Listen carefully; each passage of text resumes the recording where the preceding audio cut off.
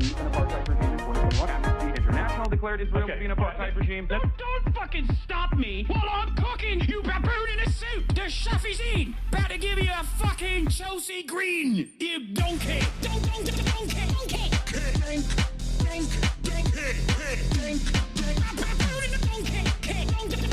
Listen to what I'm saying, and you will understand, perhaps, what I'm trying to imply. Patronizing. Yeah, I am being patronizing. I don't know who the fuck you are, and you're over here chirping all the way from fucking London about you want to fucking free Palestine, but also simultaneously you're talking about both sides are fucking fine. Shut the fuck up. You don't know anything, okay? Who the fuck is this pink-haired twink?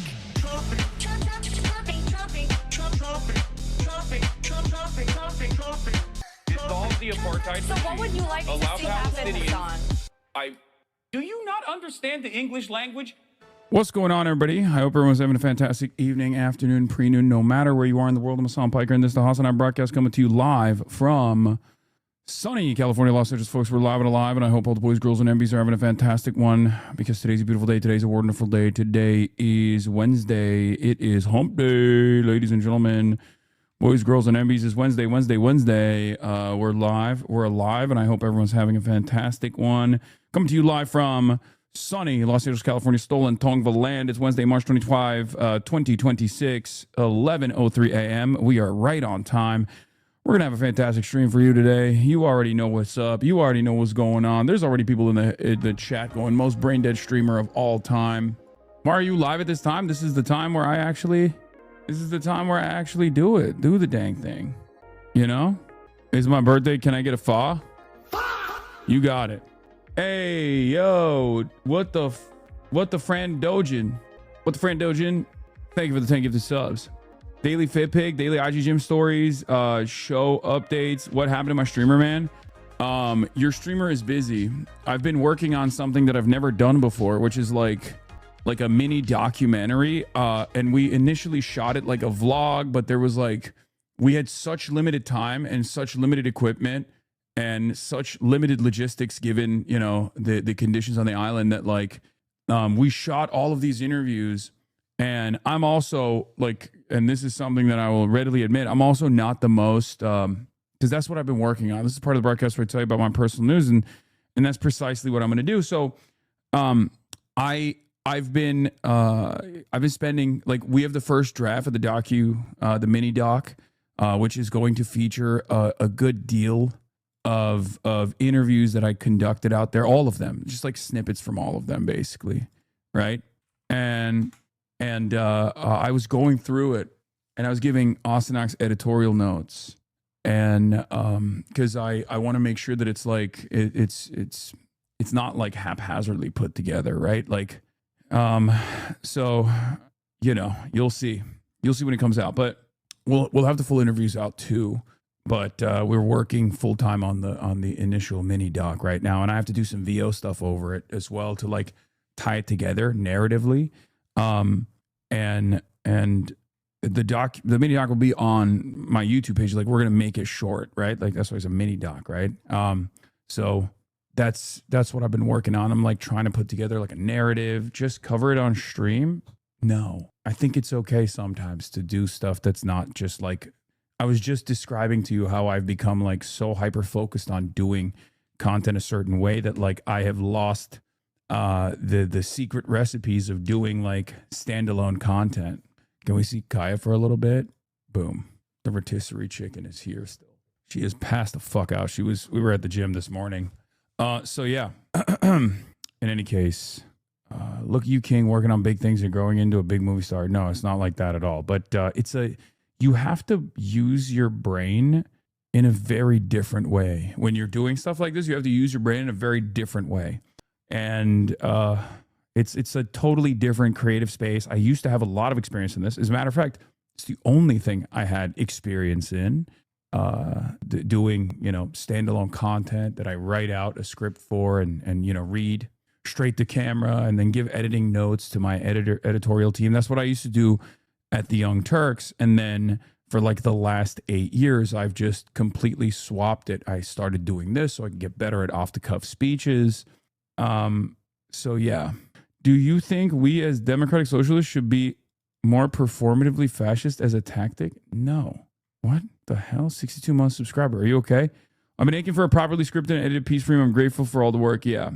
Obviously, it makes it a little bit more difficult to be able to put this stuff together when I'm also like live streaming, right? Every single day. So, you know, Unc, check the hat. You got a Kaya hair on the brim. Boom. It's gone now. Thank you. Anyway, I wish you did more no chat content. Also, streams now are just like 8 hours of politics. I agree. Be more forgiving to yourself for being rusty in this medium. It'll take practice and effort, but you get there. Yeah. You better not have any whispering in the VO. You've been doing it too much. What? Someone holding you hostage in your house while you're whispering? Am I? I don't know. I don't know why I've been talking like this. Noah said that too when I was doing the intro VO. I was doing the intro VO and people were saying, like, and Noah was listening to it and he was like, you sound like you're whispering. I don't know why you've been doing that. Someone said meth. Yeah, I'm on meth. That's why I'm talking quietly. You've been whispering for the past week? Okay. Yeah, I don't know. I haven't really thought about it, but I'm just relaxed. I'm chilling. I got the island mentality.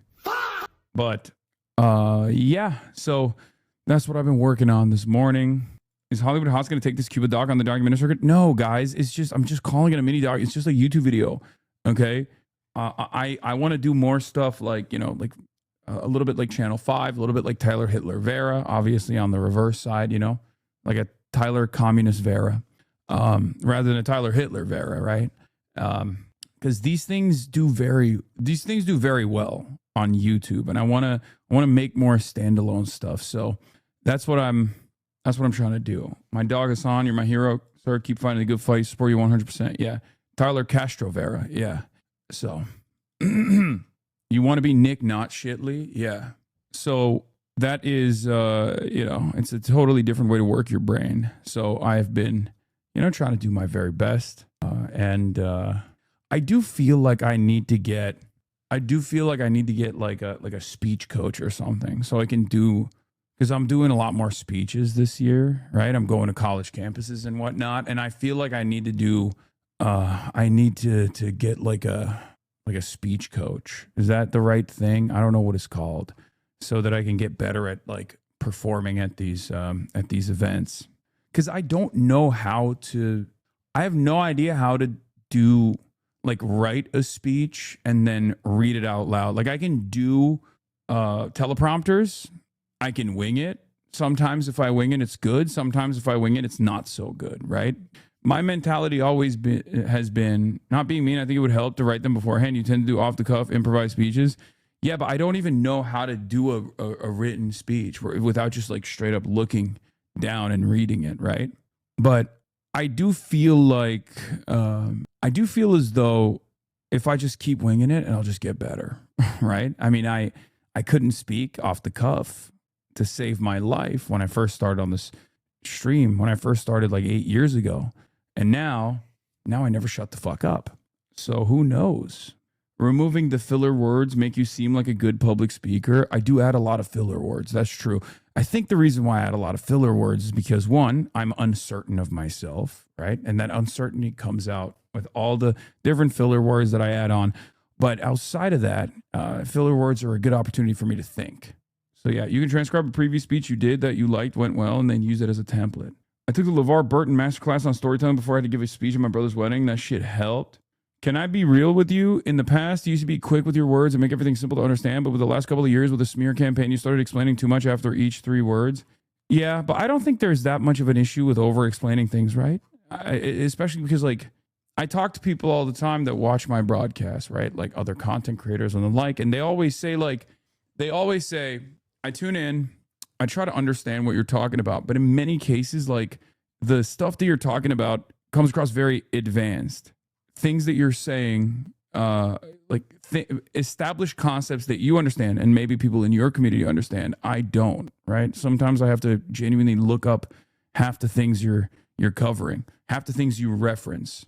So that's part of the reason why I think over-explaining isn't necessarily the worst thing. It does if you want to re-edit content for TikTok, you get too wordy. Your pausing during videos has gotten so much better. Thank you. Highly recommend a speech coach then. Because these speeches are more than speaking off the cuff. While that skill helps a lot, having an overall structured narrative for a speech makes it so much more effective. I believe your Cambridge speech while someone off the cuff actually had a great structure. Yeah. I like your vibe. It's more personal. There's a time and place for different styles. Keep it up. Thank you. It depends on the situation, but generally you're good at making things fairly simple to understand. Don't over-explain. Simplify and make the content relatable. Thanks, guys. Okay. Where was I? So yeah, that's all I got. Personal news-wise, I worked out this morning. I did squats. I'm weak. I'm a weak man. It's Epstein Fury, day 26. Iran-U.S. peace demands are happening. Trump is begging Iran. Iran says no. U.S. targets former Colombia with Ecuadorian military. DHS funding at play. Abdul race heats up as Dems yell at left flank of the base. Get in now. I'll talk also about the Reuters report that just came out. Because after a week of people complaining, I don't know if you guys saw this, but after a week of complaining, it turns out while we were, is it true around the release of Elden Ring, you and Asmongold messaged over DM about if the game was good? He claimed this in a stream yesterday. Yes. I used to have a much more polite relationship with Asmongold. You have to remember though that he wasn't this monster that he is now. Maybe he always was, but he wasn't as outwardly a right-wing propagandist. So I don't know why he wants to appear as though we're close friends or something, or were at some point. We never were, but we were definitely. We definitely had a much more professional working relationship in the past. It's no longer the case, of course. Obviously, he has spent a decent chunk of the last 2.5 years actively trying to undermine everything I do in terms of my Palestinian advocacy. He has done everything in his power to try to get me deplatformed. He's actually seen a little bit of success in getting me deplatformed and getting my friends deplatformed as well. So, who amongst us hasn't had a coworker turn into a neo-Nazi? But yeah, that behavior change is not normal. No, I think it is. I mean, I think there is obviously a financial imperative there. There's a financial imperative there. And so that plays a fairly significant role. And we've seen many people do this. A right-wing pivot is a very commonplace thing in this industry. It's become even more common for content creators who are on the verge of cancellation, criminal trials, things of that nature. They all very openly pivot to the right because they know that right-wingers will always welcome them with open arms as long as they say the right words, as long as they say everything is, everything is the responsibility of feminism or whatever. All you need to do is just say stuff like that. Oh, it's just society is screwing you over. Society is ruined because of feminism, because of social causes that literally have no impact on your life whatsoever. And do I need a haircut? Yes, I know I do. Yeah. I mean, this has also been revealed. It's interesting because it's been revealed, right, in court documents. Rape Tone in his civil case for sexually assaulting and abusing his partner, openly revealed that he was pivoting to the far right content so that he could maintain relevancy. And a big part of that was straight up. I mean, again, this is in the court documents. He just openly revealed in a deposition that he was making fuck Hassan content, anti-Hassan content, so that he could maintain relevancy. I think in some ways, these guys are very aware that it's the easiest audience to farm, right? It's the easiest audience to farm. They're very domesticated, and it doesn't really require much information. You don't have to know anything. You don't have to know what you're talking about. You don't have to be particularly intelligent. You just need to repeat certain talking points, right? So that's it. More Pegasus made 200 videos about you all saying the same thing and people still watch him. Their viewers are actual cattle. Yeah, no, it's definitely, I mean, it's the lowest common denominator content. And I think a lot of people respond positively to it. They're very, they're not particularly intelligent. Yes, I have a Slate, oops, on camera. I have a Slate podcast convo that I shot the other day that just came out. There's also another one at the Scottish National. Real question, does it offend you that people use you to gain an audience, or do you think it's funny, or both? I don't like constantly being attacked. Who would like that? Especially because the way that I'm attacked is it undermines my goal, right? My agenda, my goal is to educate people, is to bring awareness to a perspective that most people in the United States of America are not privy to. So for that reason, like I want to do advocacy. I want to educate people, and I require charitability from the audience. And many of you have given me that honor, right? Many of you have at some point in your lives have listened to what I had to say and were charitable. It's so hard to watch you, man. You're underestimating Iranian people. You're under the assumption that the Iranian people cannot rise to govern themselves. Relax. You're escalating so hard. It's been 23 days since you said the Iranian population was going to rise up and overthrow the government. Has that happened yet? It might be hard to watch me because I'm not telling you what you want to hear. I'm telling you what's actually happening right now. And I'm telling you what's going to happen tomorrow. That's why people pay me the big bucks, the voluntary donations at the Piker Broadcasting Service, PBS. I have a friend who's into the whole Manosphere podcast and content. He showed me Tyler Oliver's video on the Jewish community in New Jersey. I sent him Hassan's debunking of that video, and my friend never watched it because he said he heard Hassan was a propagandist. What is this? Yo, so glad you went through to LA and not Miami. Yeah, I mean, this was part of the reason. Activists who went to Cuba to provide humanitarian aid have been arrested at Miami airport upon their return. More details to follow. Yes, I'm familiar. I know. A bunch of the people that came back from the flotilla were actually stopped at the airport. No, it's not so easy.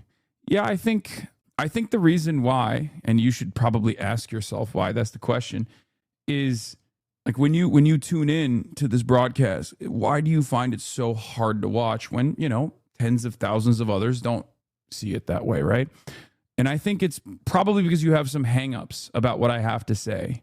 And that's perfectly valid. It's perfectly understandable. I'm covering a perspective that you probably have not encountered or you have thought about. You lie just like Asman. I'm not a Pedostiny fan.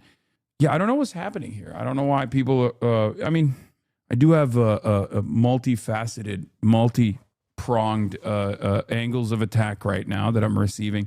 So, there's going to be people, I guess, that come from all different backgrounds and different ideologies that have issues with what I have to say. All I ask of you, and I used to say this a lot more frequently, but all I ask of you is just to be charitable, just to hear me out. You're not a baby. You're a man. You're an adult. You have the capabilities of critical thinking. So I will only ask of you this one thing. Just tune in for a little bit and try to hear me out. Try to listen to what I have to say. Try to be charitable. Okay? That's it. And, you might be surprised with what you find.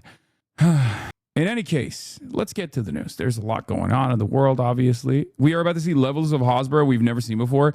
I mean, we're already seeing it. It's a targeted hit job for sure. They're trying to discredit you with normie politics before 2028. Yeah, but it doesn't really matter because my collaborations with politicians don't actually help me.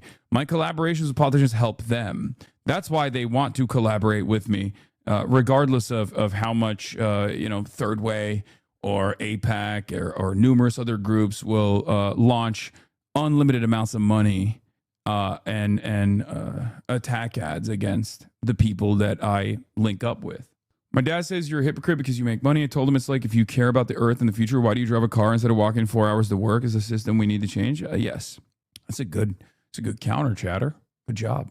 Collab with Francesca Hong in Wisconsin, please. She's winning now. No, I will be. I don't know why we haven't.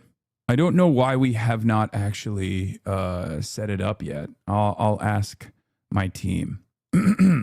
It's the same vague posting attempt tying anti-Zionism to anti-Semitism. Yeah. What do I do with my friends who only seem to mention or care about you when you buy a house, buy a car, your dog gets hurt, etc.? Tell them exactly what I just said. Tell them to watch for a little bit with charitability.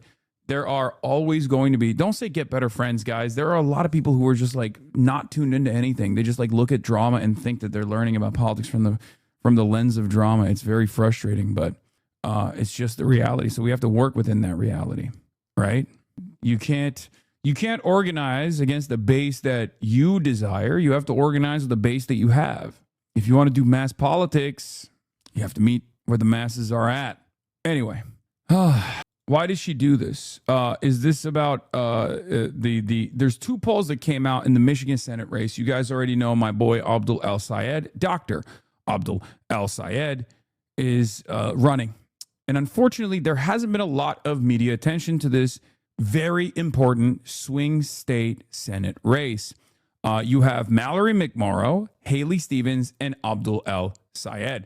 Now, what's interesting about this is that Mallory McMorrow, who's been endorsed by Elizabeth Warren already, is somewhat of a like liberal Zionist Elizabeth Warrenite type, right?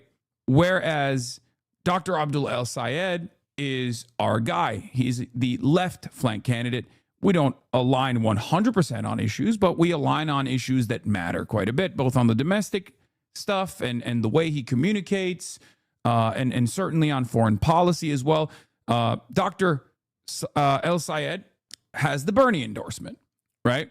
I think it's been especially cruel that they focused on you out of 600 activists and turned the coverage into you staying at a 5-star hotel, etc., rather than the plight of the Cuban people under the blockade. I know it's very, very, it's very disgusting. It's very cynical, and I hate it, but there's not much I could do. So there's two polls that came out. Now, Mallory McMorrow and Haley Stevens are not anti-Zionist. As a matter of fact, Haley Stevens is the AIPAC candidate in this race. Haley Stevens also was the candidate that released this poll, internal poll. Now, internal polls are oftentimes very favorable to the candidate that releases it, right?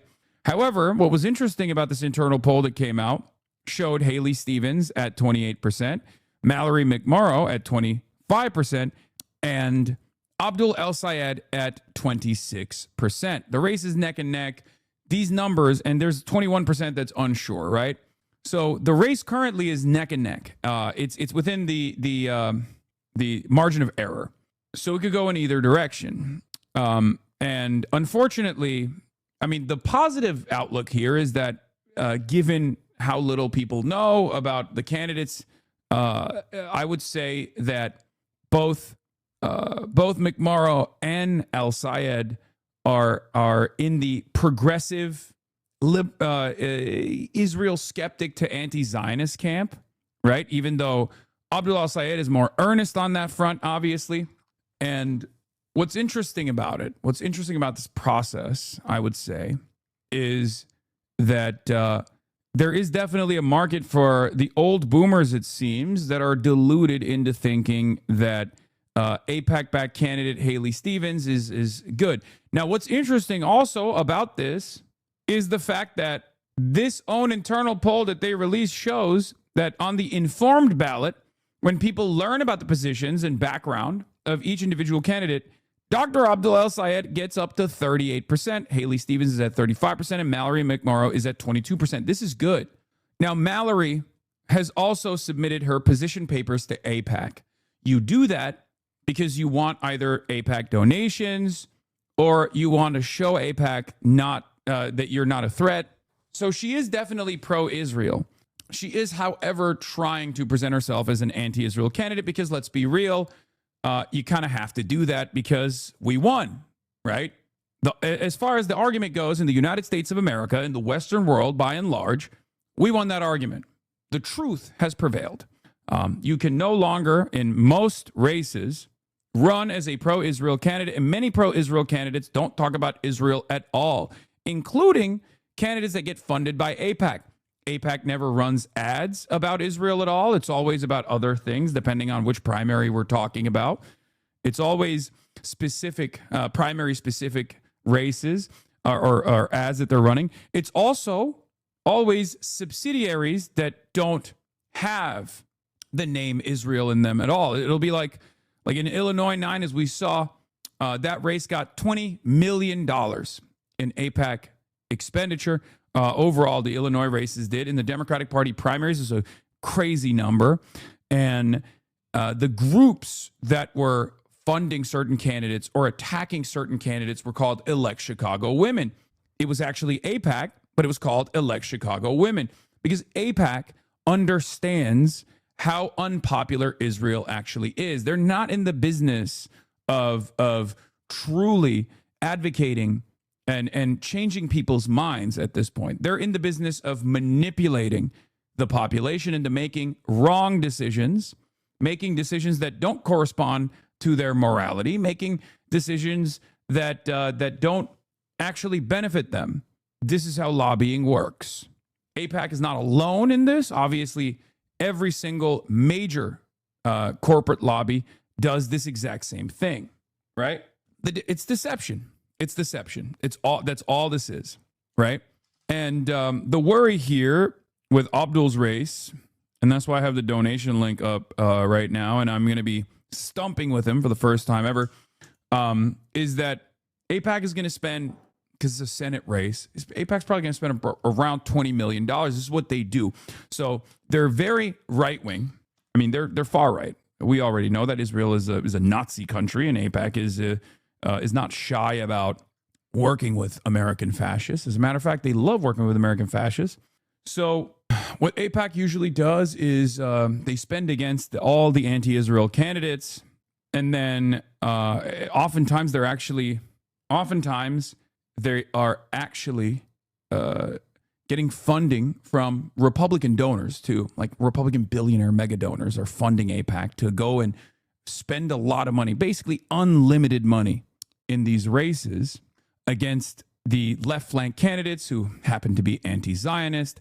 And then if that fails, they'll turn around and they'll fund the Republican.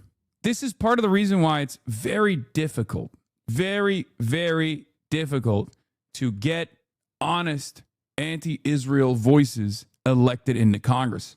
Okay, this is also part of the reason why I'm a little bit more charitable with congresspersons than the average Hassanabi head in this chat that will oftentimes yell and won't grade politicians on a curve, right? It's a healthy attitude to have, to be critical about our electeds and to ensure that they represent our interests, but you also have to look at the larger agenda. You have to think about how difficult it is to overcome certain financial burdens, right? So you have to be a little bit more nuanced. But yeah, I suspect that in the midterms and certainly in 2028, you will hear from a lot of candidates who say, yeah, you know, I got AIPAC money for like a decade, but I just didn't know how bad Israel was. They're going to do that. So get ready for that. But this is also part of the reason why I keep repeating that AIPAC is not the end all be all. Okay. What matters is what the candidate's opinions are. What matters is the candidate's background. What matters is what they are willing to say. Okay, so this is not necessarily a bad thing that people are aware of AIPAC and it's become a toxic brand. But what's more important is not that a candidate says, oh, I hate AIPAC. What's more important is that a candidate says, I will make Israel stop. Okay, Israel relies on unlimited donations from our tax dollars to both defend themselves, which is, you know, fungible expenditure. So that goes into offensive capabilities as well. That goes into them funding their own healthcare initiatives, something that we don't offer to our citizens here. I will stop that. No more unconditional aid to Israel. A lot of these candidates won't say Israel has done a genocide. A lot of these candidates won't say Israel is an apartheid. These things are true, and candidates should say them. So simply claiming that you're not going to take AIPAC donations or whatever is not enough. Pizreal, all these people you get behind will vote for Iron Dome money and defense weapons. Get fucking real, man. All right, brother. You're charitable because you're a Democrat lib. Just be honest. Vote blue no matter who, but make it DSA members. Hey, man, if you find an opportunity to offer material support to Hamas, you know, let me know. Okay. Do you got a route there? What's your suggestion? Oh, that's right. You have no suggestion. It sucks that these are the cards that we are dealt, and I will continue to apply pressure to candidates. Don't address my point. Do you think I'm in favor of giving Israel defensive weapons? Or have I not made it clear what my stance is while you were typing that out? I did address your point. I addressed the point before you actually made your point. Okay? If you get behind the people who then, there's a distinction without a difference. Wait, what? Okay, whatever. I want to invent my own basis on, stop dismantling my delusion. I don't think the base is necessarily far off from not making the distinction between defensive and offensive weapons. This distinction is not being made by the majority of people. And I don't even care if the distinction is being made by the majority of people and they're demanding that Israel continue getting defensive weapons because we must defend them. I don't care because it's ridiculous, right? My job is to educate people and help them understand that all of the defensive expenditures are ways in which Israel can be more violent. You would not offer anti-aircraft artillery or anti-aircraft weapons to Nazi Germany. You don't even want to give anti-aircraft weapons to the Palestinians, and they certainly deserve it. They honestly do deserve it. They should get anti-aircraft weapons. There's one country and one group of people that I'm in favor of offering defenses to. It's the Palestinians. It's the Lebanese population. Yeah.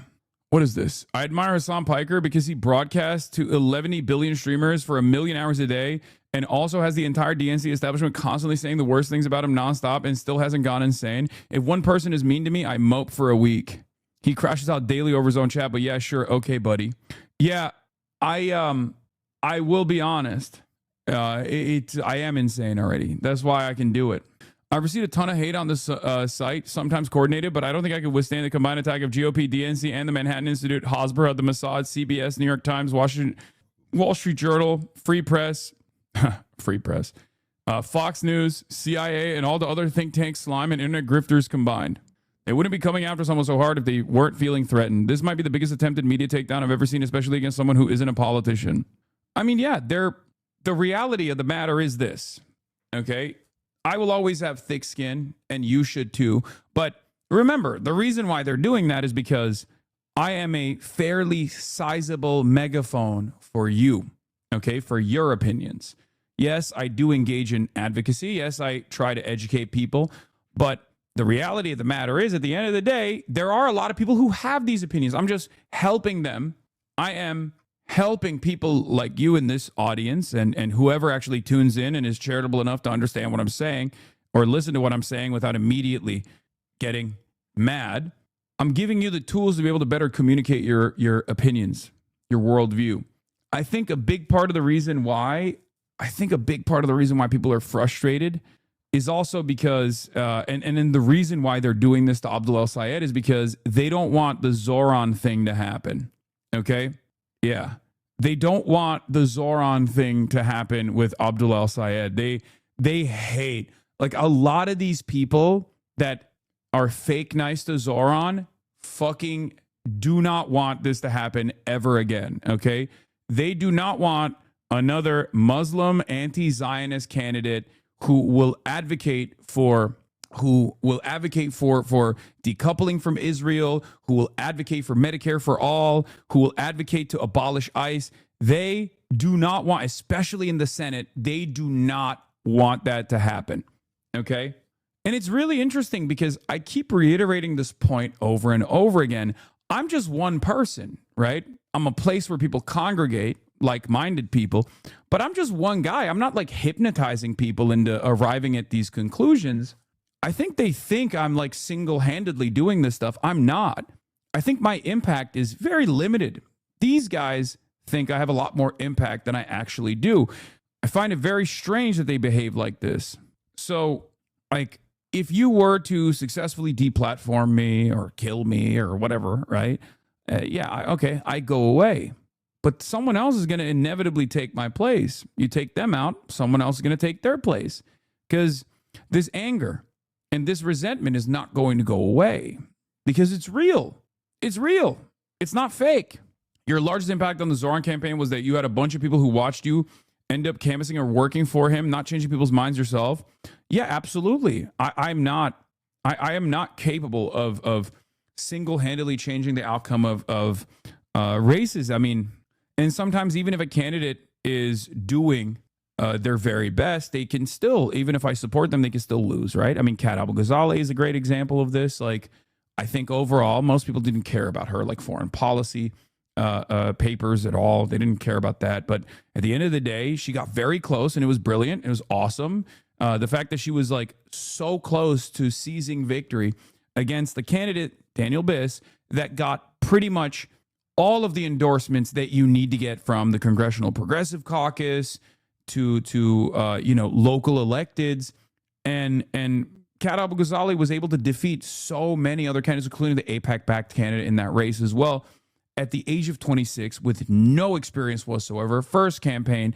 I think that was a testament to the fact that, one, I can't single-handedly change the outcome of a race, right? I think we found that out. But two, we can give a pretty solid push, pretty reliable push to candidates. She got within the margin of error, and that's still fantastic. But obviously, there's always going to be there's always going to be hurdles to overcome. So Bernie and AOC and all the progressives need to endorse Abdul now. Bernie has already endorsed Abdul. Abdul El-Sayed was early. It was an early Bernie endorsement.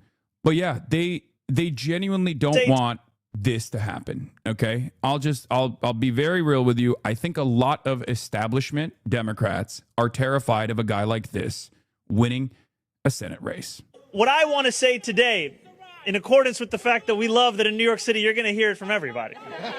It wouldn't be our city if there wasn't somebody on the block. I want that man to be able to afford to keep living in New York City. Because the day that I don't hear him yelling at me, it means he got priced out of this place. And I don't want that.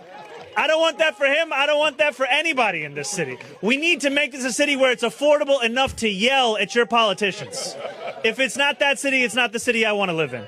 I love how he just like brings everything back to the affordability agenda. I mean, he's brilliant. It's a perfect situation, right? Like the stars align. He is conniving, which you kind of need to be. He knows how to play politics, which you definitely need to do. He has great constituent services, fantastic. He has the ideological background, and it works. And it works in a way where it boosts the profile of the DSA. And you need guys like this. I want to put Zohran Mamdani's in every seat, even if at certain points, conniving is not the right word, but I get you. No, I think it is. I use that word on purpose. He can be. He is cunning, but he can be conniving too. I use that word on purpose. Anyway, if what you said were true, they'd be doing it now. What is this? Yeah, he's got Riz. He's got Riz. And you need to have Riz. You definitely need to have Riz. Look up conniving. Are you sure doing something immoral, illegal, or harmful? Yes, he can do something. He has tact, but I will say he will shank people too, if necessary. And you kind of have to be like that. That's my point. I wanted to use a negative term. Okay, guys, stop hanging off. He's just... Let's be clear about it. So let this be a city where we have this, where we worry about, are the Knicks going to win the championship? Or we ask ourselves, why is a $9 latte $9? Let this not be a city where we ask ourselves, is government doing enough to build affordable housing as quickly as it can? Today starts to answer that final question. Thank you so much.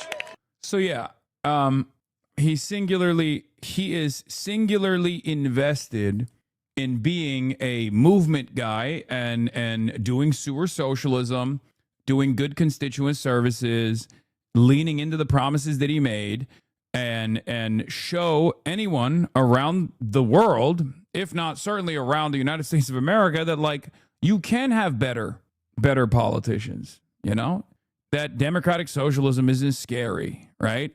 So yeah, he's Machiavellian. It's a better word to use there. Yeah. Carl Beyer says, I usually push back on this kind of allegation, but the sheer scale of these attacks on Hassan, the timing, and actors involved all point directly to coordination, and it would probably be a good idea to keep track of who participated. Stacey Kate, that's right. We should all put them on a list, and they'll all be dealt with as soon as the glorious revolution starts. It's so funny that you think you can scandalize the act of making a list in the age of big data.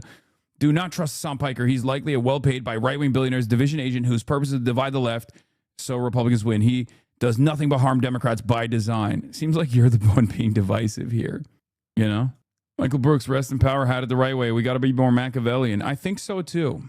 I think it serves us well. Yeah, Tim Miller is doing this to another one of my candidates, just like he did to Zoran. He's now doing it to Abdul El Sayed as well. You know, this is another thing that makes me look a little side eye. But again, Tim is doing something in this circumstance that the overwhelming majority of, like, he is not criticizing Dr. Abdul El Sayed's statement here. He's criticizing 90% of Americans at this point, right? Because when Dr. El Sayed quote retweeted the price of gas has jumped in Lansing and said, thank an AIPAC bought politician, he's literally doing populism. Okay. He is doing the right thing. That's good campaigning. That's good messaging. Okay. Anyone that side eyes this kind of stuff to claim that this is in any way, shape, or form anti-Semitic is ridiculous. I think out of all of the like centrist, right-wing, think tank adjacent, think tank backed spokespersons who have now embedded themselves in the Democratic Party, I think Tim is probably one of the nicer individuals, but he does actually do this kind of thing all the time in moments that matter, right? In moments that matter. So, you know, he did this with Zoran, the whole why don't you condemn, globalize the intifada was Tim Miller's line.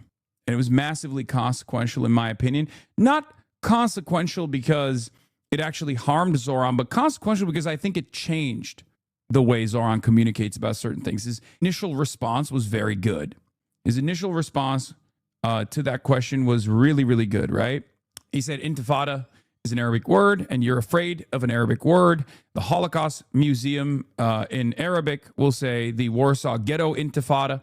It just means uprising. That's all this is. It's correct. It was the truth. You should never stop saying the truth. That's my number one principle, okay? Oh, thank you. That's my number one value. That's what I always advocate for, and I will continue advocating for that. You have to always say the truth. It's the least you can do, okay? And unfortunately, Zoran actually backed away from that, if you guys recall, and ever since then, his communications on this issue have been very, like, he just has too many concessions, in my opinion, especially considering the fact that his no holds barred attitude towards leaning into towards saying anything positive about Israel whatsoever, when people kept asking over and over again, is what led him to win the primaries, right? Very crowded field. A lot of people looked at Zoran a different way. We should not allow never Trumpers in the left. If you want to be on the left, accept it the way it is. People like Tim Miller want to have status quo, Dem party, and the definition of a moderate Republican, if we're honest. No, I agree 100%. I agree. I was just saying he's not as demonic as the rest of the demons. He's still a demon, though, you know? The idea that decades of Israel lobby pressure on Iran had no direct influence and so can't be blamed for this war is ridiculous. They didn't directly convince Trump to go to war, but they had a long-term structural impact shaping the environment in which decisions are made. Yes. And in this circumstance, I actually say, as many other people who look at this, with a critical lens, will openly admit that this time it's a little bit different. Some people will say, Iraq. We went to Iraq because of Israel. I don't agree. I think Israel played a role in American foreign policy, as it always does. But that decision was still ultimately in the hands and was pushed by people with a vested interest in dominating Iraq and piecing up their oil fields that were previously in the hands of the Iraqi state. Okay, Israel maybe played like 15 to 25% role in agitating and urging to go to war in Iraq. However, in Iran, it's a little different. It's a little different, and I think it's important to notice that it's a little different because when the environment changes, you have to adapt. When the environment changes, you can't turn around and act as though the previous information that you had, your previous analysis is still correct in every single situation. I have often said that Israel got into the driver's seat after Trump won, directing our Middle Eastern foreign policy, and Joe Biden never actually changed that reality. He leaned into it as well. And Donald Trump, in his second term, has accelerated that. But to say that we bombed Iran all on our own, and no other president or every other president would have done the same thing, presidents after would have done the same thing, is bullshit. It's complete, utter nonsense. Israel tilted the scales. Now, is Donald Trump responsible for this? Of course he is. He's the one who sanctioned it. He's the one who signed off on it. Of course he's responsible for every single death. No one is saying that Donald Trump is not responsible. But the idea that we cannot also direct our animosity, if we are upset with the events that are unfolding, direct our animosity at Israel and the Israeli lobby and Israeli lobby-backed candidates is ridiculous. It's totally ridiculous. You'll never catch me saying that George W. Bush was an idiot and therefore the entire global war on terror and the responsibility of it is in the hands of Dick Cheney, because he was the one who was basically anchoring the operations. And George W. Bush was simply just like a mouthpiece, like a dumb guy who was signing off on all this stuff, but he just like had no responsibility whatsoever. No, these are bloodthirsty monsters, of war criminals of the highest order. Okay, two things could be true at the same time. In any case, I do find it very funny that a lot of people are doing this kind of attack on someone like Abdul El-Sayed, but it's a good thing. It's not a bad thing. It's a good thing. And the reason why it's a good thing is because this isn't 2016 anymore. This isn't 2017 anymore, right? This is 2026. And this attitude is the popular attitude. So all that you do when you try to scold people, this is another thing that makes me look at it as a side eye, like implying that there is like a little bit of anti-Semitism in this statement, when there is no anti-Semitism whatsoever in this statement. It's just the truth. I like that, because this doesn't actually hurt Dr. Abdul El-Sayed as long as he maintains his courage, because he knows he's on the side of truth and justice on this issue. This actually just shows the rest of the people that Tim Miller's perspective and his analysis it has some blind spots, let's say. The war is not the fault of AIPAC politicians broadly. It's the fault of Trump. You can say BB or MBS influenced it, but domestically, the person to blame is Trump. Throw in Lindsay if you want. Neera Tanden is also jumping in on the side of AIPAC. Yeah. The only person responsible for this war is Donald Trump. It was his decision and his decision alone. Unclear to me why, and Dem would not be clear about that. Yeah. I don't know why these people are just like landing on these swords. They're just like diving off of, they're diving off of skyscrapers on a bunch of rusty swords in the direction of defending Israel. It's very strange. Oh God, they're doing Trump is bad like they do Bibi is bad, not Israel. Yeah, guys, you don't understand. It's only Adolf Hitler that was bad. The rest of the Nazis were fine. You know, it's kind of like that. And of course, if you're wondering why Neera Tanden, head of Center for American Progress previously, is diving on this sword, here's a photo of her doing a softball interview with Netanyahu in 2015, an event which caused a scandal because she was so clearly whitewashing his authoritarianism, right? And Center for American Progress is supposed to be a Democratic Party think tank that is not in the center, but on the left. Now, I say supposed to be because it's not. And I know people that have worked there. There are some wonderful people that have come out of the Center for American Progress, as a matter of fact. And yet, the reality of the matter is, it is yet another one of these Democratic Party think tanks that is center-right. It's that simple. That's why a lot of these guys are chirping. Because these guys, as I said yesterday, when these attack ads started, when these attacks, got some motion, these guys would rather lose over and over again. They do not care about saving democracy. They do not care about winning elections. They certainly don't care about defeating the Republicans. They are singularly focused on maintaining their grip of power, no matter how much that power erodes. As long as there's a couple Democrats that are going to open their doors to these lobbyists, they're fine with that. And they're playing the same role that the Republicans are in many ways. Like the Iran war is a great example of this, because both parties, it's bipartisan. Let's be real, right? It's uniparty. Going to war is always uniparty. Maybe there's some exceptions, right? But going to war is something that a lot of Democrats also want to do, especially with Iran. Part of that is because of their ideological zealotry. Part of that is because they have vested interest in continuing to grow defense contractor budgets, right? There's like a lot of corporate sponsorships at play here. Part of that is because they're ideologically committed to Israel. Part of it is because they're worried about the money faucet that Israel represents in American politics turning against them. They don't want that because they'll lose their seat that way, I guess. But yeah, at the end of the day, these people don't care about winning. They don't care about unseating Republicans. And I think the base, first and foremost, despises Republicans. That's why I always say they're closer to me than they are to Center for American Progress, Tim Miller. They're closer to my worldview than they are to the likes of Third Way, because those guys don't care about winning. Those guys do not care about unseating Republicans. They don't care about defeating fascism, right? Many liberals do. Many self-identifying liberals do. Many lifelong Democratic Party voting liberals do.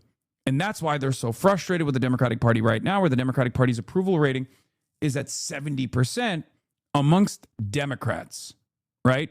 That's unheard of. That is genuinely deep problems, a divergence within the base of support and the party itself, especially at a time when Democrats are supposed to be incredibly popular as a counterbalance to the unpopular Trump-led Republican Party. It's that simple.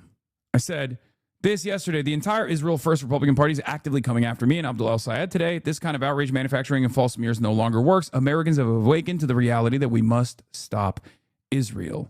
There was another thing I also said, but I can't. Where is it? Where did I say it? I can't find it. Anyway. 70%? No, 70.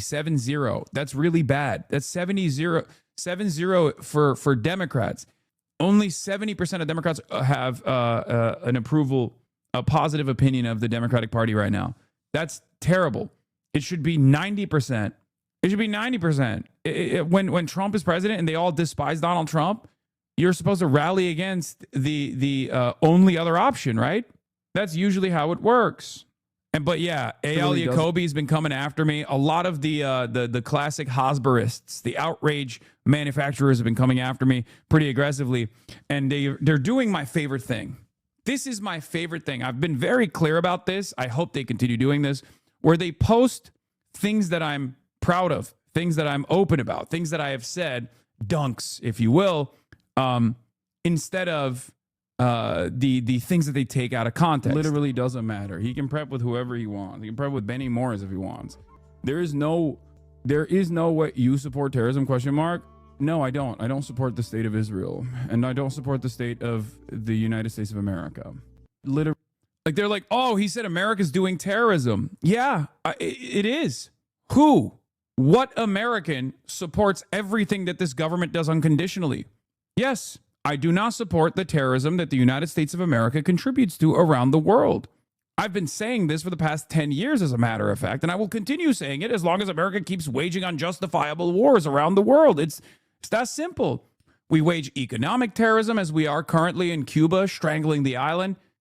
We engage in imperialism, direct boots on the ground warfare, destabilization all around the world.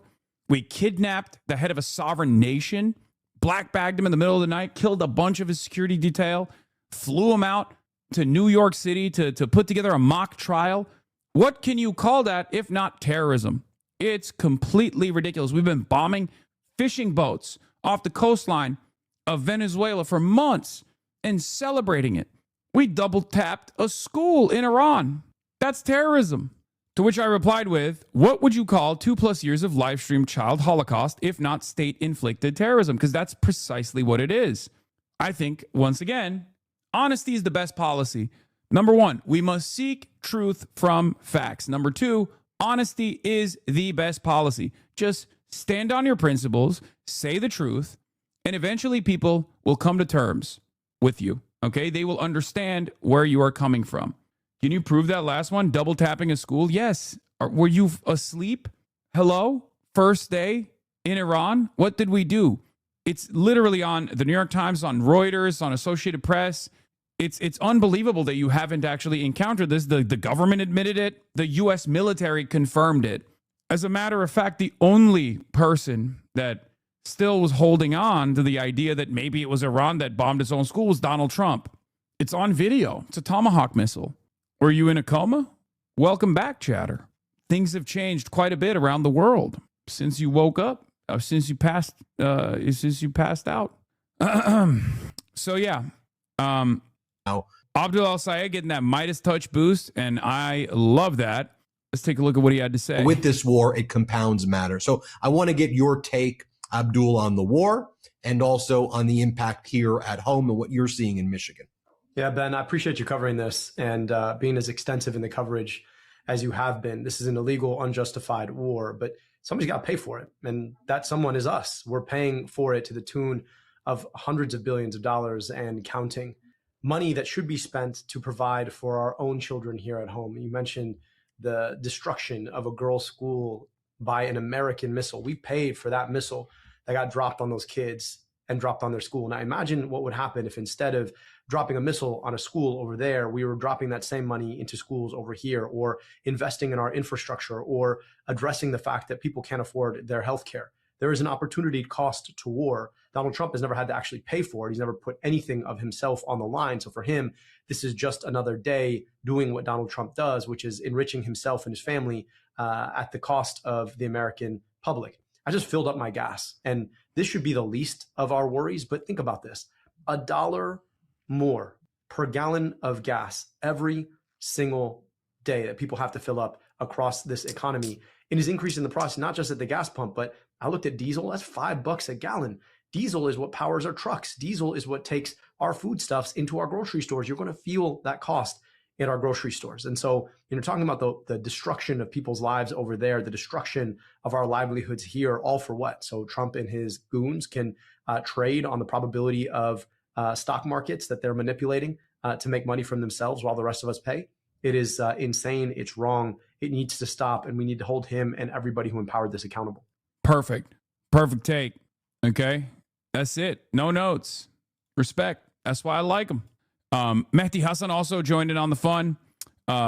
This is where it started. Listen, it's all well and good to criticize Democratic politicians. I love when they always say this, by the way.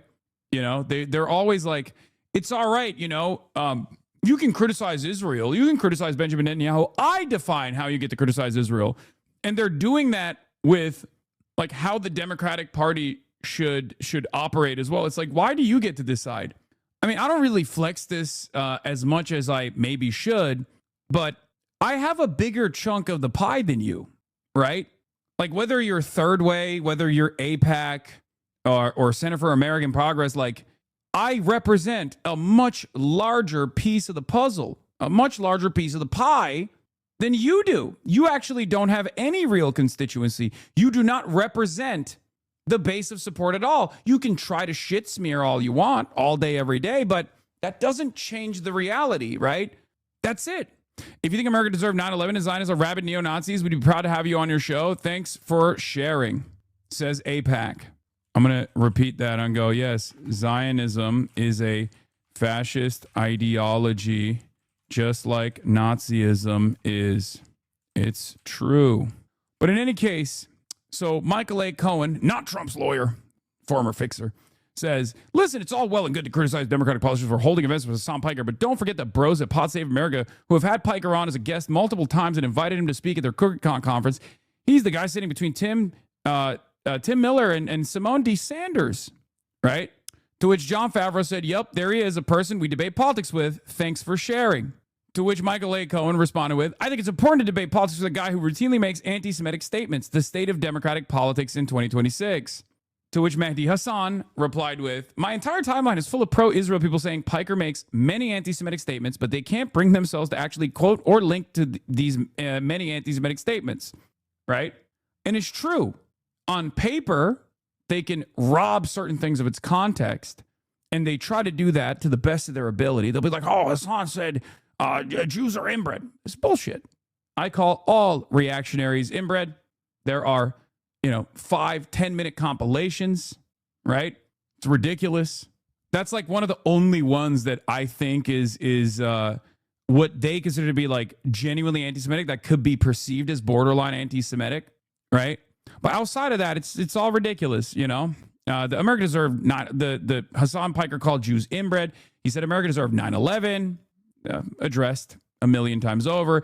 He said it doesn't matter if Hamas raped Jewish women on October 7th. That's not what I said. I said whether rapes happened or not does not change the dynamic on October 7th. That genocide is still unacceptable. Okay? That's what it was. I think that's, again, the majority position, and it's the position of people with a conscience. He suggested the killing of the 2 Jews outside the Israeli embassy in D.C. was a false flag operation. Did not say that at all. Ironically enough, it was the exact opposite thing that I said. But again, just lying. He called a Hamas terrorist propaganda video a music video. That wasn't a Hamas terrorist propaganda video. It was a Houthi video, and it was a music video, and I stand by that. Once again, doesn't matter to this guy. I said the Houthis are musical people. The Yemeni people are musical people. There's a distinction. There's a difference here. And yes, they do make wonderful music videos as they fight back against the Saudi occupiers. The video that I was looking at was a music video from when the Saudi Arabian government was literally enforcing a blockade, killing tens of thousands of children in Yemen. And they had made a song of resistance, which went pretty fucking hard. They make great diss tracks, right? Or he gives his platform to openly supports Hamas and Houthi terrorists. Once again, I am in favor of international human rights, and people do have a right to militarily resist against genocide. People do have a right to militarily resist against apartheid. The real crime here is not people fighting back against genocide or apartheid. The real crime here is actually the apartheid itself, the genocide itself. Can't really do anything about that, really. Again, conversation has shifted. It's not 2023 anymore. It's not the month of October in 2023 anymore. You can't really get away with this. All of this stuff is basically just like, oh, he's anti-Israel and I don't like it, right? He said his favorite flag is the Hezbollah flag. He compares Zionists to neo-Nazis. Again, now they're posting my bars, okay? Then, because they move on from like things that they lie about, which are explainable, to things that are just objectively true, that they are totally indefensible from the Zionist side. So they just like reveal that position, not realizing that that is the majority position, right? That's just the majority position. And he's repeatedly justified and excused Hamas' October 7 attacks. I've not done that. He's someone who clearly hates Jews and loves Hamas. I do not hate Jews. He worships Putin and other communist dictators. Putin is not a communist, and I certainly do not like Vladimir Putin, nor do I worship him. But also, he's not a fucking communist. If he was a communist, maybe that could be a different dynamic there. But no, he is not a communist at all. And just recently, he said he prefers Islamist terrorists over America and Israel. Don't really know what he's talking about here, but I assume he's trying to say Hassan has said he's a harm reduction voter. Very famously said that. I am a harm reduction voter, as you guys know. And as a harm reduction voter, I always will vote for the lesser evil. And Hamas is 1,000 times better than Israel. It's just true. Facts are facts. You can argue against them. You can try to explain to me why that's not the case and engage in racialized drivel. But at the end of the day, it's just the truth. Hamas did not do a genocide. Israel did, right?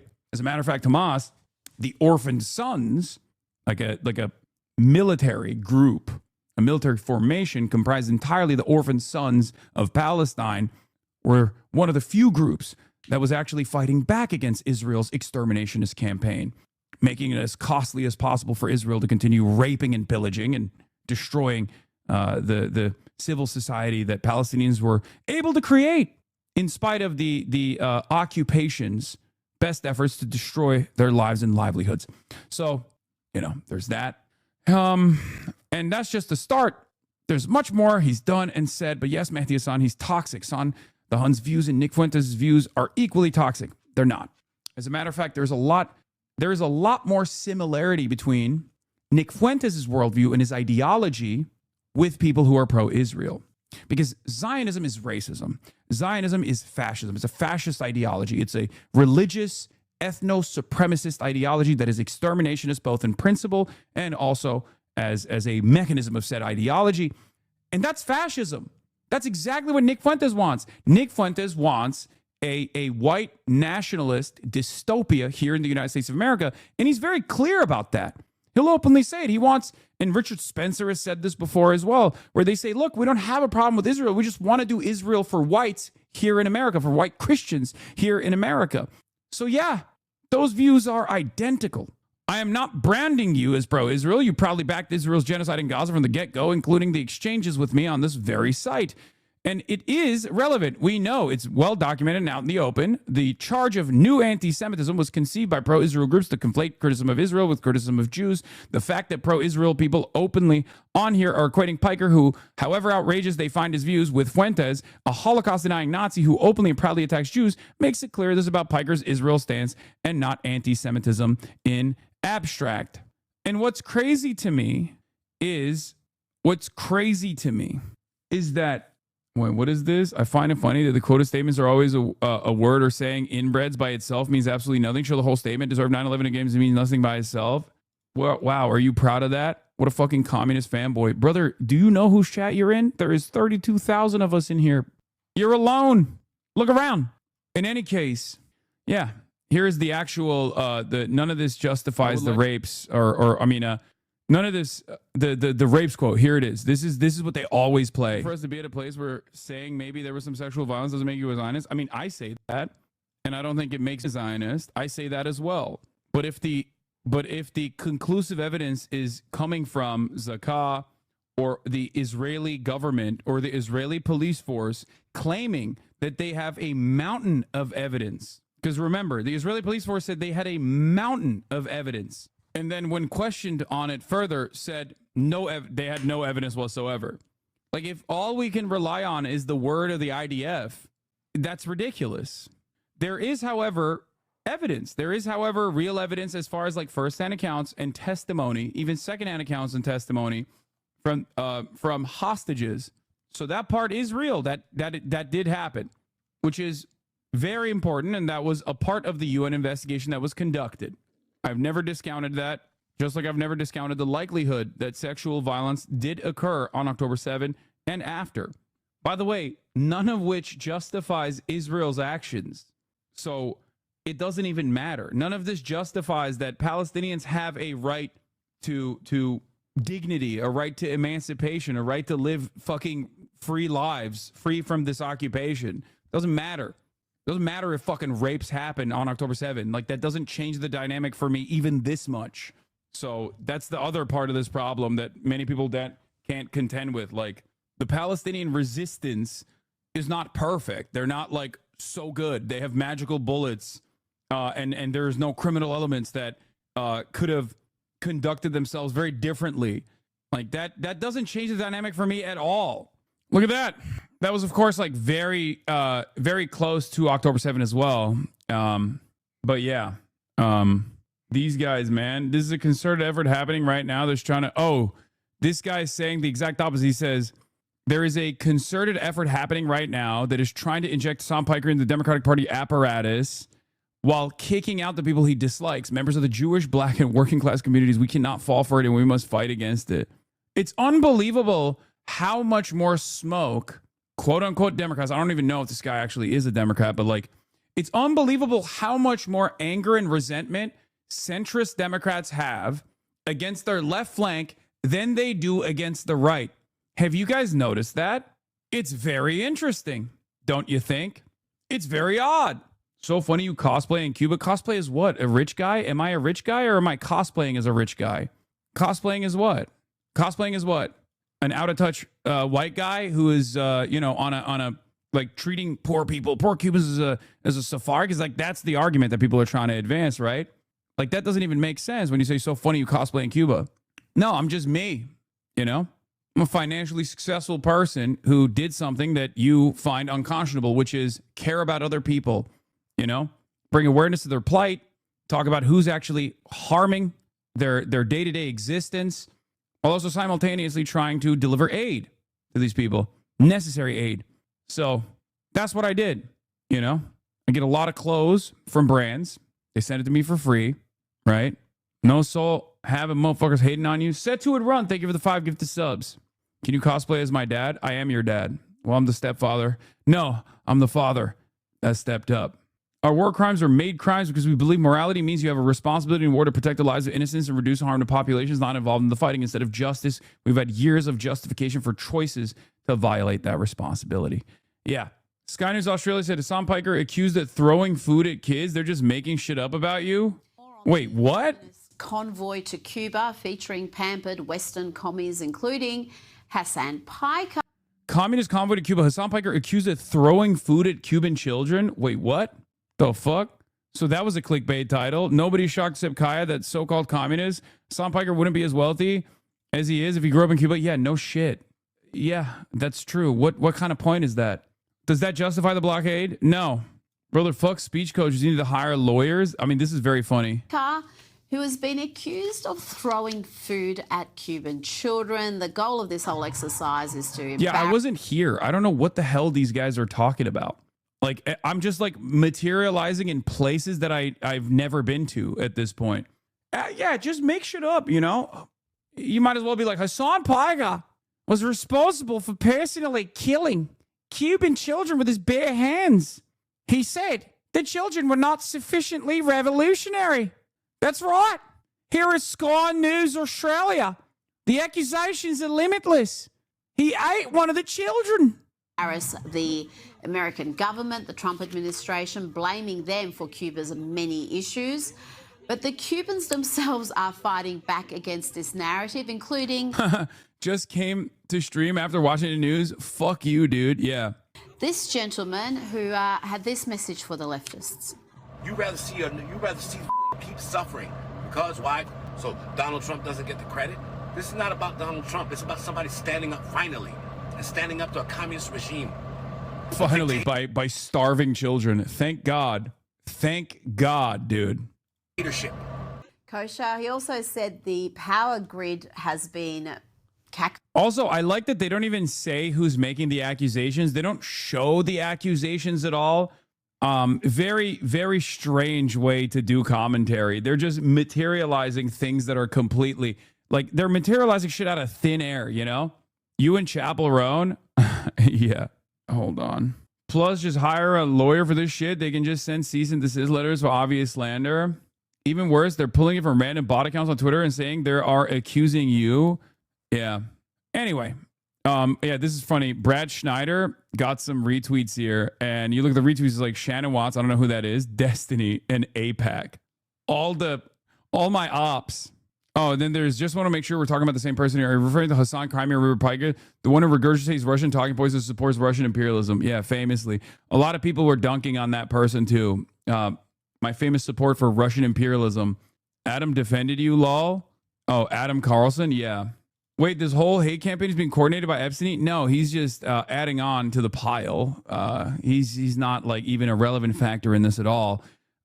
He's utterly irrelevant, as a matter of fact. Even if like his tireless work of like his tireless advocacy of like Hassan Bad has played a formative role in like building this base, this robust base. You think Joe Manchin will get? Oh, yeah, here. Since this was probably brought up by Ethan Klein during their debate, here's Hassan Piker calling a variety of people inbred. Hold on. I am making a pledge to try and no longer call reactionaries inbred in the future. Here is a 5-minute and 25-second compilation. Ethan lies that Hassan calls Jews inbred. In reality, Hassan just calls right-wingers inbred regardless of their ethnicity. Let's take a look. You think Joe Manchin will get this level of clout and prominence if he was just another inbred hick fucking Republican senator from West Virginia? Of course not. I feel like this inbred Nazi didn't just have some le fiery rhetoric against immigration. And that's precisely why we brought in some of the worst inbred fucking tech CEOs you've ever goddamn seen, like Palmer Luckey. Schizo Monkey, or simply the fact that you describe people at odds with you as an inbred fucking right-winger. Well, considering your name is Schizo Monkey, I'm going to go ahead and assume that you might be a fucking inbred right-winger. You got a toothless, inbred, racist, white supremacist piece of shit. And then it's like, okay, then what's the point of this other than just like purely hating them for being immigrants and for being black? That's it. There is none. Yeah.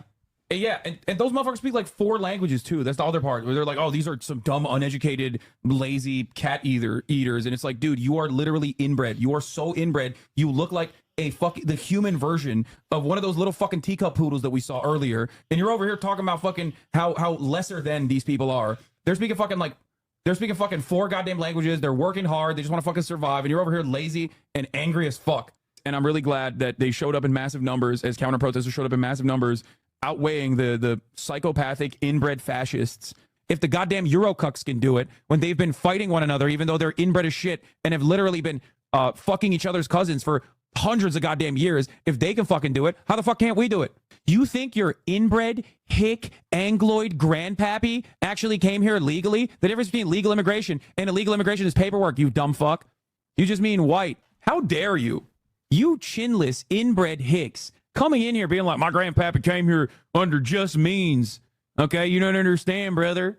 He has the perfect school shooter profile. He looks like a school shooter. He walks like a school shooter, talks like a school shooter, did a shooting. He's got that inbred stank on him. He looks inbred as fuck. Yeah, dude, totally. These countries are so much better without migrants coming in. Yeah, we should just keep it to all the racist inbred fucking douchebags like you. Looking like the old fucking royals in the way that they are so fucking inbred and so goddamn ugly. You can make it up to me by teaching me your technique. You, a regular heavyweight. Bro, this dude looks so inbred. Like, honestly, he does also look like a British bully phenotype, okay? I won't hurt you. Oh, God, he's so fucking inbred. Yes, dude, yes. I'm body shaming the Nazi. 3 minutes in, dude's talking about race mixing. I'm calling him an inbred fucking dumbass. That's weird as hell, bro. He's weird as hell. He's so inbred looking, too. That's sus. Dude, I got baited by an inbred hick, bro. Don't.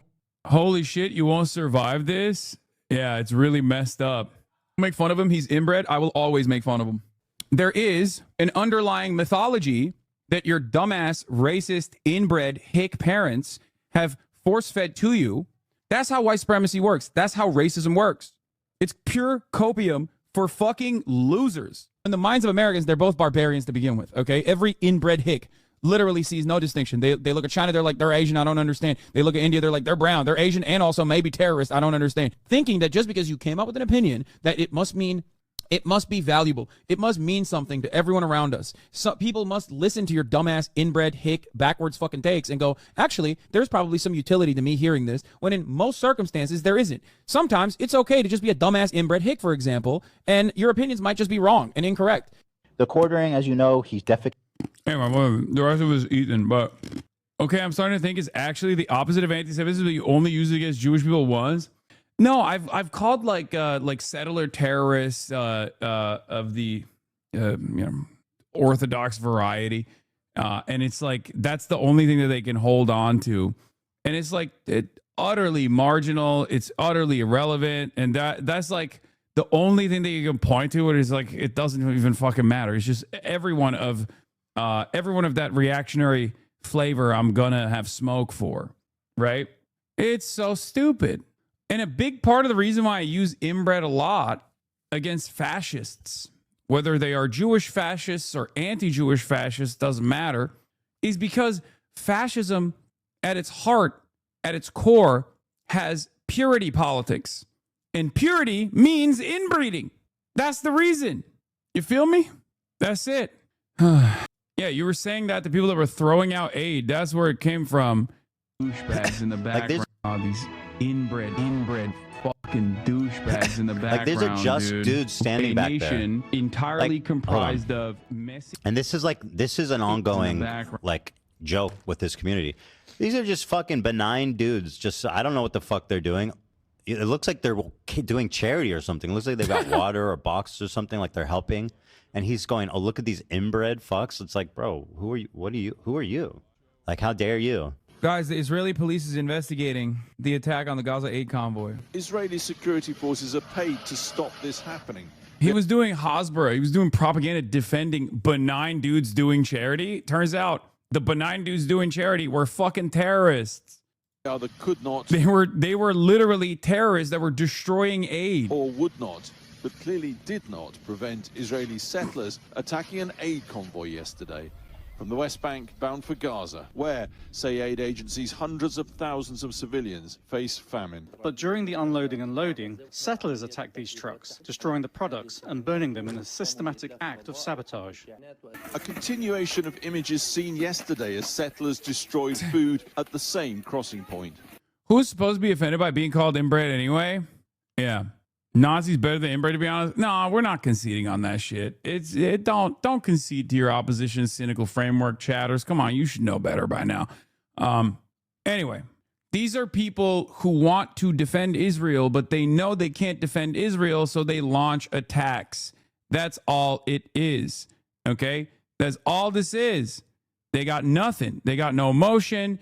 They know they've lost the conversation. And what they're trying to do is at the very least like pressure people into deplatforming me or like no longer cooperating with me, as though that's going to do anything to like, you know, people's attitudes. It's not. It doesn't even work as a warning. In the past, at least, when you could like when you could get a scalp, like a high profile person that falls out of favor because you just like kept bullying them and kept calling them an anti-Semite over and over again, right? In the past, it used to mean something, because the rest of the people, that the other onlookers would see something like that and go, "Ooh, I should think twice. I care about my career. I should think twice about like, you know, what I say about Israel, right? I should probably not criticize Israel. I just don't want to draw the enmity of these folks." And what's interesting is AIPAC operates in a similar manner. AIPAC operates in an identical manner, right? Like they try to take out people like Jamal Bowman and Cori Bush, like they did successfully, so that all the other Democrats or any other politician really thinks twice before they say anything about the beautiful, most moral nation state of Israel. So that's it. That's all it is. They're like nuclear grade weaponizing cancel culture, and it's not working anymore for two reasons. One, because a lot of people are frustrated. They're done with cancel culture shit anyway. They're totally done with it. They're like, nobody likes this. Please stop doing it. Who cares, right? But as far as the other reason why it doesn't work anymore is because they've deployed it so much. It's been deployed so much, right? Hassan Piker was the person who convinced OJ to do it. Hassan Piker regularly steals kids' lunch money despite being a millionaire. Hassan Piker puts backwards satanic messages in episodes of Fear and. Hassan Piker runs a network of child pickpockets in Romania.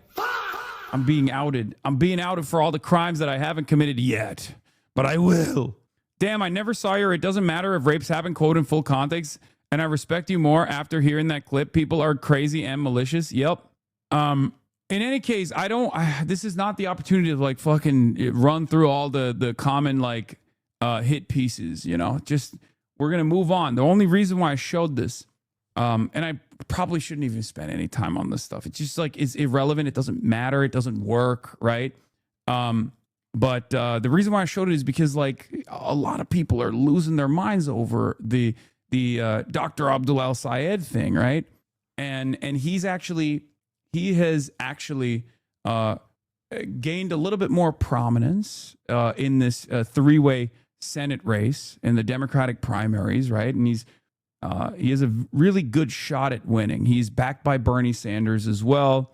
And obviously, AIPAC would hate to have another anti-Zionist senator on the Democratic side. So they're going to try to do everything they possibly can. They're going to try to smear him. They're going to try to attack him unjustifiably. But I do think that this will have a positive, this will cause negative polarizing, right? This will cause people to learn about who Dr. Abdul al-Sayed is. And I see this working in his favor. As long as he stands strong and defends his positions and is capable of recentering the conversation back to his agenda, you know, alleviating the economic pressures that everyday Americans experience and demanding that we end our senseless wars all around the world, then, you know, I think he's going to do great. In my experience, now this is, the thing is, there's a long road ahead, but I mean, he's so solid. He is Graham Plattner without the red flags, right? He's Graham Plattner without the red flags. He has the background. He like ran for governor against Gretchen Whitmer. Unfortunately lost, but regardless, he has like the experience of running. And he was the Medicare for All gubernatorial slate. So he can also bench 3 plates, which is crazy, right? But and this is an important point that Jasper Nathaniel is also bringing up. New potential Dem 2028ers are distancing themselves from AIPAC. Booker won't take AIPAC cash anymore, part of a pledge to cut out PAC Shapiro, Bashar, Emmanuel also say no. And there's more. AIPAC says it won't let pro-Israel voices be silenced, right? But we all know that these guys that are chirping right now saying, oh, we don't want that, they're saying that because they know the association with Israel or the association with AIPAC is toxic. But it's not enough. And Jasper Nathaniel says, the bare minimum commitment for any candidate hoping to earn the actually progressive vote, not another dollar for Israel, not for the Iron Dome, not for anything. We're not going back. And it's true. This should be a good test case, because as the environment shifts, okay, because this is unheard of, right? Democrats saying, oh, we're not going to take AIPAC money, like openly coming out and saying that is actually a recognition that the information landscape has changed so much that even the most centrist, annoying right-wing Democrats are recognizing that reality and addressing it, right? Which means there's a lot more room for growth. There is a lot more room for other Democrats to showcase their bona fides, to showcase that they are real. They are actually invested in stopping this bloodshed, right? A point Laura Freeman, D.C., made in our coverage of AIPAC's growing toxicity back in December. Rejecting AIPAC may be turning into the new litmus test for Dems, but candidates can just as easily use it to give cover to pro-Israel policy stances. So I noticed this as well. I mean, I've talked about this quite a bit. Like, it's very easy to say, oh, I'm not going to take money from AIPAC, especially in this current media landscape, right? But that doesn't actually prove anything to me. I need to hear you say the words, I believe Israel has done a genocide. I believe Israel is an apartheid state, and I am not going to give a single dollar to Israel. The pledge is simple, okay? No defensive weapons, no offensive weapons, of course. Enough. Enough is enough. This is the bare minimum, because that is how you successfully shut off the money faucet, right? Because AIPAC is very good at reading the room. They know better than many of these other Democrats do, right? What is this? Left-wing influencer downplays Cuba blackouts, worsening shortages, people are partying. Aslan Parker's trip to Cuba puts him at odds with the Trump administration framing of a severe energy collapse, hitting 11 million people. This is another hit piece. Aslan Parker, progressive media personality. There are rolling blackouts that take place throughout the day all around the country, but today's a beautiful day out here. People are partying. People are partying in the fucking streets. I don't know if it's an island mindset. Yeah, this is a testament to the Cuban population's resilience in spite of all of the circumstances that they have to exist in. I don't understand why this is not me downplaying the blackouts at all. It's just a reflection of the reality on the ground. I like that they're doing a multifaceted, multi-angle attack here, where first I was like, too aggressive. And now it's like, I'm not aggressive enough. I'm downplaying the blackouts. Hassan Keefe, thank you for the 50 gifted subs. Piker, who supported self-declared progressive like Senator Bernie Sanders, New York Mayor Zohran Mamdani, praised the Cubans for their endurance. Wait, they also say it. Yeah. These people's resilience is remarkable. There are rolling blackouts that take place throughout the day, every day, all around the country, right? 11 million people. Parker's descriptions come as Cuba's communist regime finds itself choked off from access to energy imports after U.S. operation in Venezuela, result in the capture of... It's very interesting that the title itself buries the lead. Like, they do actually show my comments fully. I always find that very strange. According to the Department of State, Cuba began to experience energy shortages shortly afterwards. Understand that Cuba has largely survived on the basis of subsidies. The Maduro regime was providing them fuel, Secretary of State Marco Rubio said in a press event at the White House. So the reason why Cuba's electricity grid was already in collapse before Maduro was captured, it was already in collapse. The reason why things are as bad as they are is because they have an economic model that does not work. It's not functional. President Donald Trump has characterized the energy crisis as severe and said he believes public unrest has strengthened the U.S. influence over the island. I mean, they're openly saying the quiet part out loud. They're saying they're destabilizing the island by causing massive suffering, and including deaths, as a matter of fact. It's unbelievable. I do believe I'll be the honor of taking Cuba. That's a big honor. It's a very weakened nation right now. They were for a long time, Trump told reporters last week. Trump did not expand on what he meant by taking the island. Piker's characterizations, however, contrast sharply with the way the administration framed the on-the-ground circumstances on the island.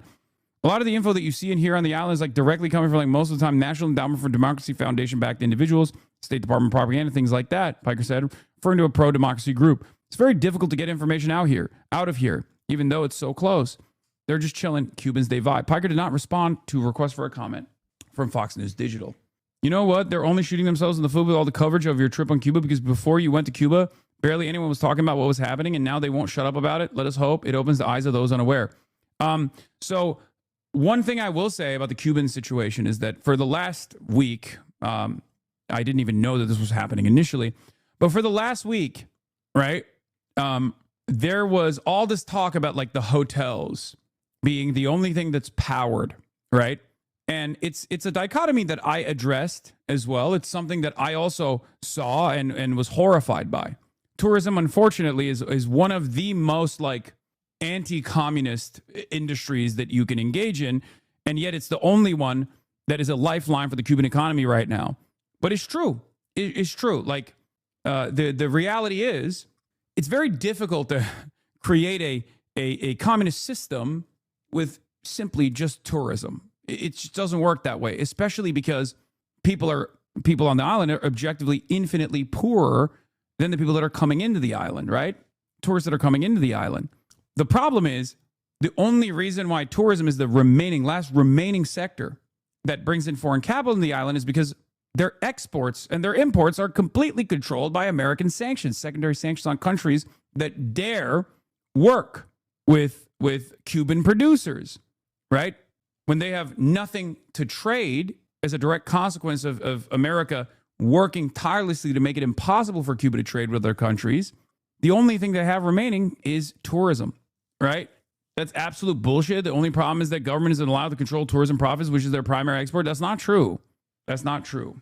I mean, it can be done in an ethical manner, but it's difficult.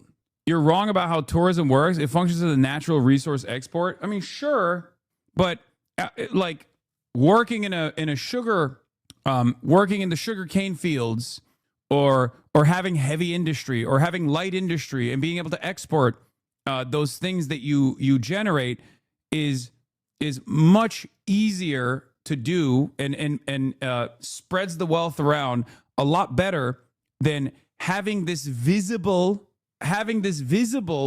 inconsistency with, like, you know, socialist ideology, where you are always going to have people who are just like more wealthy that you're getting your population to serve the interests of in real time.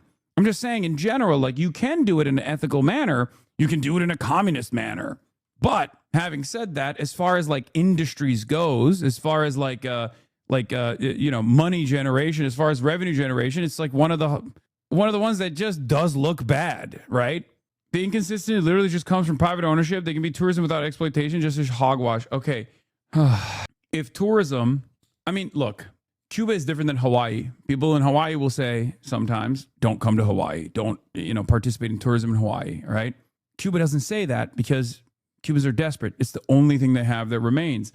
If there was, like the way to look at it is like this, right? There's this social contract that the Cuban government has with its people where, we'll take care of you. You'll have free health care. You'll never pay a penny for your education, and you'll be able to, uplift yourself. You'll have a roof over your head, right?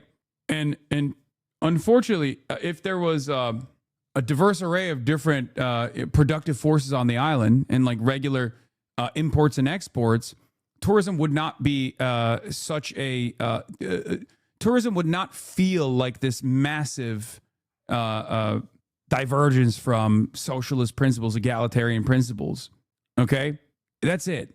If people's living standards were up to par, tourism is exclusively a negative to equality under capitalism, just as it is for all private resource extraction. A big part of the reason why, one part of the reason why, in the cities especially, that that people rose up against Batista was because of this reality. I mean, you had the casinos run by gangsters, like straight up the American mafia. And they were exploiting people. They were forcing people into working in horrible conditions for wealthy tourists that were coming onto the island, right? You can do it in an ethical manner, and I'm certain that Cuba for the longest time was able to do it.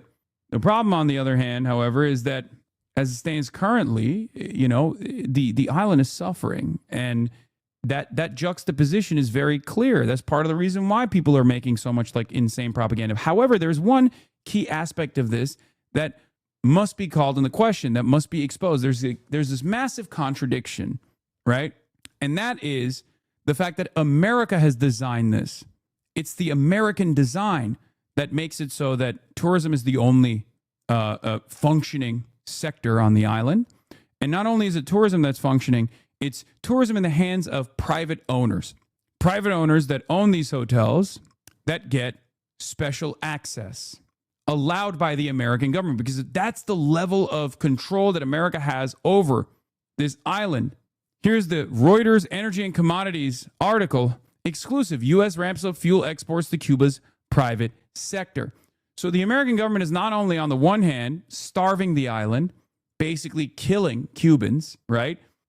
It's also starving the island of engaging in regular commerce as any other country would, but it's also creating this weird double standard, this like very clear anti-socialist dichotomy.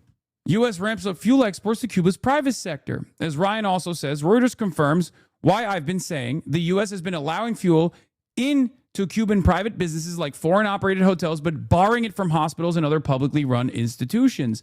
I'm sure that the New York Times and the Free Press, which produced entire articles about Hassan Piker's hotel, will do a follow-up now. So not only did they force you into staying at these hotels, it's a very clever way to do propaganda, right? If you go to Cuba, you have to stay in these hotels. These hotels are the only places where there's power.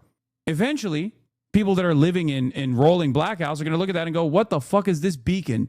This is supposed to be a communist country. What the fuck do I think about communism if this beacon of capitalism is the only thing that has electricity on the fucking island? Now, of course, the idea that like Cubans themselves despise the tourists is ridiculous. They do not. Like that I will oppose.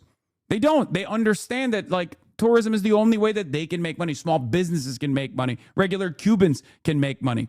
Same with the cab drivers. Same with the artisans, the craftsmen that are selling their little goods. It's mostly people speaking for Cubans, right? But yeah, U.S. has shipped about 30,000 barrels so far this year. I believe the island needs around 100,000 barrels for its entirety, right? Fuel flows only to private sector under U.S. rules. Trump administration has strict blockade on oil supplies to the Cuban government. U.S. suppliers have shipped approximately 30,000 barrels of fuel to Cuba's private sector this year to date, according to documents and shipping data viewed by Reuters, suggesting a Trump administration plan to give private businesses a leg up over state-run enterprises is well underway. Since January, the United States has been enforcing a de facto oil blockade against its longtime foe in a bid to starve Cuba of fuel and pressure its government into submission. But it has made an exception for the communist-run country's small but vital private sector.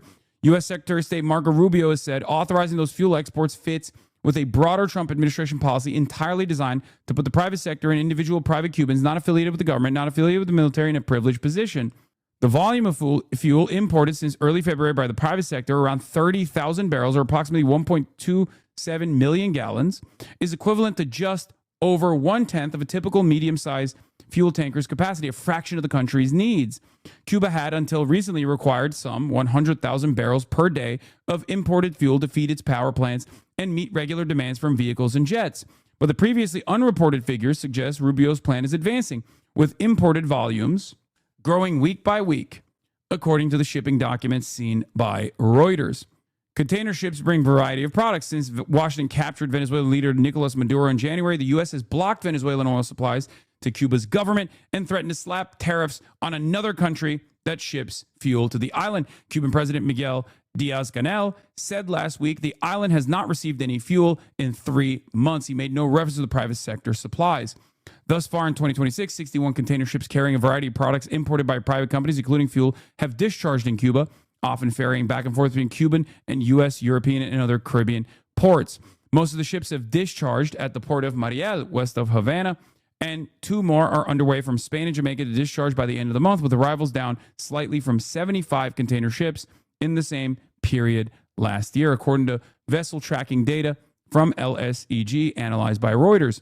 According to the data, some of the Cuba-bound container ships departed this year from major energy hubs where products like coal, crude, and refined products are loaded, although the lion's share of the vessels that arrived in Cuba are categorized as origin as multi-purpose, which means they carry a variety of products. Why doesn't the government just seize those imports? because they're in a tricky situation. If they were to seize those imports once, then no one on the island is going to get fuel, right? From their perspective, they can still, from what I understand, like the private businesses still pay taxes and revenue to the government, and then the government can circulate that cash to the population, and tourism being the last remaining sector that brings in foreign currency means that these hospitals not the hospitals, sorry. Unfortunately, America is starving the hospitals and only allowing fuel to go to the private businesses, hotels specifically, right? And it's a tricky situation. It's kind of like the black market that is formed in Cuba, right? There's a black market for the queue system that they have in Cuba right now. If you want to be able to get gas, you go to a state-run gas station. You get it super cheap. You get it for like $1 a liter, but then you sell it, which is not that cheap either. But you get it for $1 a liter, and you sell it for $10 a liter right now. That's the going rate for a liter of gas in the island of Cuba. Okay. And the reason why it's $10 a liter is because there's a black market system. So Cubans will go on the internet and see, secondhand resellers of gas. Okay. And that comes up to $37.8 per gallon. It's unbelievable. So it's nuts. I know it's insane. So basically, the government is aware that there's a secondary market. The government is aware that there's a black market, but they can't even stamp out the black market as it stands because that's the only way that like currency flows within the country, right? And from what I understand from the investigations that we conducted, the idea is that they only intervene if one singular person is like making a good deal of money and like and rising above everybody else. But like that implies that they're probably aware. I mean, they're definitely aware of this black market's existence, right? So the reason why they don't do anything about it is because it circulates cash and it's a lifeline for many families. It's unbelievable that like they're so desperate that America is so successful at crippling the economy of this island that like a communist government is saying, all right, well, there's, a black market. As long as it's not a black market monopoly, we'll just keep it going. And then that fuel at $10 a liter gets in the hands of taxi cab drivers. They have like an Uber style system, right? They pay $10 a liter for their gas. They put it in their cars and they wait for tourists to come. When we were driving in the blackout in the night, a guy knocked on the window of the taxi that we were in. Okay. And they had a conversation. And the guy said, I don't know what he said, but he said basically like, no. The guy that knocked on the window that was looking for a ride, and this is very commonplace, happens all the time in Cuba. People trying to hitchhike. The guy knocking on the window of the cab driver was a cop. He was sitting in the middle of the road in the dark, in pitch black darkness, and he needed to go from place to place. It was a cop that was asking for a ride. Like even the regular, even the government functions are not working, right? I mean, it's crazy. And this is the insidious design. I call it bureaucratic terrorism. Not a single bullet is fired. Not a single bomb is dropped on Cuba. And yet they terrorize Cuba all the same, right? And it has to be invisible, except Trump has made it visible, right? Trump has made it undeniable that he is responsible for this design because that's just how Trump operates, right? That's just how Trump is. But up until Trump, we both openly would say that we were, applying sanctions because the Cuban government is terrifying, but then also simultaneously claiming that the sanctions didn't exist at all, right? It's this weird double standard, but it has to be that way because that's how you justify the argument, because this is an ideological war. They don't want hospitals to be public. Not only do we not have public hospitals in the United States of America with the exception of the VA, it's doublespeak, not double standard. You're right, sorry. But not only do we not have public hospitals here, we don't treat our citizens well, we're also forcing another country that has a public system to no longer have a public system. Tell us another story that never happened. Yeah, this is totally a not commonplace experience in Cuba. It's so funny that you think this is just like a made-up story. Why would I make up this story of all stories? Why wouldn't I make up like a cooler story if that was the case? Like, what of this story was so emotionally impactful for you that you, at first glance, immediately had to say, oh, it must be a lie? Why is it that this is the one that did it? We've been talking about hospitals experiencing blackouts, generators failing because they run out of oil, they run out of gas. And this is the one story where you're like, definitely fake. So, Hassan, did you go to the beach there? Bro, please tell me you went scuba diving. No, brother. Pakistani lover boy. I did not have time to do anything other than back-to-back-to-back interviews. There were a lot of logistical difficulties born out of no gas on the island. So it was already hard to move around. So we tried to like put as many interviews back-to-back in a row. Like I spent every day, every hour of the day interviewing regular Cubans. Okay. Now, I don't even like scuba diving. I don't like the sea necessarily. You're genuinely one of the most judged people on earth. Is crazy. There is no other person, I think, that will get this yelled at for trying to do the right thing. You know, am I always going to achieve my objectives? No, it's not always going to happen. There's going to be setbacks. There's going to be hurdles, or I'm gonna have an optical issue, right? An issue on the optic side or whatever. But like, I've never experienced another, like, it's just, you're also being blamed for a future false flag. What does that mean? Greta Law, but you're correct. Mike talks a lot about how the level of scrutiny you get is only paralleled by U.S. presidential candidates. Yeah, it's unbelievable. 99% of the time you've done nothing but speak truth, and those opposing your views constantly are trying to run interference. Yeah, it's so strange, man. But I think the reason why there is more attacks as of late is because this message is reaching salience. I think with the Cuba stuff, they don't want the Cuba situation to turn into Gaza. And by that, I don't mean like they don't want Cubans to die. That's clear. The government wants Cubans to die. Okay? They don't want the American attitudes to change on American foreign policy, right? So they're trying to stamp it out as early as possible, which is why we must be bold, we must be steadfast in our approach, and we must be uncompromising, okay? The more they push back, the more you fight back. That's how it works. Just as though we did for the Palestinians, we must also do the same for the Cuban population, okay? I will always make that promise to you, that I'm a very stubborn person and I'm not going to stop my advocacy, and neither should you, okay? Just say the truth. That's it. Just say the truth. By the way, your political views are considered widespread and mainstream where I live in Ireland. I know. That's what's so crazy about it. Americans live in this like echo chamber where we think like our perspective is the one that the entire world shares. It's not the case at all. It's an unimaginably reactionary, unimaginably right-wing framework that Americans get inundated with and think is the only opinion that people have. That's why I brought up the fact that like for the rest of the world, they've been at every single UN General Assembly voting to end the American embargo. In America, there's not even a recognition that this embargo exists. It's unbelievable. There's like 4 countries at most that vote alongside the United States of America. One that consistently votes alongside the United States of America, of course, is Israel, right? Come on, a lot of people think like Americans around the world. You are unimaginably delusional if you think that the average French person has the same attitude against Cuba as the average American does. That's just wrong. That's just completely wrong. And this is like even in the Western world, right? If you look at the world outside of the Western world, this is not even a consideration. You must not have ever existed outside of the United States. Most people around the world, okay, not principled, but out of ignorance. No. It's not because they have a principled approach to Cuba. They just don't think that Cuba should be starving right now. And they do understand that America is responsible for it. What are you talking about? In Canada, even in Mexico and Canada, these are countries that are right next to us that border ours.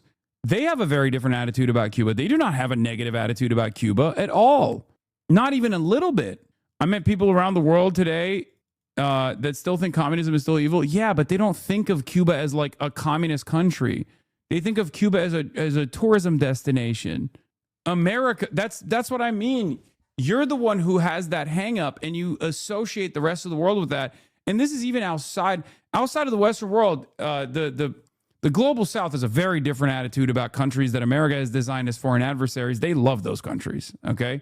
They love those countries even when they do wrong. I mean, Russia is a great example, right? If you look at the attitude of the global south on Ukraine, they are overwhelmingly in favor of Russia. Okay? Overwhelmingly. I've tried to explain to you guys why that's the case. In the Western world, of course, that's different, right? That's where the Western world is aligned entirely on the side of Ukraine and on the side of America in this proxy war that's taking place. But even Western Europe and even Canada and Mexico have a very different attitude about Cuba in general. They don't think about it in ideological terms at all. That's precisely the reason why, in spite of the embargoes, in spite of the sanctions, in spite of the blockade, Mexico and Canada are some of the countries that still offer aid and still engage in information sharing in academia. I've explained this to you before, where there is currently in the works one of the only functioning Alzheimer's and dementia medicines out there. It was invented in Cuba, right? There's currently clinical trials taking place in Canada. Cuba is seen as different than a lot of other American adversaries. Just look at the response after Fidel died. Liberal Democratic heads of state were offering condolences to go into his funeral. The Cuban leaders have been giants on the world stage and don't incur the same reputation. Yes. Canadian here. I know right-wing chuds who love Cuba. They go every year, learn Spanish, and made lots of friends there. Yeah. It's really funny that, like, it's also patently American to assume that, like, our hang-ups and our vendettas, everyone else must carry as well. That's not the case. They know that you did something good, so they have to blast timeline with bad shit to counter on positive press reviews. Can't have people liking Hasan Abi or thinking he's a good person. I don't think that's the only reason. Like I said, I think it's a big part of the reason is because they want to, like, stamp out this argument that exposes the viciousness of this blockade and what the consequences are for people living on this island. Because a big part of the purpose of the blockade since its inception, since the Cuban Revolution, is to make it as invisible as possible in this very sinister way. It's like a bureaucratic nightmare. It's economic terrorism, so that they can have the argument that this is like Cuba's economic struggles are born out of communism. It's an ideological battle. It's born out of the mismanagement of the government. It's not actually the sanctions at all. I mean, after all, they even allow goods to be sold on the island, right? Like, so that regular Cubans, when they go to the grocery store, they go to the mercado, right? They see American goods. They're like, well, how the fuck is there a blockade then, right? Like, that's an argument. This is how propaganda works. It's very effective. Told me. The regime in Cuba has been killing its people for years. U.S. policy attempts to free these people from that regime, and we find these ghouls trying to save it. Terrifying, says Rob Schmidt, licking his wounds after he got thoroughly destroyed, right? Actual quote last night from Rob Schmidt, who just called me a ghoul. I understand we're killing babies with no power. If you understand that and you're okay with that, I'm not the ghoul. Listen here. You know what the nurses and doctors there told me? I'm a neuroscientist, and I would love to be able to say that Cuba has treated a novel Alzheimer's drug, but that's just not true, man. Cuba has the only working, they've passed their clinical trials. Now they're doing it outside of Cuba in Canada as well right now, okay? I'm telling you, obviously the rest of the world doesn't consider the Cuban standards to be up to par. Alzheimer's obviously is the last big thing to tackle. It's just like impossible, and there's been so much... there have been so many attempts at a cure that have like been abject failures. It's the mightiest hill to climb, I know. No, it's not how clinical trials work. Sorry, but it's not about standards. Okay. We'll see. Check back in, I don't know, a year or two. This is what they said about the lung cancer vaccine, man. Cuba has a working, functioning lung cancer vaccine since the 90s. And this is literally what they used to say about the lung cancer vaccine. They'd be like, sorry, that's not the case. Stop calling us fascists. What is this? Yeah. No, man, cancer is the big thing. This is true. Cancer is a big thing. I'm talking about like in neuroscience.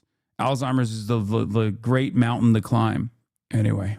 They said when the power goes out, they immediately turn on their phone lights and race to the babies on ventilators. Let me ask you this. Because there's a gap between hold on. I understand. Hold on one second. We're killing babies with no power. There's a gap between when the power goes out and when the generator kicks in that can be up to like 5 or 6, 7 minutes. Yeah. A baby can die in that time on a ventilator. You know what the nurses and doctors there told me? He literally said, I understand we're killing babies with no power. Like, that's not Ryan who said that. That's the guy who is being interviewed by who literally acknowledged it. It's unbelievable. What is this? Yes, the New York Times reported on this when it started 2 months ago, and it's disingenuous to say, why is the New York Times doing this? It's disingenuous to say we produced an entire article about Hasan Piker's hotel when the story was of the broader debate around the trip. Yeah. Is there supposed to be a real debate around this trip if you already have the working knowledge that the only reason why the hotels have energy is because they're privately owned? Shouldn't the real story then be that there is no real debate here whatsoever, and that a lot of people are shit stirring about a humanitarian aid mission that's trying to bring awareness, trying to bring awareness of the conditions on the ground, trying to show the Cuban population that we're with them, you know? Why is there a debate around humanitarian aid work at all? How is this? Like, it just doesn't make any sense, right? They have to do this. People can't be doing what you did. Not good. Yeah. Every news article would lead you to believe that the flotilla was actually the Hassan Abi Flex on Cuba flotilla. I know. You're so right, King. You've never done once anything wrong. Fuck the haters. I mean, I don't know if you're saying this like sarcastically or not, but like, can you explain to me what I did fucking wrong here? Because whatever you think about like how much money I've spent on my fucking clothes, right? You know, whether free or not, it doesn't matter. Even if you're wearing like regular clothes, given the economic conditions on the island, it's still going to be much more expensive than the average Cuban salary, right? Don't you feel like hyper focusing on that is just to try to make controversy out of thin air over people that are trying to do their very best? Like, you can have disagreements with the things that I'm saying, the things that I'm doing, but just make them clear, right? Talk your shit, King. Explain to me what the inconsistency is here. I don't know why you went nonverbal. Like, what have you done is the question I have. He's asking ChatGPT. These leftists criticizing you are lashing out because they can't face how little influence they have in a mainstream narrative. Peak misdirected energy is shame. I don't think these guys are leftists. I think a part of this anger does unironically come from, the fact that they recognize that they're powerless. They recognize that they're not doing shit. So they have to disparage people who are trying to do their best, right? That's all it is. Because they're like, well, this makes me feel a little bit more, this makes me feel a little bit better about my indifference to this fucking torment, right? That's it. Anyway, Hasan Piker is an anti-Semite, and we Democrats need to purge him from the Democratic Party. Venmo at Matt Lieb. Yeah. Plus $7,000. Cha-ching. Yeah, we got situation monitoring abound. It's coming in. Also, speaking of monitoring this situation, Doug, for all the burger maniacs out there, okay, for all the Burzum heads, Doug Burgum, Interior Secretary of the United States, Doug Burgum, says he brought back $100 million worth of physical gold from his visit to Venezuela. What a nutty side quest for Doug. Holy shit. All right, let's get to it. Iran's IRGC claims it hit a U.S. F-15 as new air defense system emerges. Live down to Tehran, Al Jazeera's Ali Hashim there. Reports, Ali, that the IRGC is claiming to have hit an American F-18 fighter. What more do we know? Well, they've just published a video of an F-18 in the skies and being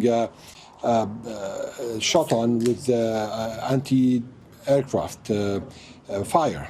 Now, it's just fresh, so I'm just getting the news now. We don't have much details on this, but this is not out of context. We saw the Iranians announcing a few days ago that they've hit one F-35, and that was actually the first time the F-35 is being hit in combat ever.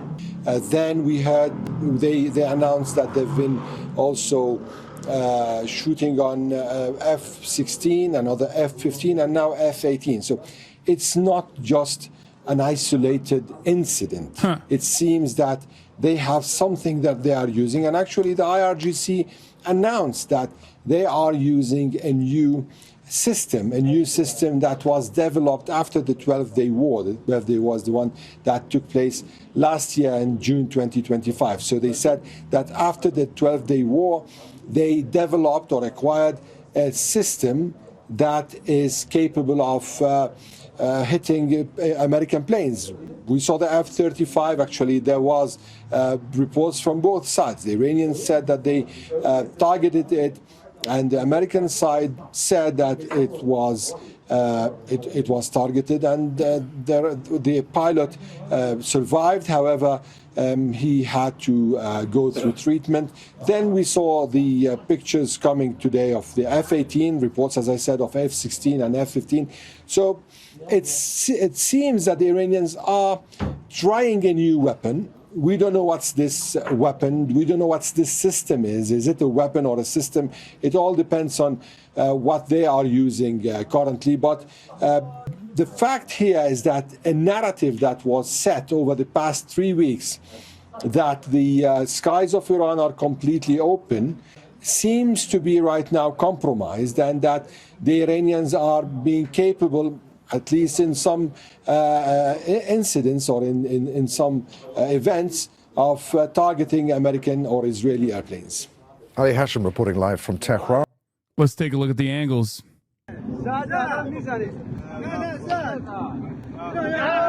Oh shit, oh shit, oh shit. Let's look at another angle. Or was that? Oh, that was a hit. Okay. Politics often reflects the tension between prioritizing people and prioritizing power. Okay. Chinese tech hits different. We don't know if it's Chinese. Don't take it away. Don't take it away from the Iranians. Okay. CENTCOM is denying it. CENTCOM's like, don't believe your lying eyes, dude. Here's another one. Okay. God damn. Another angle. Okay, let's see what CENTCOM had to say, because we don't trust CENTCOM. We trust CENTCOM. False. CENTCOM denied the U.S. fighter was struck over Iran. True. An FA-18 fighter was hit over Chabahar, with the hit caught on camera from multiple angles. Well, there you go. There you have it. CENTCOM on top. Official account of the United States Fentanyl Command catching CENTCOM-Ls as they smoke Fent. FYI, only one fixed-wing plane was shot down by enemy fire in the Iraq War. 24 fixed-wing planes lost total. So things are not going well. Yeah, I mean, I tried to explain over and over again that this is a totally different demon. Okay? This is a totally different demon. Iran has been waiting for this moment. And Iran has demonstrated, as we've seen so far, tremendous restraint up until this moment. Apparently, it went down, by the way. IRGC says that the F-18 was hit over Chabahar and it fell into an Indian Ocean. It was probably an F-18 from the Abraham Lincoln carrier, which recently came under fire from IRGC cruise missiles. Channel 12 Western source, Moshtaba is alive and involved in decision-making in Iran. Al-Manar, a column of tanks, was moving from Taibeh towards the Kantara Road when it was hit by guided missiles. In response, enemy forces began firing more than 30 phosphorus shells and conducting heavy bombardments targeting the surrounding area. Ghalibaf, based on some data, Iran's enemies, with the support of one of the regional countries, are preparing to occupy one of the Iranian islands. All enemy movements are under the full surveillance of our armed forces. If they step out of line, all the vital infrastructure of that regional country will, without restriction, become the targets of relentless attacks. Hezbollah announces the 66th operation of the day, breaking their previous record 63 from 3 days ago. Hezbollah, in defense of Lebanon and its people, we targeted 2 more Merkava tanks with guided missiles in Taibeh, resulting in their destruction, bringing the number of destroyed tanks to 8. And the confrontations are still ongoing until the issuance of this statement. Al-Manar, the resistance lured the Israeli forces into the Mohaisibat area, where a well-prepared ambush with the guided missiles had been set up for them. Picture of occupation army troops taking cover during battles in Nakura, published later. Also, Iran is laying traps at Karg Island. This is new reports from CNN. I will say, I still don't think it's going to be Karg Island, because they've been signaling that it's going to be Karg Island, and I feel like Trump loves doing like a pump fake. Okay? Iran has been laying traps and moving additional military personnel and air defense to Karg Island in recent weeks in preparation for a possible U.S. operation to take control over the island, according to multiple people familiar with U.S. intelligence reporting on the issue. Gulf allies are warning of significant U.S. casualties if U.S. moves forward with an operation there and advising against it. So I am not committed to the Karg Island thing. I don't think that they would be. I think they love saying shit like that. It might be a different island. I just don't know if they can. I don't know the islands on the coastline of Iran that well, obviously. Karg Island already has an air base, like an airfield, on it, which would be really important to hold for the American troops if they like tried to establish a forward operating base there. Not certain as to how they would do that, especially because they'll get tremendous fire on any troop that lands on the island, especially if they try to hold Karg Island. They would also need to take over the coastline as well. They would also need to dismantle the weapons on the mountainside. Very, very difficult task ahead. Not going to happen. Karg Island also has nothing to do with the strait. It's very far away from the strait, but it does have an airfield on it. So if they were to establish a forward operating base, if they were to control that area, they could technically use it as a launching pad for other additional operations. I just don't think that they have this capability. And it's of course north of the Hormuz Strait, so getting in there is already very difficult.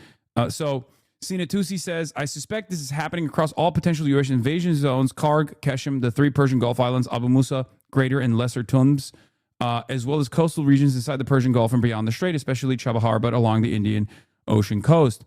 So the Iranians are hardening their positions surrounding the coastline, I suspect, and we have mounted enough troops by Friday to potentially try this. As you know, Donald Trump loves doing this after market close on Friday, right? But at the end of the day, like the arguments for why they would take Karg Island, regardless of the limitations, regardless of like how difficult it will be and how deadly it will be for the American troops, the arguments is always, oh, we'll apply pressure, we'll have leverage, we'll have strategic leverage over the Iranian government, and we'll force the Iranians to open up the Strait of Hormuz. The irony, of course, is that for the Iranian government, in the buildup to this potential escalation, and I think this is the reason why they have said the Hormuz is open for business as long as you come and communicate with the IRGC naval forces and pay in Chinese yuan a $2 million toll. You can pass through, and some tankers have started passing through. I suspect that the reason why they want to, say that they're controlling the Strait of Hormuz, but they want commerce to continue flowing, is because of what might happen if America invades. I believe that they will probably they will mine it. Sorry, not dam. Mine the Strait of Hormuz if America tries to do boots on the ground. That way, they show that they're willing to be the stable partner, and they show to all of the other regional actors, once again, that America and Israel are the ones who are unstable and willing to throw bodies on the pile, willing to continue collapsing the global energy markets. I find it very interesting. I find it very strange, very interesting. My friends, that I don't even fucking know anymore. Like, I don't know what the fuck we're doing, but I mean, it's probably going to happen on Friday, so we'll see. We'll obviously keep an eye out for events that will hold the events that will take place after market close on Friday. Do you think the troop movements are a bluff? Kind of my hope. No, troop positioning is not a bluff. It's a tremendous logistical hurdle. It's expensive. It's costly. You don't bring your naval assets around Iran if you're not going to use them, as we saw in the beginning of the now 26 days of the 26th day of Operation Epic Fortnite Fail. They are not just going to move troops and not use them. I would go so far as to say that the pump fake here is the mediation from the American side. Like, Americans are saying, oh, we're going to negotiate, but Iran doesn't feel as though they've punished America enough, because their goal here is to maximize the military deterrence, to show that they have the capabilities of making not only America but global capital scream because of their control over this choke point. So for that reason, I think the conversations around the back and forth, the conversations around like wanting to deal with Iran as even partners, as equal partners, and leaving Iran alone is totally bullshit. It's still important to analyze the the assurances that America is willing to commit to, that's huge. Because it shows that they also recognize like what the starting position looks like. Okay. The very fact that they're calling for negotiations on the American side as the Iranian side keeps saying, no, we're not going to do it. This is bullshit, shows vulnerability. That it shows a recognition, at least on the American side, that they are not winning this, right? Because no one who's winning ever comes to the bargaining table unless you're Ukraine, at which point, Boris Johnson will come in and fucking claim that the war efforts will continue. And you end up saying, you know what? Yeah, maybe the war efforts will continue, and you lose the maximum leverage that you had. And then when an American political commentator brings up that reality, everyone calls him a Vladimir Putin apologist and a defender of Russian imperialism. It's just a random story there. It has nothing to do with me, obviously. I'm just bringing that up totally randomly. My brother-in-law is in the 82nd unit that is deploying right now. They're definitely sending troops, not just specialist forces, actual ground troops. I'm pretty worried for him, but he isn't able to tell anybody when they're deploying or where they're deploying, though they just know they're for sure going. I told you, you can tell your brother-in-law to apply for conscientious objector status, okay? Remember, you can do that when you still have the opportunity to do so. Don't let him eat that steak and lobster dinner. This admin doesn't give a fuck. Yeah, we know. We know they don't care. I mean, this is something that I say all the time. America has no issue sending its sons and daughters that die. Okay? No issue at all. Sydney Sweeney just shared that her brother is deployed. She had a message for all the service members overseas. Receiving calls from my bro always makes me happy when he's deployed. Thinking of all of our boys and girls overseas, sending my love. Thank you for your service. Oh, brother. I mean, you're about to... This is what I mean, though. Because, like, when it's all of a sudden one minus Sweeney out there, I don't think Sydney's going to be happy about that, right? If that happens, that is that is going to be yet another instance of like a high-profile American citizen freaking the fuck out, understandably. Why did this happen? Should this have happened? Like right now, you might be shutted out and assuming that things are going to go well, but all signs point to things not going well. Okay. It's unbelievable. These people, the hubris, the imperial hubris that the average American hog has is unfucking believable. They're like, oh yeah, it's going to be fun. It's just like Afghanistan, right? Yeah. You don't want to see your brother in an FPV drone compilation. Okay. You don't want to see his last moments like that, posterized. And let me tell you, I've seen photos of the Iranian forces already setting up FPVs on Karg Island. Okay. These guys learned no lessons from the Ukraine-Russian conflict. They just have not at all. Partially because it happened over there. No American troops were killed in the process, so they don't give a shit. That'll do a lot to the war effort, okay? The propaganda apparatus. You'll see the American government stamping out Reddit accounts that are posting these FPV compilations. They'll be like, this is terrorism. You're aiding and abetting the Iranian government. No more free speech for you, sir. Wrong. Yanks died in Ukraine. Yes, Yanks died in Ukraine, but no active duty service member has died in Ukraine. FPV is a first person view. It's a method of controlling drones. Yeah, this is what I was talking about. Yeah, I saw this. Taped up AK with no optic. The skeletal Alibaba FPVs with huge aftermarket battery packs is rapidly replacing the Adidas tracksuits as the "You're Gonna Die Here" signifier. War has changed. Like the way to wage war has changed dramatically. Okay, it's you can literally.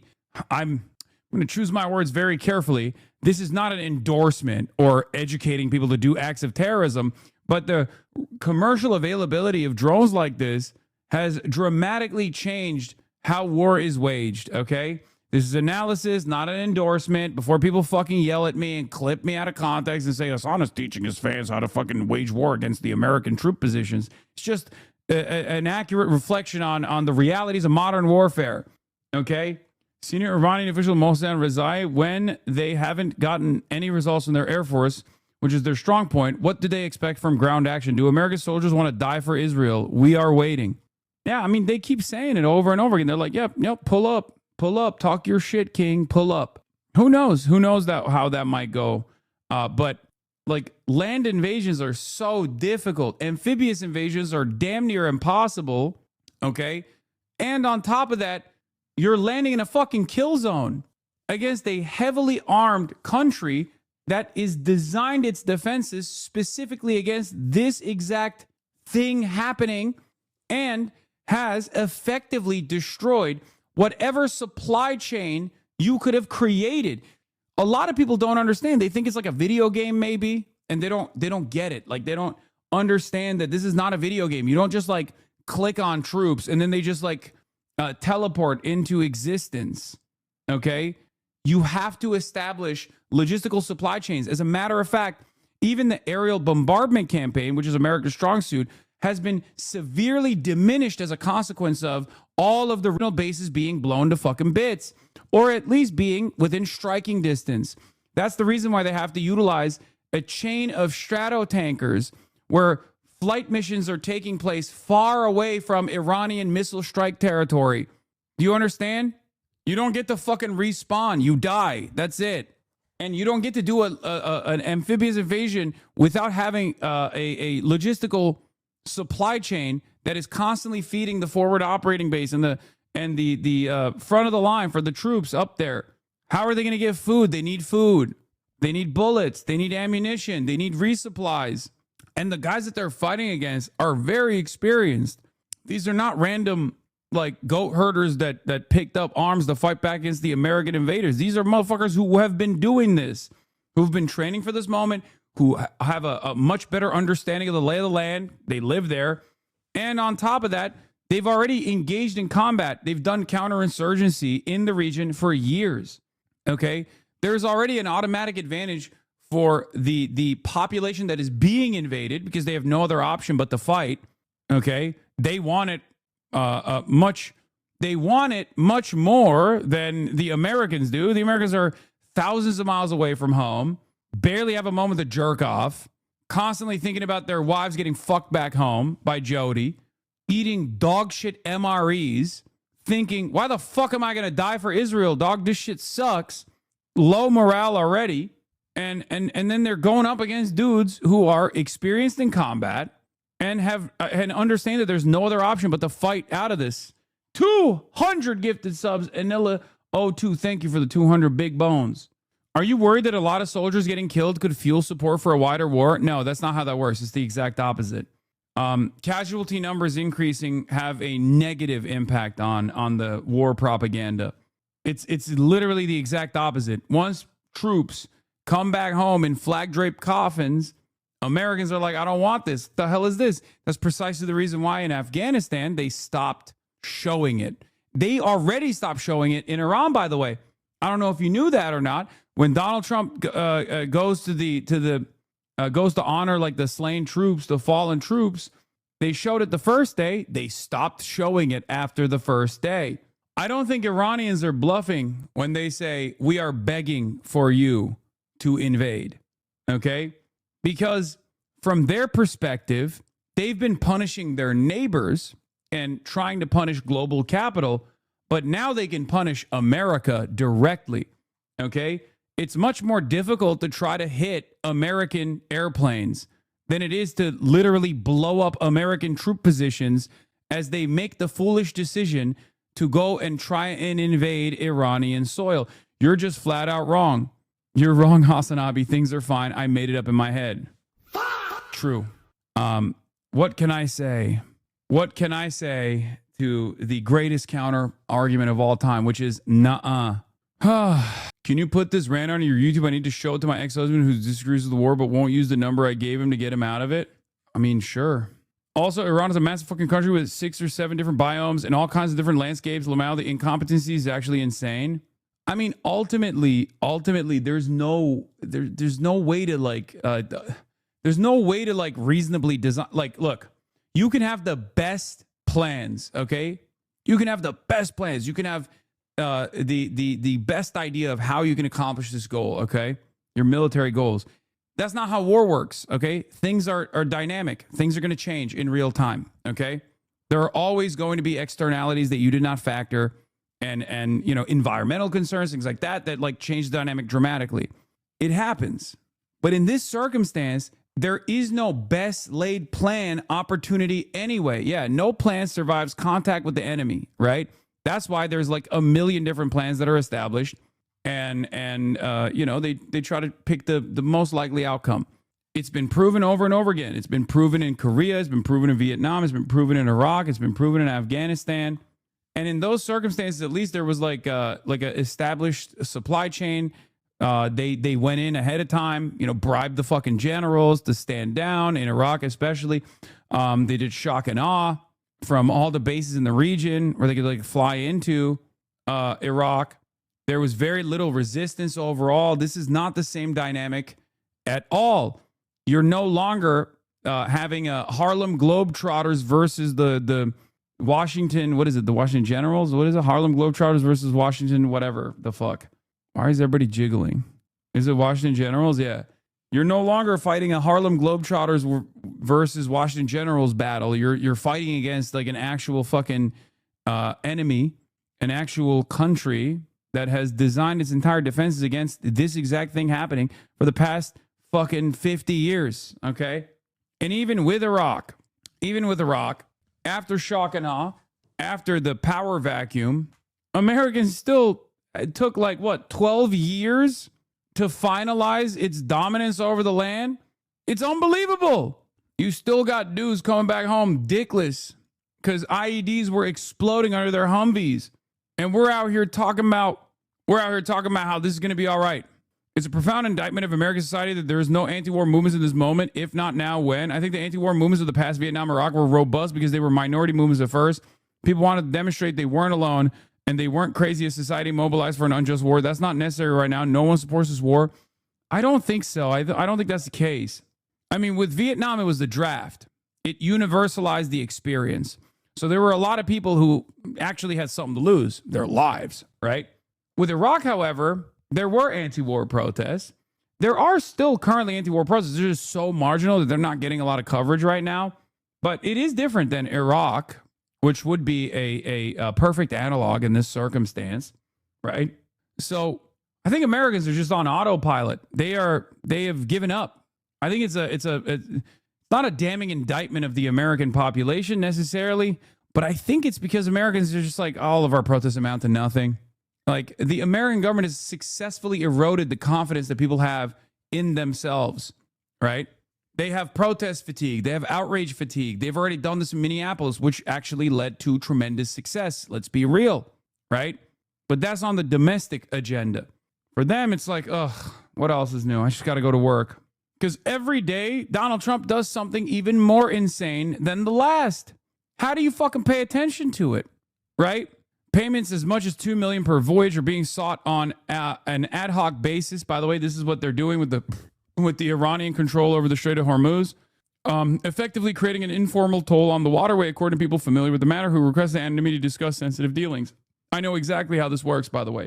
Through intermediaries, tankers that are flagged tankers with a destination that's a nation that has better relations with Iran, or tankers that are flagged as non-hostile nations, can communicate with the IRGC Navy through intermediaries. The IRGC Navy will then tow them to a port in one of the nearby islands, and they get paid in Chinese currency to the tune of $2 million. It's $1 per barrel or 1% of the cargo value in general. And then they're allowed safe passage through the Strait of Hormuz. Okay?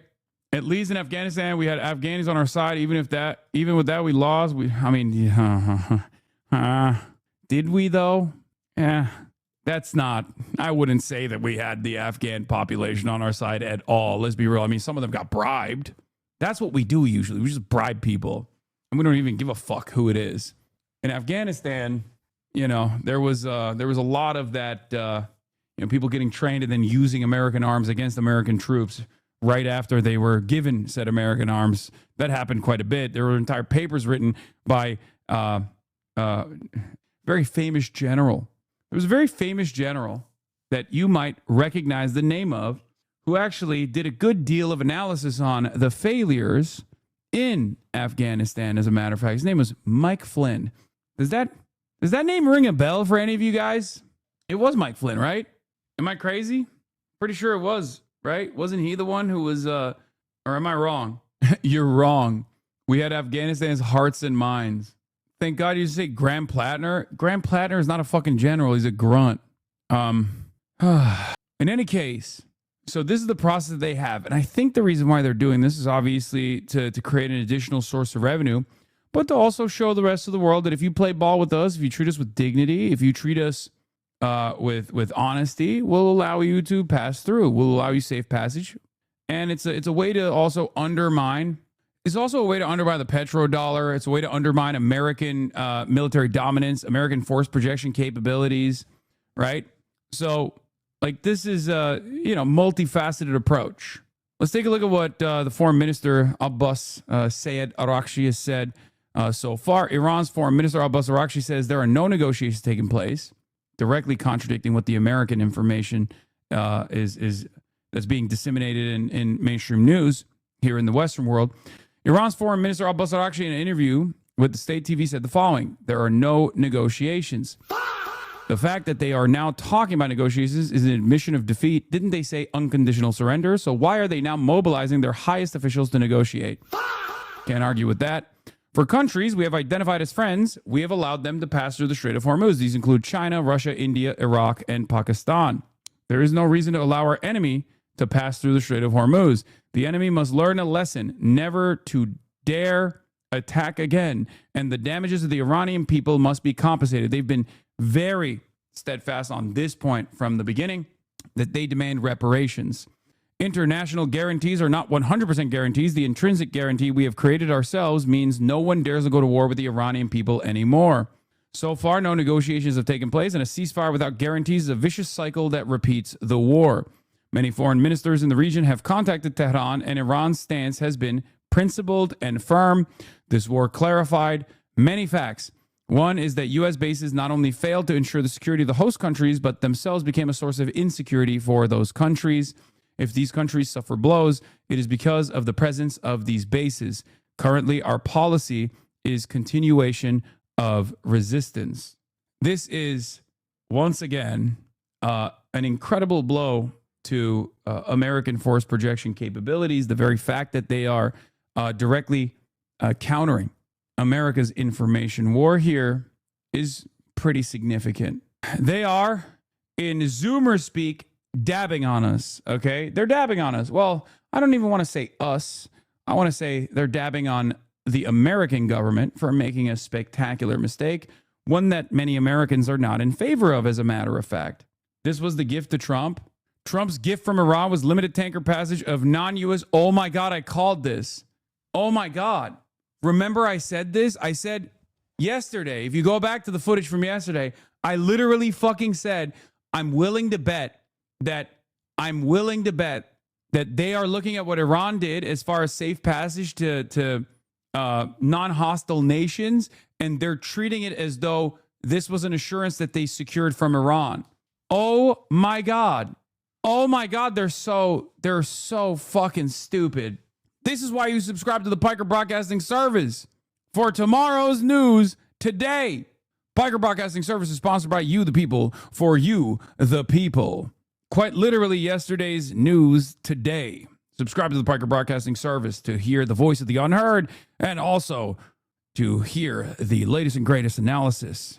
Piker Broadcasting Service is sponsored by you, the people, for you, the people. Gang, he's out of his mind. Okay, I don't care about that. We have the dopest government ever. Lots of opinions, thank you for the 10. Or Coder, thank you for the 10. Lots of opinions, thank you for the 5 gifted subs. TPR91, thank you for the 5 gifted subs as well. Mike Moon, 22, thank you for the 5 gifted subs. Who took Mariam? Thank you for the 10 gifted subs.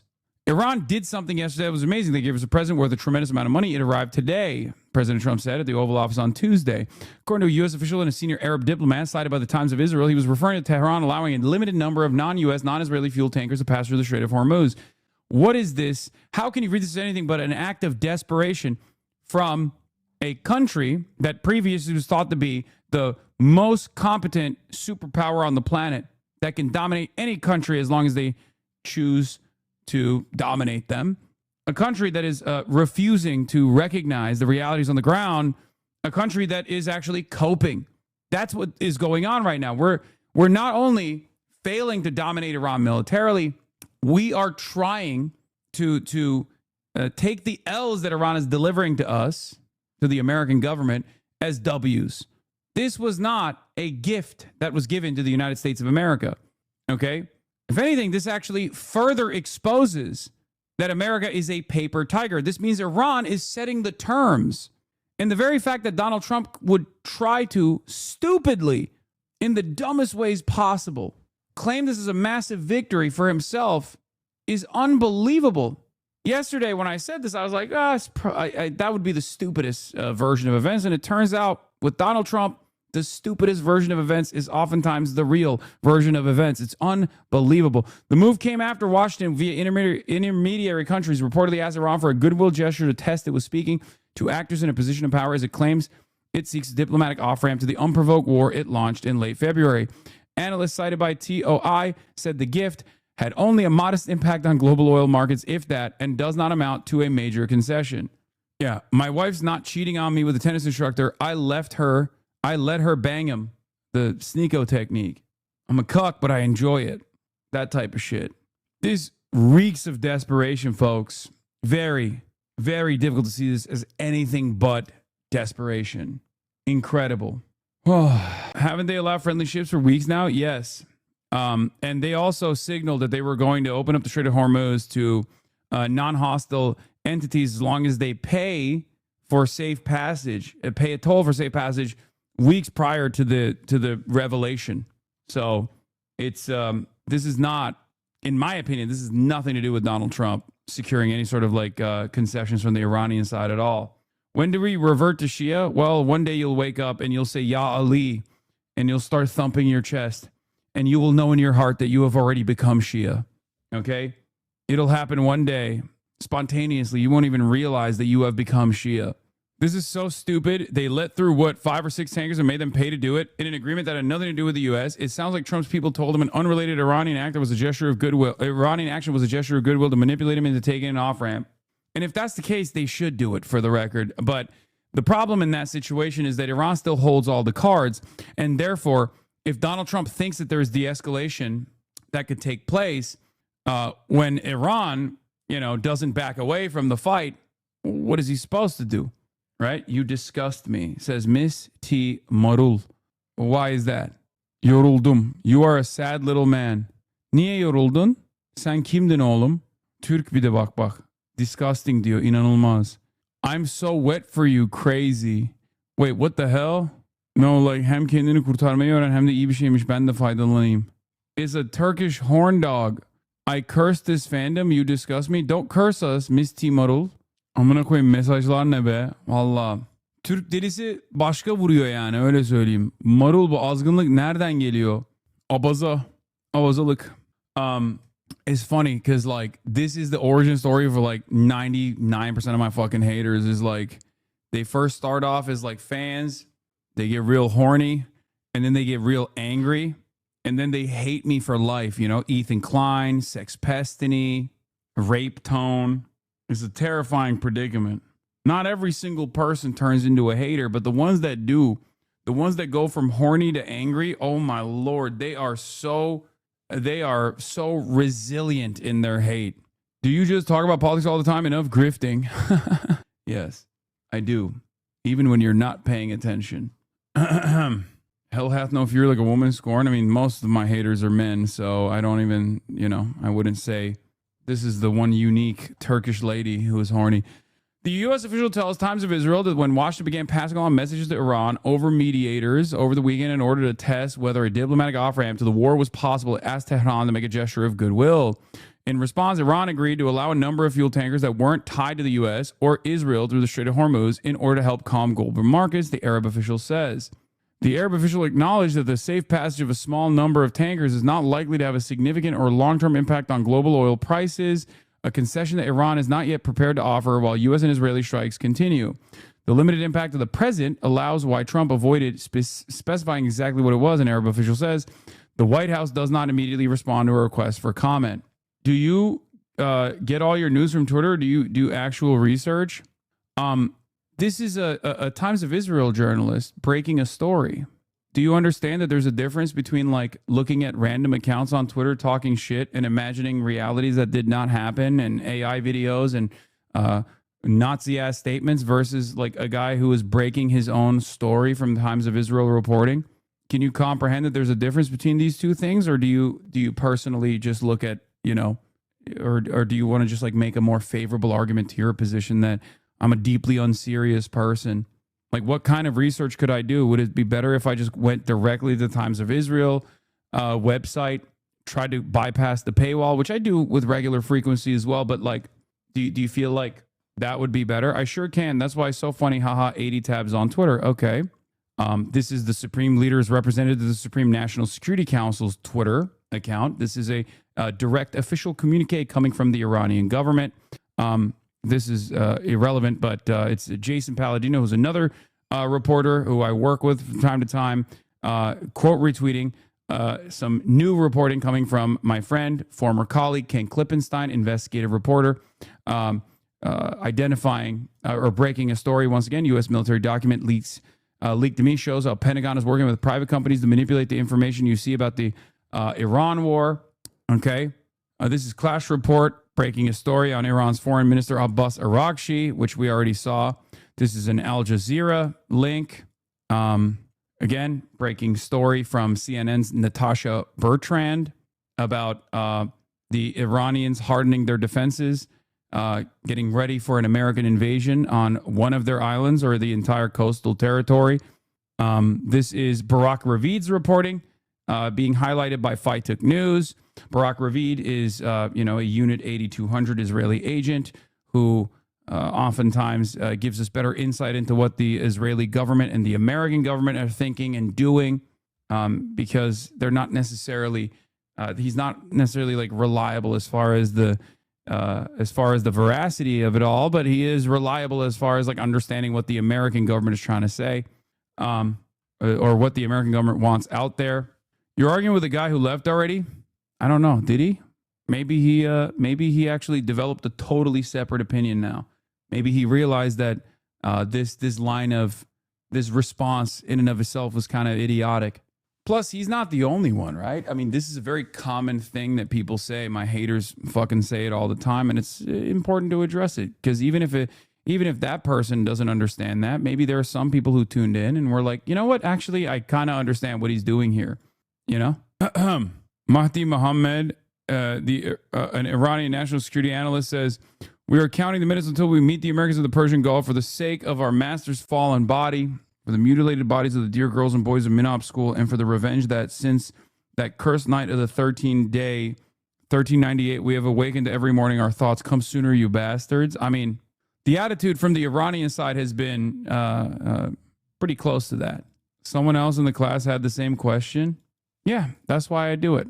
Anyway, Saeed Jalili, the Supreme Leader's representative to the Supreme National Security Council Secretariat, says the people of Iran know full well that one cannot trust an enemy. The experiences of recent years are clear testimony to this reality. For America, negotiations has been, above all else, a tool for deception. And this is something that is also highlighted by Araghchi as well, this attitude that Iran is not going to stop until they have established complete military deterrence, until they have found the damage that they've done to be sufficient enough for America to concede to their very understandable demands, the demands that they have identified, the demands that they've communicated over and over again.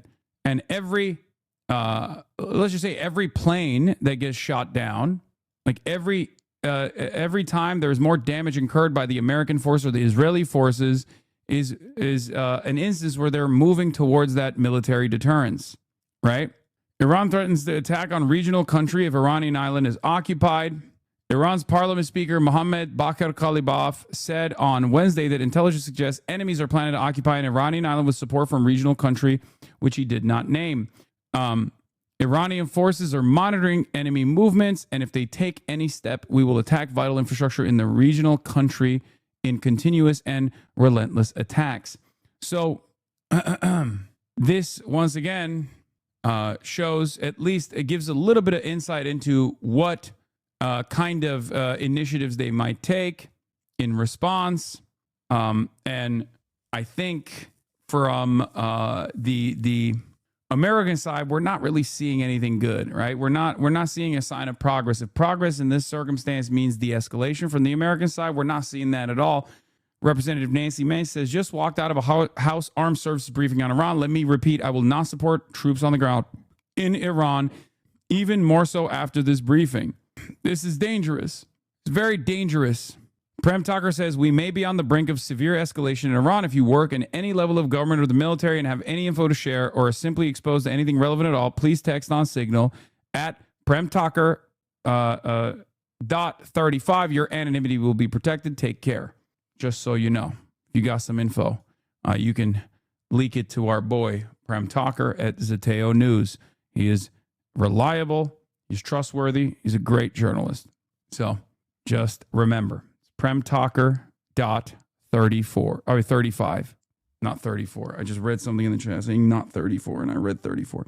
PremTucker.35. You going to No Kings on Saturday? Yes. This morning, the Pentagon is preparing to deploy up to 1,500 paratroopers to the Middle East as the president weighs diplomacy. Sources tell ABC News the Trump administration sent a 15-point plan to Iran to end the war. And this morning, Pakistan says they have delivered the proposal. President Trump alluding to the plan just days ago, claiming Iran had already signed on. Can you give us a Many, like 15 points.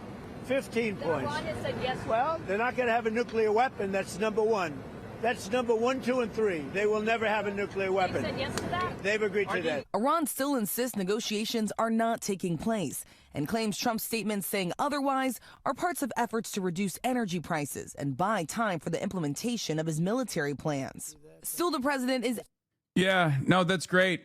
It's great that the leader of the most powerful nation on the planet is out here saying, we gave options for de-escalation to Iran, and we're having talks, and Iran is like, no, we're not having talks. Fuck you.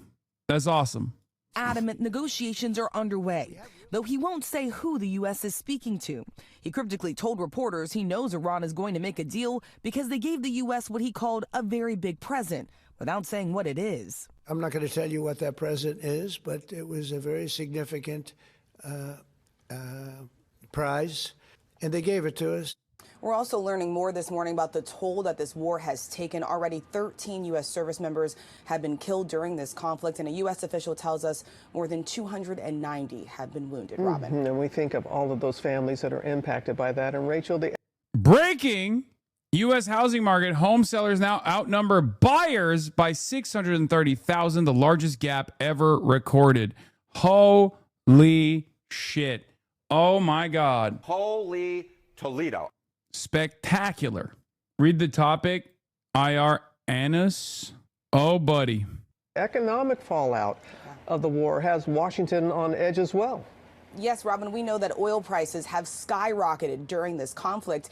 And this morning, the CEO of United Airlines tells us they will now be forced to raise airfare by 20% to cover the rising cost of jet fuel. Jet fuel has gone up about 70% during this conflict. So we know so many Americans already seeing those long lines at airports due to the partial government shutdown. Well, now they may be paying more for airfare too, Robin, due to this war.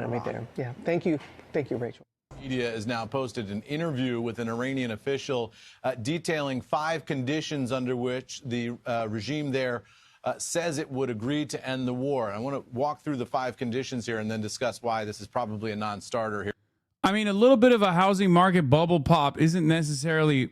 I mean, it'll have a ginormous impact on the American economy, considering that many American homeowners see their houses as their nest egg. So it's going to hurt a lot. But I think sometimes things need to get worse until they get better, if you know what I mean. I just don't have any faith that this will be a necessary market correction at all. And I think the American government will do whatever the fuck it can to ensure that, renters eat dirt.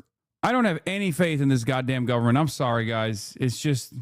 for the U.S. side, but the Iranian official telling Iranian state media that they would agree to end the war if there is a complete halt to aggression and assassinations by the enemy, the establishment of concrete mechanisms to ensure that war is not reimposed on the Islamic Republic, guaranteed and clearly defined payment of war damages and reparations, the conclusion of the war across all fronts and for all resistance groups involved throughout the region. And then finally, Iran's exercise of sovereignty over the Strait of Hormuz is and will remain Iran's natural and legal right and constitutes a guarantee for the implementation of the other party's commitments and must be recognized. So Iran here, at least according to this official speaking to Iranian state TV, is saying two conditions here that I think are, will be obviously non-starters for the Trump administration. The first is... I know you aren't in it for the value, but in your market, wouldn't your house value plummet in value too? Or does Cali real estate stay strong? Yeah, I don't give a fuck. Yeah, it would. But I'm not the average person, am I? Right? I have a stance that homes are to live in, not for accumulation of capital, right? Yeah, houses are to live in, not to be traded as a speculative asset. So I don't give a shit. Except for a lot of people, they do actually treat it as their nest egg, as their overall wealth, right? For many people, they have mortgages. They sometimes take out secondary mortgages. They use their homes as leverage. The price of your house only really matters if you're planning to sell or using it as financial leverage. If you're just living in it, who cares? Exactly. What is this? Bandar Abbas coast at midnight, March 26th. The lights visible offshore are reportedly not from the city, but from ships waiting near the Strait of Hormuz after being unable to obtain clearance to transit the waterway. Jesus Christ. The young millennials who dumped their entire savings in their first house the past few years are going to be the biggest losers, especially since they're probably more sensitive to layoffs. Yeah. Definitely. You said before China might not want the petro-yuan. Why do you think that? I just don't know if China has ambitions right now to become the global reserve currency. Sex Mecca, thank you for the 5 gifted subs. Payment of war damages and reparations. I mean, just can't see a world in which the Trump administration would agree to that. And then also sovereignty over the Strait of Hormuz indefinitely, right? They want to control that strait and then presumably be able to charge for safe passage through that strait. Those things seem like they would be very difficult for the Trump administration to agree to, but we'll ask the White House and see what their response is. If nothing else, this at least indicates that some terms are being exchanged between the two sides. We know that the U.S. side has sent over some terms of its own, and then we'll wait and see whether these negotiations take shape and actually happen in a physical way, or if this all kind of exists through media posts and through intermediaries and the like. قدرت راهبردی که از آن دم میزدید تبدیل به شکست راهبردی شده. The strategic power, this guy is so funny. The Qatam al-Anbiya Central Headquarters spokesperson, Lieutenant Colonel Ibrahim Zolfagari. The strategic power you used to talk about has turned into a strategic failure. The one claiming to be a global superpower would have already gotten out of this mess if it could. Don't dress up your defeat as an agreement. Your era of empty promises has come to an end. Your internal conflicts reach the point where you are negotiating with yourselves. We state this clearly. Until it is our will, nothing will go back to the way it was. That will only come about when the very thought of acting against the Iranian nation is completely wiped from your corrupt minds. Our first and last word has been the same from day one. And it will stay that way. Someone like us will never come to terms with someone like you. Not now, not ever. Well, for more, we can cross now to our correspondent in Tehran, Reza Sayeh. Reza, tell us more about Iran. What? Why does this guy mog so hard? He looks maxing on us. Dude, have you never met an Iranian from Iran? This is literally, I mean, maybe the reason why I'm not surprised by this is because of my fascination for many, many years alongside all the Chapo boys as well, of Iranian bodybuilders and the and their saga and their day-to-day existence. But Iranians from Iran, yes, as opposed to Iranians that live in the Western world, diaspora Iranians. Have you guys never seen the Iranian bodybuilders? Huge bodybuilding culture in Iran. They're calling him the Tehran Tom, the new Baghdad Bob, for your information. Yeah, that doesn't actually work, though, because here's why it doesn't actually work. You can't call someone the Baghdad Bob equivalent if Baghdad is actually winning the fucking current iteration of the conflict. You can only do that if you're dominating. If anything, we are currently the Baghdad Bob. Donald Trump is the Tehran Tom in this equation, constantly saying, oh, we're winning. It's going to be so good. We're winning so well. Okay, maybe we're not winning, but we have it. Iranian Hulk built like jank. Jesus. Response to the US's 15-point ceasefire proposal. Yeah, they've rejected it, for now. But these are remarkable developments here in Tehran on this 26th day of this war. Developments that on the surface suggest. Abi hiç Türkiye'den bahsetmiyorsun ya. Bizim bu olaylarda daha masada olmamız lazımdı. Abicim artık masa biz değiliz. Hem masada değiliz hem de masa biz değiliz. Götümüze girdi masa. Zaten hep giriyor götümüze masa da. Artık İslamabad masa oldu. Pakistan bizim yerimize geçti. Maalesef. Biz masanın altındayız abi. Reis bizi arkada bıraktı. Maalesef. Pakistan masa oldu. That Iran views itself as being in the driver's seat in this conflict and views the United States, Washington, as being on its back foot. We report these with caution, and we say seemingly because this has been a war that has been accompanied with a lot of deception, psychological warfare, and what has been an information war that has happened in parallel with a military war. But consider what happened a few hours ago here in Tehran. Iranian state media confirming that the United States, the country that Tehran views that has used deception for the second time in 9 months, to attack Iran in the middle of negotiations, has reached out with a 15-point proposal to Iran to end this conflict. And Tehran's response, no thank you. We're going to end this war on our terms. Again, this is a development that seems to suggest that Iran is emboldened, that it believes that it has leverage and it can dictate the terms moving forward. What are Iran's terms? What are Iran's 5 points for ending this war? Among them, a guarantee for all aggressions and assassinations by the enemy to end, the establishment of a mechanism to make sure that another war doesn't happen, a guarantee and clearly defined payment for the damages of this war, reparations, the conclusion of wars across all fronts against resistance groups, a reference to groups like Hamas, Hezbollah, and the Houthis in Yemen, and finally, international recognition and guarantees regarding Iran's sovereign rights to exercise authority over the Strait of Hormuz. So what's clear is that there's been indirect talks between Washington and Tehran. And again, it's Tehran's position that we're going to dictate the terms, and the terms set over by Washington are unreasonable. Now, happening concurrently with these confirmed indirect talks are developments that suggest this conflict could be escalating. Reports out of Washington that the U.S. is deploying 2 Marine expeditionary units and 2,000 soldiers.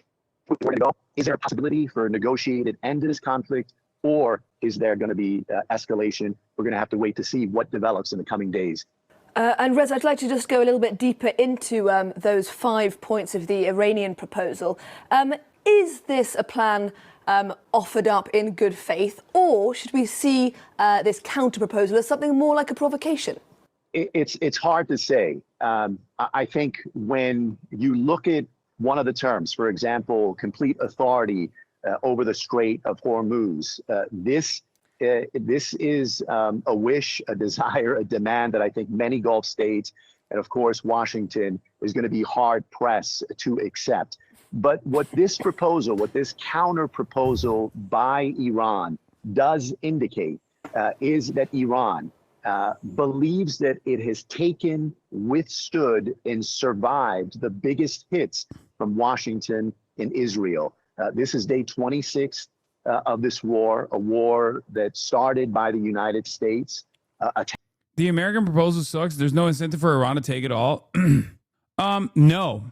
I think the American proposal, ironically, is literally pre-12-day war. Actually, the American proposal is like quite similar to JCPOA, and it even goes beyond the JCPOA standards. But what's interesting about it is that it's a far better proposal for Iran than the one that they were floating around in the 12-day war, perfidy. And the one that were floating around 26 days ago, okay? Which again was perfidy number 2. But while that is, I think, an accurate reflection of how the conditions have changed and who holds the leverage, it should not be trusted, especially given that troops are moving into the region. That's number 1. So they're very clearly, I think, bluffing to hope that they can like strike Iran by surprise again, do perfidy number 3 to lower the Iranian guards. And I think the other reason why the other takeaway here is that even though there is a recognition that Iran is doing far better than they expected Iran to, it's not up to the United States of America to define the conditions. It's up to Iran. And that's something that's going to be a very hard pill to swallow for many American dick riders, many American chauvinists, right? In the American mind, we have dominated any country that we wanted to for as long as people can remember. We're not very good at taking the L. Actually, Trump is halfway decent at taking L's. I mean, he did it with the Ansar Allah, right? But that was a different story. That was like a side mission, right? Operation Prosperity Siege Guardian or whatever the fuck it was called. Operation Protect Amazon Deliveries. The scale was far smaller. This is a totally different set of circumstances where the entire world is drawn into this. Like they are all experiencing negative consequences from this. So they have to pay attention to what's going on. So the Iranian conditions that the American government is considered to be maximalist, by the way, which I do not consider to be maximalist at all, were as such. I'm going to show you right now. Hold on. Where the frick is it? God damn it. This is from OSINT Defender, but it's from Wall Street Journal. Per report from Wall Street Journal, Iran has responded to the Trump administration's proposal for a ceasefire with demands that far surpass the characterization of maximalist. Now, obviously, I don't think these are characterizations that far surpass maximalist, right? I think it's ridiculous, especially because that's what's going on right now. They've been able to achieve some of these goals militarily. So who the fuck cares that Americans think it's maximalist? Iran has demanded the closure of all U.S. bases in the Gulf region, something that they've demanded since day one, something that you might even assume has been achieved militarily because they've been bombing them into dust. A new Strait of Hormuz framework that would allow Iran to charge fees for vessels that transit. Again, not maximalist. It's what's currently happening. Okay? The end of all sanctions on Iran, the end to Israeli operations against Lebanese Hezbollah, and no discussions on Iranian ballistic missile programs. Again, not maximalist. These were the base demands that they made. The only one that's like new, I would say, is the end of Israeli operations against Lebanese Hezbollah. Such demands have been called ridiculous and unrealistic by U.S. officials. I added a couple onto the pile, knowing that the Iranians are paying attention to Twitter. Maybe they'll see it. They should demand Israel denuclearize, withdraw to the Green Line borders, and pay reparations to the Lebanese and Palestinians. Also, they should make Israel agents register under FARA, just as a contingency, long-term contingency plan. Since they have the leverage, might as well use it, These would be just demands. Now, that's a maximalist demand, by the way. They should demand Israel denuclearize. Now, that right there, that's a maximalist demand. I'll show you what a maximalist demand is. That right there is it. Okay? Don't know if your comments are sarcastic or not, but no way Israel would agree to that amount. I know, I'm joking. Okay? It's a joke. Yes, this comes from the desk of Dr. Jihad. Let Iran lead investigations in nuclear capabilities so they know where they are for reasons. Yeah. Demand Israel's full dissolution. The full dissolution of the Zionist entity. That would be maximalist. Reuters, one of the regional sources, told Reuters that Hezbollah had received Iranian guarantees on its inclusion in any wider deal. Iran is prioritizing Lebanon. It will not accept Israeli violations in Lebanon like what happened after the 2024 ceasefire, the source said, referring to Israel's continued strikes on Lebanon despite a 2024 truce that ended the last Hezbollah-Israel war. What's interesting about this is that there's not really any mention for the Palestinians, which I think is kind of lame from the Iranian side, but it also shows that they are obviously in it for selfish reasons. Because, even if they wanted to win favor with the rest of the world, they would bring up the Palestinian plight here. Like their actions, although self-interested, are still going to end up most likely benefiting the Palestinians regardless. But let's be real, there's still time. Surprisingly, the one person who's shown even-handed insight on this is Malcolm Nance on his YouTube. For obvious reason, he glazes over our and Israel's offensive weapon shortcomings, but his analysis on what is happening in the Strait is close to yours, but he adds additional nuanced analysis and expanded military intelligence analysis because of his own personal military experience fighting in the Strait. Well, if he's glazing over American shortcomings and Israeli shortcomings, then he's not actually offering, reliable analysis, I feel like. They didn't say Hezbollah, but all resistance groups. That includes Palestinian factions. I have heard Professor Morandi bring up Palestine, but I don't know how much. I mean, I don't think he has any say whatsoever in this process. I think he's just a spokesperson pretty much. Mohsen Rezai, senior military advisor to the new supreme leader, Mojtaba Khamenei. If their air power, which is their main force, has not yielded results, what are they expecting from a ground operation? Are American soldiers really ready to die for Israel? I guess we'll see. Oh, the news anchor mentioned Hamas and the resistance? Okay, that makes sense. Attacking Iran in the middle of negotiations, taking out the supreme leader. Do I think I can get Morandi on stream? I think so.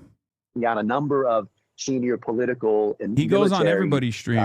Leaders. Washington confidently saying that this war is going to be over soon. 26 days into the war, it is not over. And as the days turn into weeks and the weeks are about to turn into a month, you clearly get the sense here in Tehran that the leadership, the political leadership, the military leadership is being emboldened. They're gaining confidence that they have the upper hand, that they are exacting a cost against Israel and the United States, and they believe that they can dictate the terms. Is that the case? Can they dictate the terms? Are they overplaying their hands? What's Washington's response going to be to Iran's counteroffer? We'll wait and see.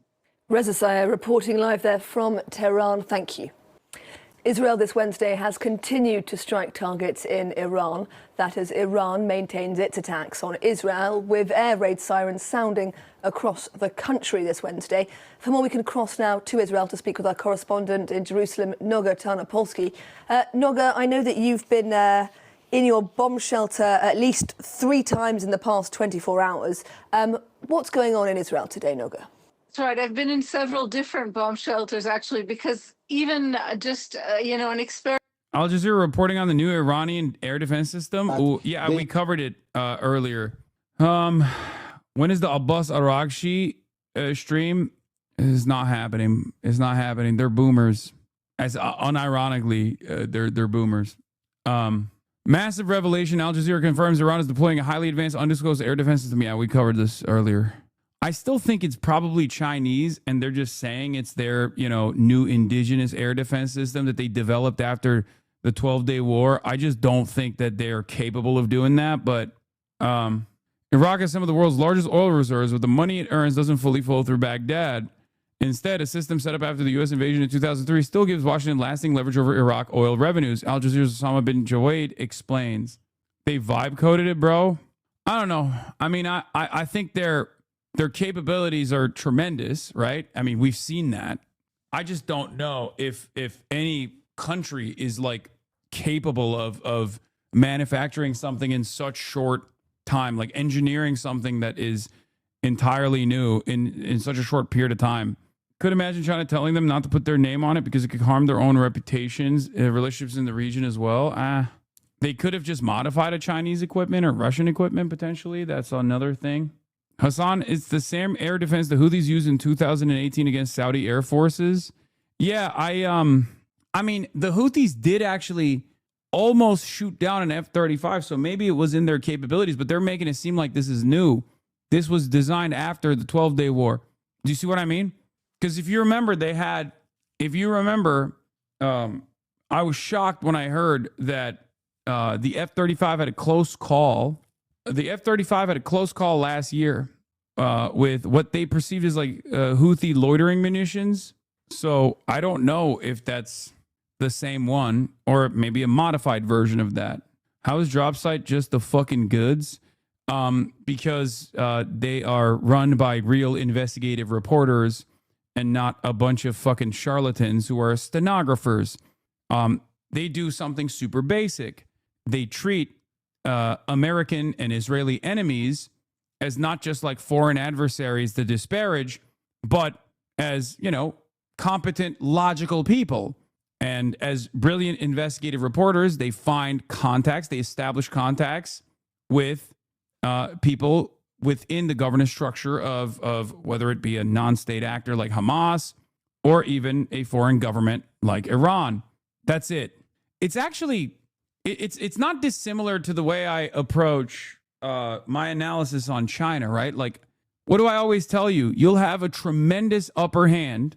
You will have a tremendous upper hand if you listen to what the Chinese government is saying and take it at face value. And there's no reason for you to assume that they're lying, right? Because every 5-year plan that they have revealed, they've actually accomplished, or at least they've hit like a lot of strategic targets.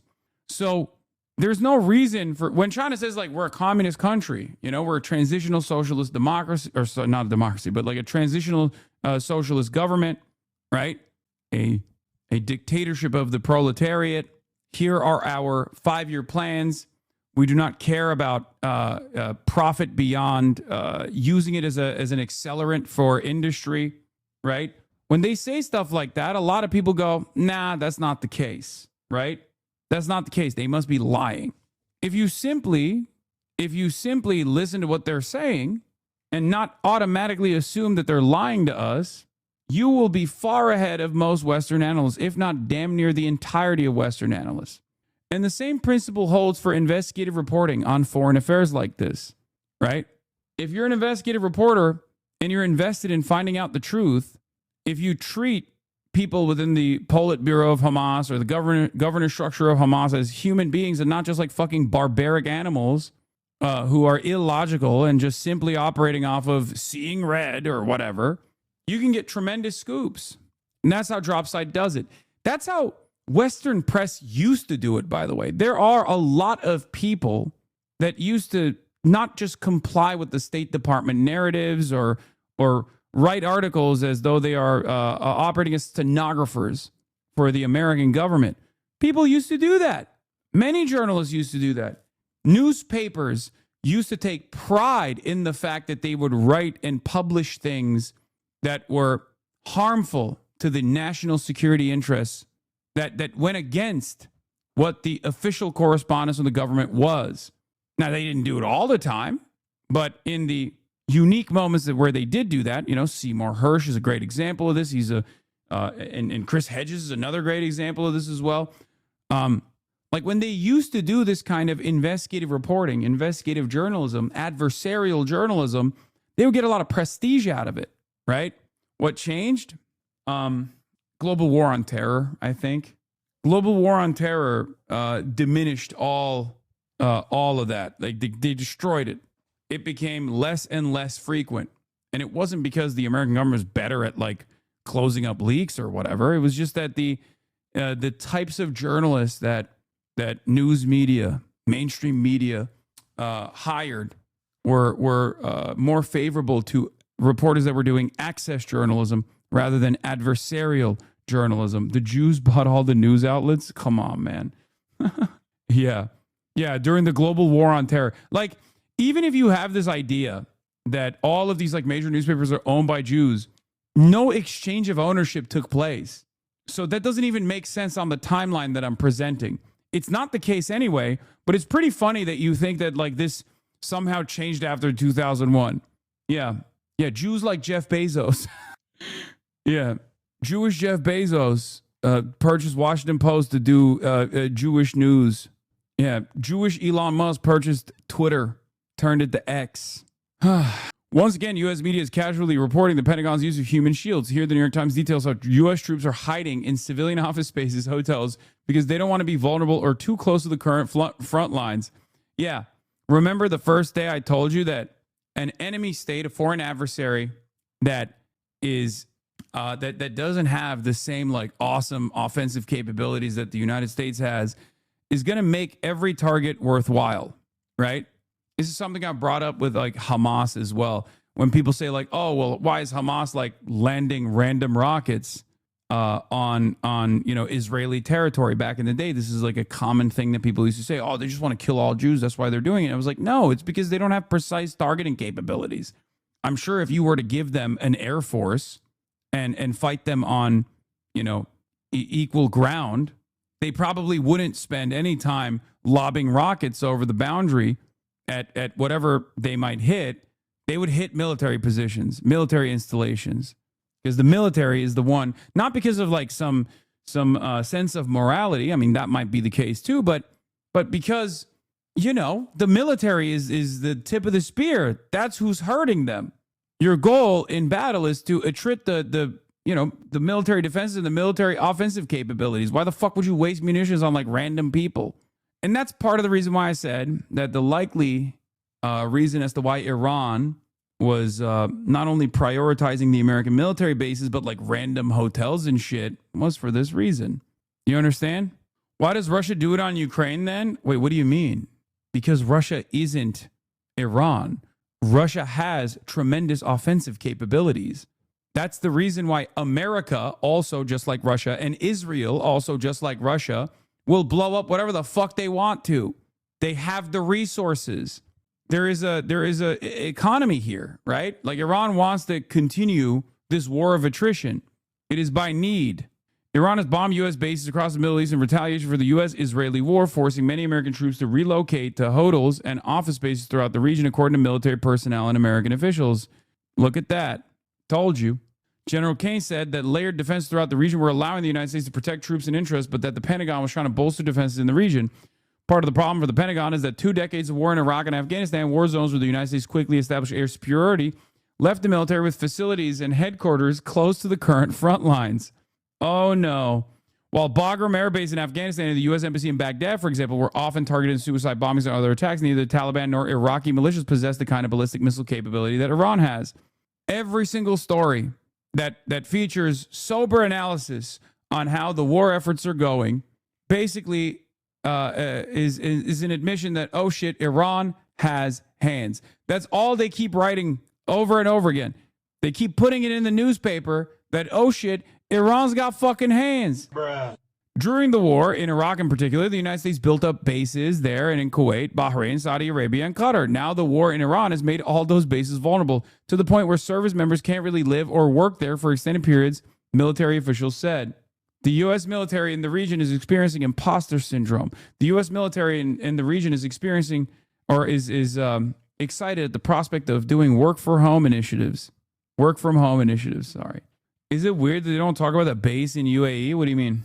Why is Iran letting Indian vessels through? We are so clearly aligned with Israel.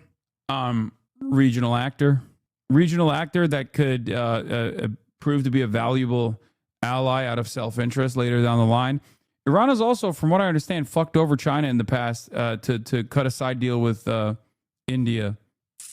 And also India's paying the fees. India has always had this unique position where, from a manufacturing perspective, they are basically a vassalized state for American and Western interests in general.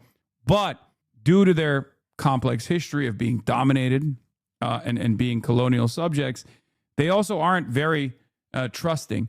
They operate in a similar way to Turkey, where they have regional goals. They're a massive country. And like, for example, when you look at the Russia-Ukraine situation, they're a mediator for Russian oil and gas to enter the global energy markets. So they, cut side deals with American foreign adversaries and Western foreign adversaries all the time. Mayor of Tehran wants to sanction the U.S. now.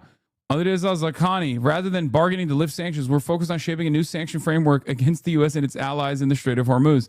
Lifting U.S. unilateral sanctions doesn't need a negotiation table. Our missiles have already delivered the results. Instead of negotiating to lift sanctions, we have focused on creating a new framework of sanctions against America and its allies in the Strait of Hormuz. That's funny. I guess they are technically applying sanctions to U.S. vessels right now. Not that there's that many of them crossing through the Strait of Hormuz, let's be real. But even then, the ones that do, I mean, there is still a good amount, just not ones that are coming to the United States of America. When the New York Times took 5 days to attribute the Minop school bombing to the U.S., its reason for taking so long was they couldn't attribute responsibility until they collected evidence. Yet, despite Iranian denials, they automatically know who fired the first missile or who fired the missiles at Diego Garcia. Weird. Yeah, Iran has denied this one. Iranian missile strike far off target, but U.S. remains out of range. New York Times is going off pure U.S. and Israel say-so. They've done no independent analysis. They have not sent investigative teams to the Indian Ocean to see the wreckage. Again, maximum skepticism for Iranian claims, maximum credulity for U.S. and Israel claims. Yeah, Payatollah. Mark Rutte even said Israeli intel doesn't convince him that Iran fired it. Yeah, I don't know exactly what that story was about. New, Iran strikes chemical complex in Negev while linked to white phosphorus production. More anti-colonial action here. More action against the settler colonial entity, and more decolonization initiatives taking place by force. An Iranian ballistic missile struck the state-owned ILC Rodam chemical complex in Israel's Negev on March 25th, causing a large blast and fire at the facility, according to reports and geolocated footage. The site near Dimona is part of Israel's largest chemicals company and is linked to phosphate extraction used in the white phosphorus production. According to reports cited by Cradle Media, Human Rights Watch, and Amnesty International have documented Israel's illegal use of white phosphorus in both Gaza and southern Lebanon. Yep. Ironically, Iran is far more moral actor because they are a theocracy, murder of innocence is sin. Okay, I don't believe that sort of shit. Come on, man. That's ridiculous. You guys are behaving in a ridiculous way. This is when you start glazing too hard, okay? Like, it's a state. Calm down. Calm down. That's ridiculous. Jesus Christ. Ugh. No, it's not even that a theocracy is good or a theocracy is bad. I'm not making a statement on that. I'm just saying that no state operates on moral boundaries, okay? They operate out of self-interest. Obviously, they want sovereignty for themselves and their population, and many of the heads of state, no matter how corrupt or how evil a state might be, in the overwhelming majority of states, there is still a primary focus on protecting its citizens, okay? And this, yes, includes Iran as well. Like, for example, their strategic restraint for years and years revolved around not their fears that America will retaliate or whatever and destroy them and collapse the state in and of itself, clearly, because they had the capability, as we found out for the past 26 fucking days. Their strategic restraint was because they didn't want their people to be punished. While they certainly would punish their people, right? It's not a secret that the IRGC has oftentimes been far too ruthless and far too brutal in cracking down and stamping out protest movements, anything that they consider to be destabilizing, right? They absolutely still clearly did not want to escalate and consistently demonstrated restraint because they were worried that what is happening right now would happen. They only reacted the way that they did after America took the initiative and engaged in perfidy once again, and also decapitated the entire leadership. Allah awoken your people too much, they've become Shia. May Allah awaken the people and help them to see the evil doings of Israel and the United States. Like, the Iranian axis of resistance against Israel is one of the greatest examples of states not behaving in a moral way. Sometimes their actions might lead to morally righteous outcomes, but they're not actually moving in a moral way. And there's no better example of this than the Iranian red lines, the Axis's red lines that were designed to stop Israel from literally doing genocide in Gaza. And Iran and Hezbollah both, and Hezbollah at least had like some limited military deterrence that they engaged Israel with, whereas Iran didn't do that much, right? And Iran actually suffered as a consequence of their strategic restraint. But the reason why they did that, clearly, was because they just didn't want their people to be killed. Do you understand? Hezbollah joined the fight after October 7th, yes, but in a very limited manner. In a very, very limited manner. Because even, again, Hezbollah, led by Hassan Nasrallah, was also demonstrating their own version of strategic restraint. Because if you have any understanding of like strike patterns, capabilities that Hezbollah had at its disposal and what they used versus what they could have used, there's a reason why this current iteration of the conflict in Lebanon is different than post-October 7 military action by Hezbollah. Okay?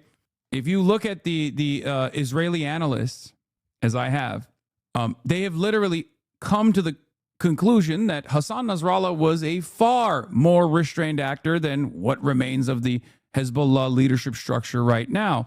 They have openly said that the ways in which Hezbollah has been pummeling Israel in the last 20 or so days reminds them of like 2006.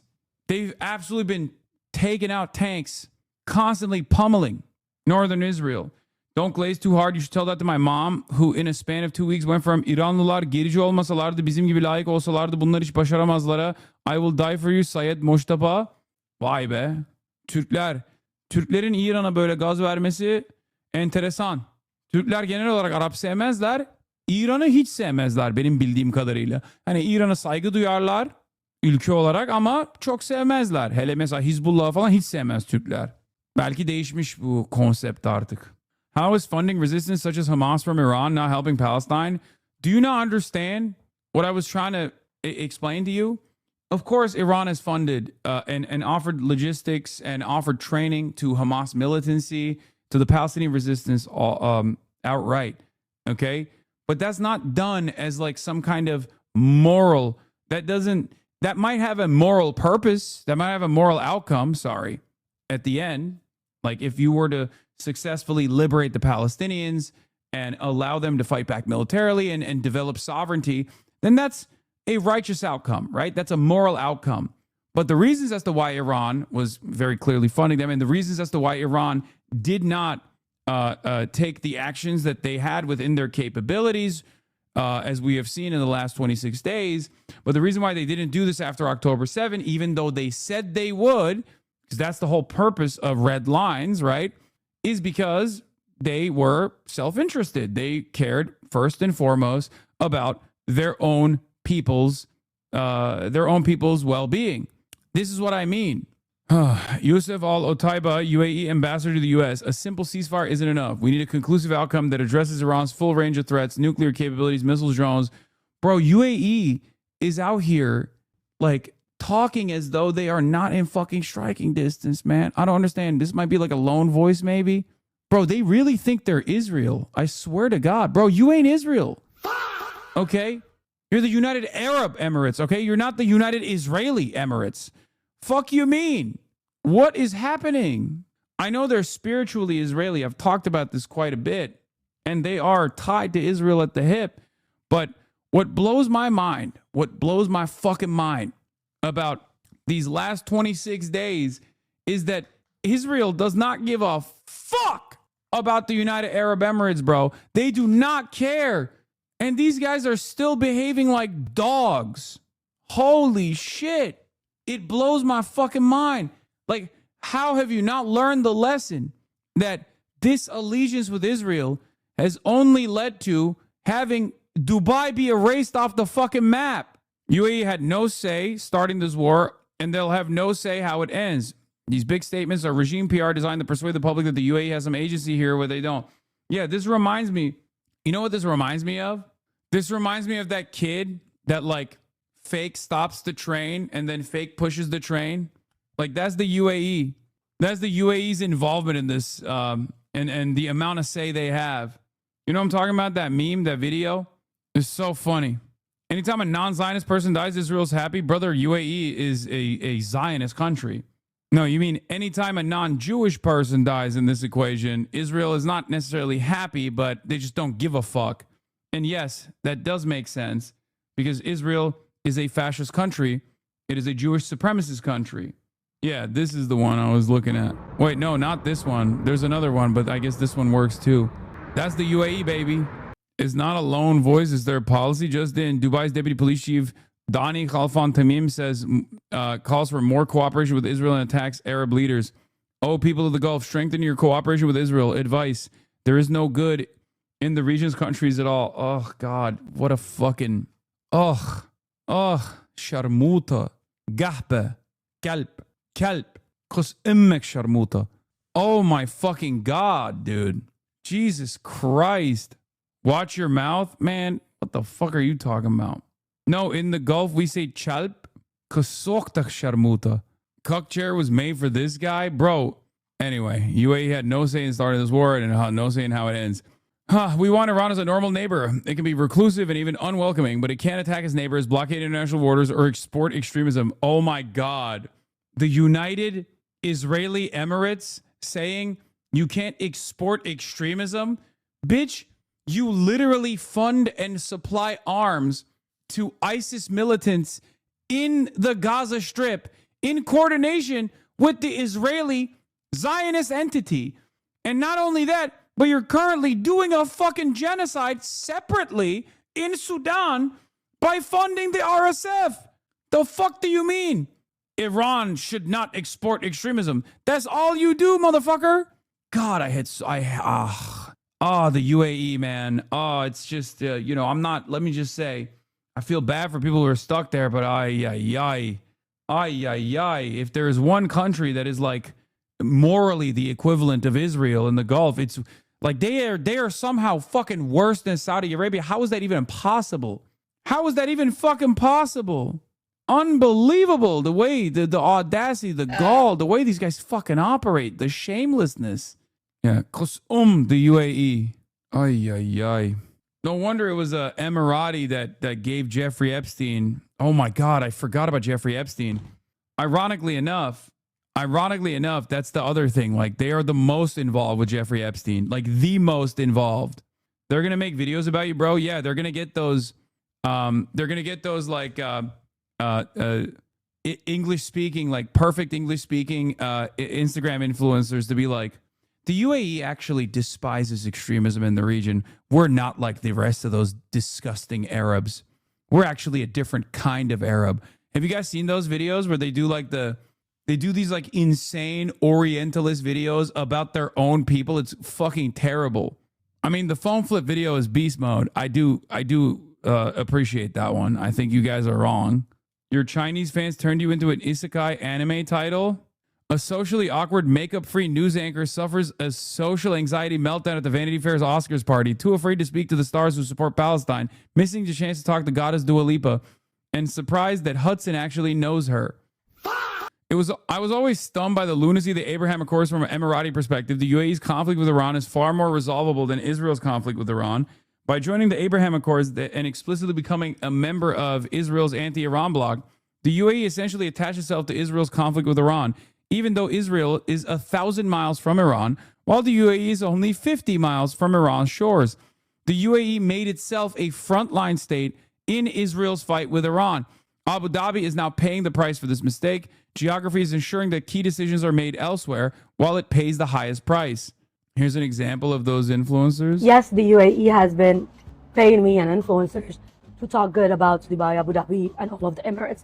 Let me tell you how much they have paid me. They paid me with things that money cannot be brought to the table. They paid me with safety, security, love, acceptance, growth. I wouldn't have become who I am if I was in a different country. So this propaganda in the West and whatever it is, and the jealousy, because they don't understand how come all of the influencers got together, picked up their phone and showed you the truth, showed you the safety. And if you want to know the safety, like now, I'm more sure of the safety. The first video... Bro, they all got Dubai face, by the way. It's crazy. They all got Dubai face. It's just like lip filler, Botox galore. Oh my God. I don't even want to fucking finish this goddamn TikTok. Check the comments, please. I don't even care. Yeah. Mar-a-Lago face versus Dubai face. Would Iran only be morally righteous if they attacked Israel right after October 7th? Maybe it was a strategic depth on their end to wait until they had the stockpiles and Mayor Israel has been on their ass? No, dude. You think they just materialized the stockpiles in the last 2.5 years? What are you, crazy? They've had the motherfucking stockpiles. I'm telling you, I think Yahya Sinwar's Yahya Sinwar's design was to trigger this far before it actually ended up happening. No, Iran just didn't want the smoke. Like, understandably, they didn't want their citizens to be killed. They just thought that they could, they thought that the American and the Israeli side would not engage in lunacy. Okay. Well, they were wrong. They're fucking lunatics. That's it. They're lunatics. Surely Sinwar would have spoken with Iran? No, fuck no. This was literally, this was not done in coordination with Iran. October 7 famously was not done in coordination with Iran. It was the last time that America, Israel, and Iran agreed on anything. All parties came out and said Iran had no knowledge prior. Iran, if left to its own devices, if Yahya Sinwar told Iran that he was going to do October 7, Iran would have probably fucking stopped him from doing it. There is suspicion. I mean, this is maybe reading the tea leaves a little too much. This is like rumors, but there was suspicion on the Palestinian resistance front that the Quds forces might have been penetrated by Mossad as well.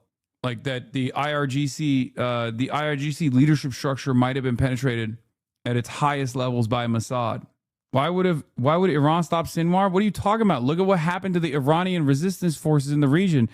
Dude, Iran, one of the major criticisms internally in Iran against the IRGC, aside from like the domestic repression, is that from regular Iranian society's standpoint, they think like, you're spending all this fucking money feeding Hezbollah and feeding IRGC forces and feeding like the resistance front, right?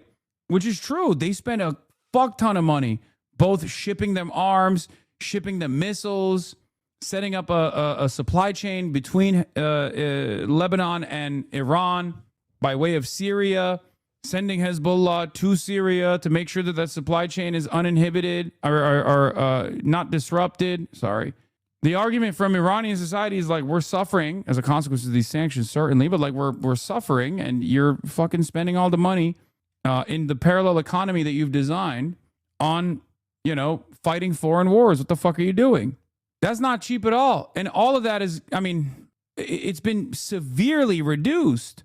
And it was severely reduced directly as a consequence of Iran's strategic restraint. The idea, the naivete that like America and Israel wouldn't try this. What sources say Iran didn't know? Every source except for Wall Street Journal. Wall Street Journal was the first American news outlet that said Iran had working knowledge of October 7. Israeli officials came out and said that's not the truth. American officials came out and said that's not the truth. And the Iranian officials came out and said that's not the truth. There was one party that definitely knew that October 7 was going to happen, though. And that's motherfucking Israel, okay? Anyone that says Israel did not have any prior knowledge of October 7 is the biggest moron of all time. Of course they knew. The question is whether or not they knew how bad it was going to be, and how much of that was hubris, I guess. They knew and they didn't do shit about it because they were like, oh, this will be like a limited operation that we can like control. Some people will die. Maybe we'll like do genocide in Gaza. Shit, you. Netanyahu's own spokesman confirmed that they had warning from Egypt. Yeah.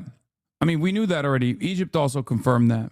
According to Financial Times, citing officials briefed on the matter, Russia is prepared to send phased shipments of drones, medicine, and food to its embattled ally, Iran. The deliveries began in early March and were in the process of being completed. Yeah. It was only due to the strategic restraint demonstrated by Ayatollah Ali Khamenei that Israel was able to target and single out different factions of the resistance, the axis of resistance, piece by piece. As demonstrated by what's going on right now, Iran actually had a lot more capabilities. Like imagine if all of the axis of resistance remained intact and was funded and had their launch capabilities and were just like doing maximum damage to Israel after Israel violated the red line that Iran had set prior, right? In that equation, Hassan Nasrallah remains alive. Syria is not controlled by HTS. Still doing numbers? Yeah, no, they are. Attacks in Saudi, Kuwait, and Bahrain. Hezbollah has announced 83 operations today. 21 Merkavas have been targeted in one day. Al-Manar correspondent, a momentous day in the history of resistance attacks against the Israeli occupation forces. Al Jazeera correspondent. There's an operation by the party every 18 minutes. This is something significant and unusual given the intensity of the raids. When Hassan Nasrallah was alive, he never did shit like this. They didn't do this shit at all. They'd take pot shots. First at Israeli occupied, illegally occupied territory, and maybe at like northern Israel. Maybe they'd send the drone over the Haifa port to be like, see, this is our capabilities. We can strike you. It's within reach. Israel didn't respond to that with anything but, you're too afraid to do anything. We'll fucking kill you. And it turns out that low-key is what happened, right? America would have attacked Iran in that situation. So the fuck what? America is currently attacking Iran. Hello? It seems it was an inevitability because we're in it right now. The only difference is, at that point, Iran would have even far more military deterrence capabilities. What is this? Do you think Putin is helping them? I think he might be helping him a little bit, yeah, I guess. And he probably thinks we're helping Ukraine, right? And you are, right? Yeah, we're helping him also. And so he says that. And China would say the same thing. You know, it's like, hey, they do it and we do it, in all fairness. Well, hard to justify their own people if they started as compared to saying they were attacked. What are you talking about? Israel attacked Iran on numerous occasions. Israel assassinated Ismail Haniyeh in Tehran, okay? Israel may have played a role in the assassination of the previous president, for example, in that helicopter incident that took place, even though helicopters are very old, especially in Iran. So that one is a bit of a wash. Israel attacked the Iranian embassy compound in Syria. Israel has also consistently assassinated Iranian scientists on Iranian soil. Israel hit the Iranian embassy compound in Damascus, technically striking Iranian soil then as well, a violation of Iranian sovereignty. In all of those instances, what did Iran do? Sent in a fleet of slow drones, maybe a couple missiles. That was restraint theater. I mean, not restraint theater, sorry. That was retaliatory theater, right? That's what it was. It wasn't real. It wasn't to actually set up restraint set up restraint. It wasn't to set up significant military deterrence. Now they're doing it. Yeah, the pager bombs too. Anyway, let's continue. Like trying to go out for a drink in general these days ends up in a bomb shelter. What's going on in Israel is a lot of confusion. I have to tell you, my impression is that the Israeli authorities know as much about these talks as you and I do, which is saying quite something given how close the military alliance continues to be between the United States and Israel.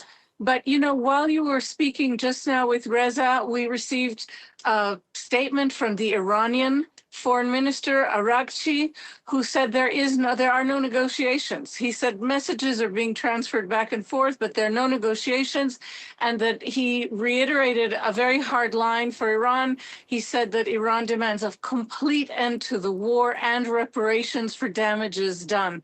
That's it. In Israel, the government appears to be just listening and waiting for these messages, and in particular for Donald Trump, so that today we have heard at the same time that the U.S. is significantly upping its military presence in the region, not in a formation to defend Israel that has been quite roughly hit, but in a formation that could indicate even the deployment of ground troops in Iran. And at the same time, we're hearing genuine concerns from the Israeli government that Donald Trump could unilaterally decide an end to this war as soon as Saturday. So it's a bit of a chaotic sense here.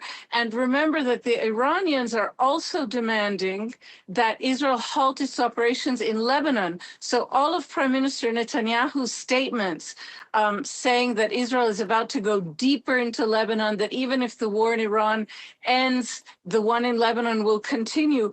All of his statements at this point are cast in doubt while awaiting whatever Donald Trump determines. Noga Tarnopolsky reporting from Jerusalem. Thank you very much. Let's bring in our military analyst, Sean Bell, who joins us now. And Sean, we kind of have seen this 15-point plan, proposals of, we don't know exact wording, exact detail fully, but some various and quite large demands. Israeli soldiers tortured his 18-month-old baby in Gaza to force a confession out of his father during an interrogation. His legs from a sharp. What the Jawad fuck? is a 2-year-old from Gaza. Doctors believe these burns have been caused by cigarettes and the wounds on his legs from a sharp object. Jawad was reunited with his family in Al-Maghazi refugee camp. Hours after witnesses say he and his father were detained by Israeli forces. His family says there was blood on his clothes. When we first received him, we noticed blood on his pants. His mother examined his body and saw wounds. At first, we thought it might be from shrapnel, but when we got him to the hospital, doctors confirmed these are clear signs of abuse caused by cigarettes and a sharp object. The wound on his leg has both an entrance. You haven't seen this? I think this came out while you were in Cuba. It was fucking awful. They put nails in his feet too. What the fuck? Bro, and then I got banned. Then I get banned if I call them animals, dude. I mean, animals is like not even, like an animal wouldn't do this. And an exit. And now you can see his condition.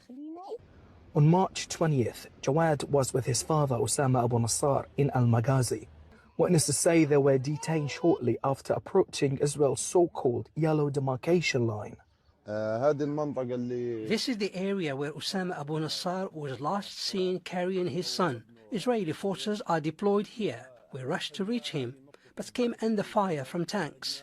He was detained by Israeli troops behind that hill with his child, while ground forces fired at us to push us back. For hours, his family had no information about their whereabouts. 10 hours later, a call came from the Red Cross asking the family to collect the child. Jawad was returned alone. He was taken to Al-Aqsa Hospital where medical teams documented signs of abuse. Osama Abu Nassar is now in Israeli detention.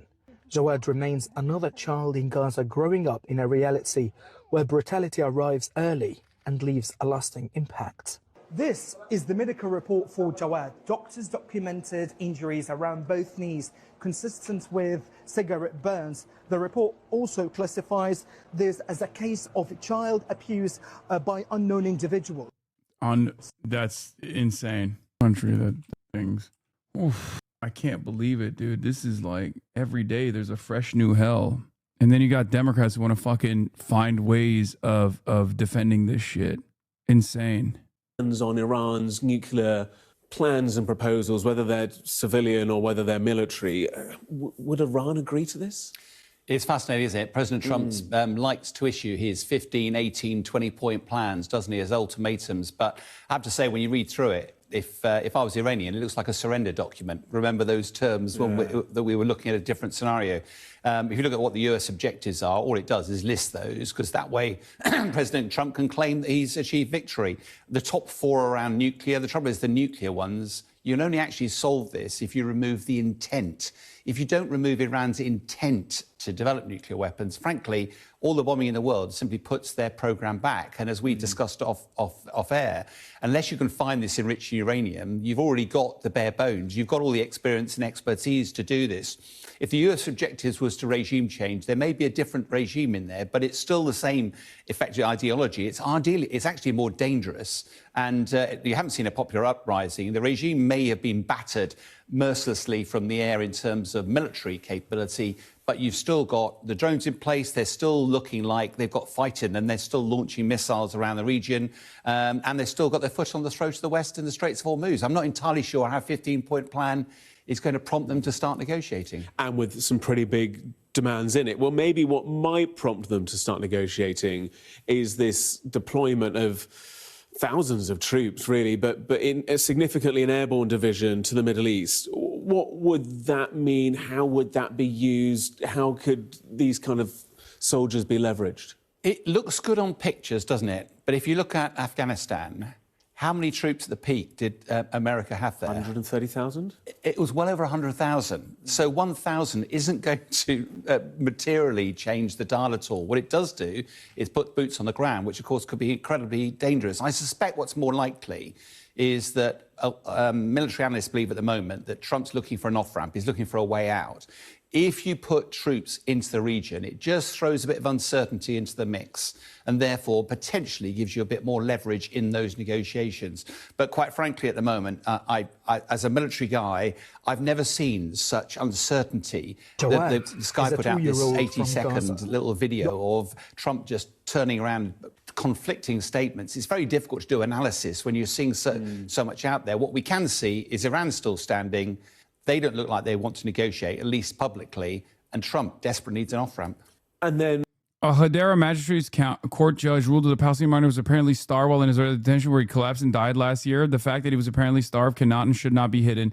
Judge Ehud Kaplan writes in his decision, even though over a year has passed since his death, Israel still continues to hold on to his body. Yeah, man, it's very hard for me to sympathize with anyone that defends this country, man. It's impossible. It's just directly at odds with everything that I've ever learned. It's at odds with base morality, base humanity. It's unbelievable evil shit. This is like worst of the worst of the Nazi brigades. You know what I mean? We've got to think it's not just the United States and Iran, but also Israel. And Israel is continuing its targeting. Yeah, that's who our brave Marine Expeditionary Unit boys are going to fucking die for, by the way. That country, to defend that country's interests and its unlimited appetite for death and destruction in the region. Iranian sites, but it is also massively expanding its operations in Lebanon, trying to create a buffer zone. And the words buffer zone may ring in people's ears because they maybe will think of potentially Gaza, for example, and the fact that Israel continues to occupy about 50% of the Gaza Strip. Some might consider that as a buffer zone. Is this a bit of a formula that we're starting to see develop from the Israeli perspective? I think, unfortunately, you have to only go back in history a short time. 1982 to 2000, Israel was occupying a bit of land. If you see the blue line, the Litani River, there is a blue line below that. You know, that's the border of Israel. That buffer area has been contested in the past. There does not need to be any more death and destruction. But if Iran fails to accept the reality of the current moment, if they fail to understand that they have been defeated militarily and will continue to be, President Trump will ensure they are hit harder than they have ever been hit before. President Trump does not bluff, and he is prepared to unleash hell.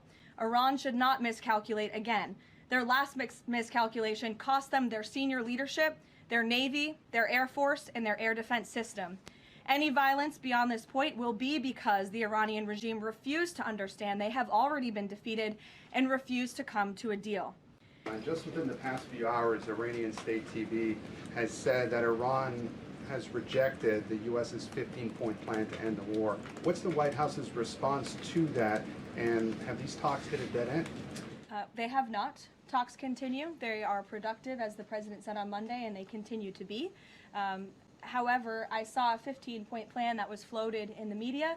I would caution reporters in this room from reporting about speculative points or speculative plans from anonymous sources. The White House never confirmed that full plan. There are elements of truth to it, but some of the stories I read were not entirely factual. So I am not going to negotiate on behalf of the president here at the podium. What I will tell you is these talks are ongoing. We're not going to get into the nitty-gritty details that have been exchanged between the United States and Iran at this time.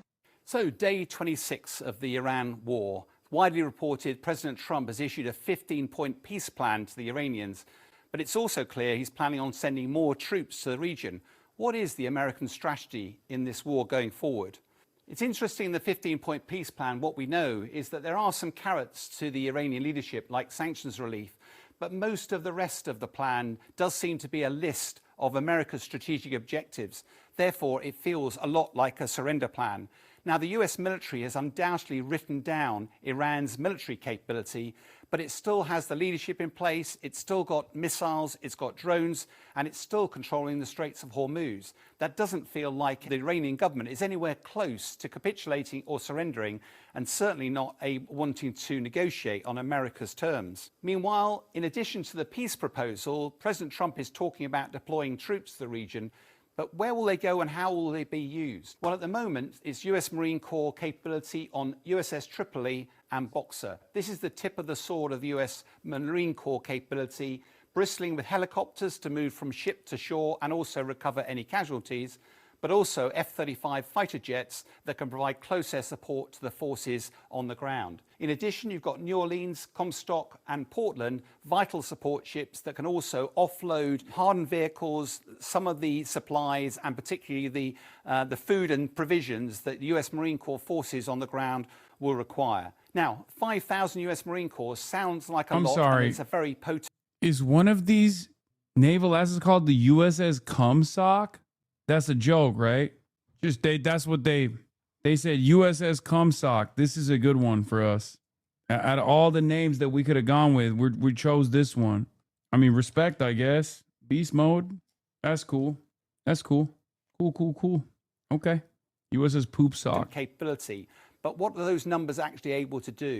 By context, if you look at the Afghan campaign, the Americans deployed over 100,000 military forces into the region at the time. They operate over 300,000 for the invasion of Iraq. And of course, they are facing over 1 million armed IRGC forces in Iran.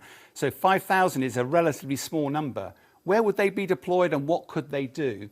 Well, one of the key areas of interest inevitably at the moment is the Straits of Hormuz. And it's been widely expected that one of the ways to control the Straits of Hormuz is to deploy military forces around the coastline and try and annex a part of Iran. Now, whilst that's possible, the harsh reality is 5,000 troops would be a drop in the ocean or be incredibly vulnerable. What looks far more likely is that they could be used at Kharg Island, which is where Iran exports most of its oil from, and America might judge that Iran probably wouldn't attack forces there for risk of damaging their own infrastructure. But the risk of casualties is huge, and America has no appetite for that. Well, it looks far more likely President Trump likes to do a deal. You need leverage to do a deal. And just the hint that he's deploying these forces into the region might be enough to give him some leverage at the table with the Iranians should a deal be done. Meanwhile, if we look across in Israel, Israel's continuing its land. No, not even a little bit. No, he's doing that because he's amassing troops to invade Iraq. And operation. Like, how can you say that and call yourself like a fucking serious adult analyst when the last time Trump did this was 26 fucking days ago? It was a month-long buildup, and it was very clearly an act of perfidy where he faked the negotiation to start bombing Iran alongside Israel. Into southern Lebanon. That is across the border here and south of the Litani River. It's not the first time they've occupied this region. It was occupied in 1982 to 2000.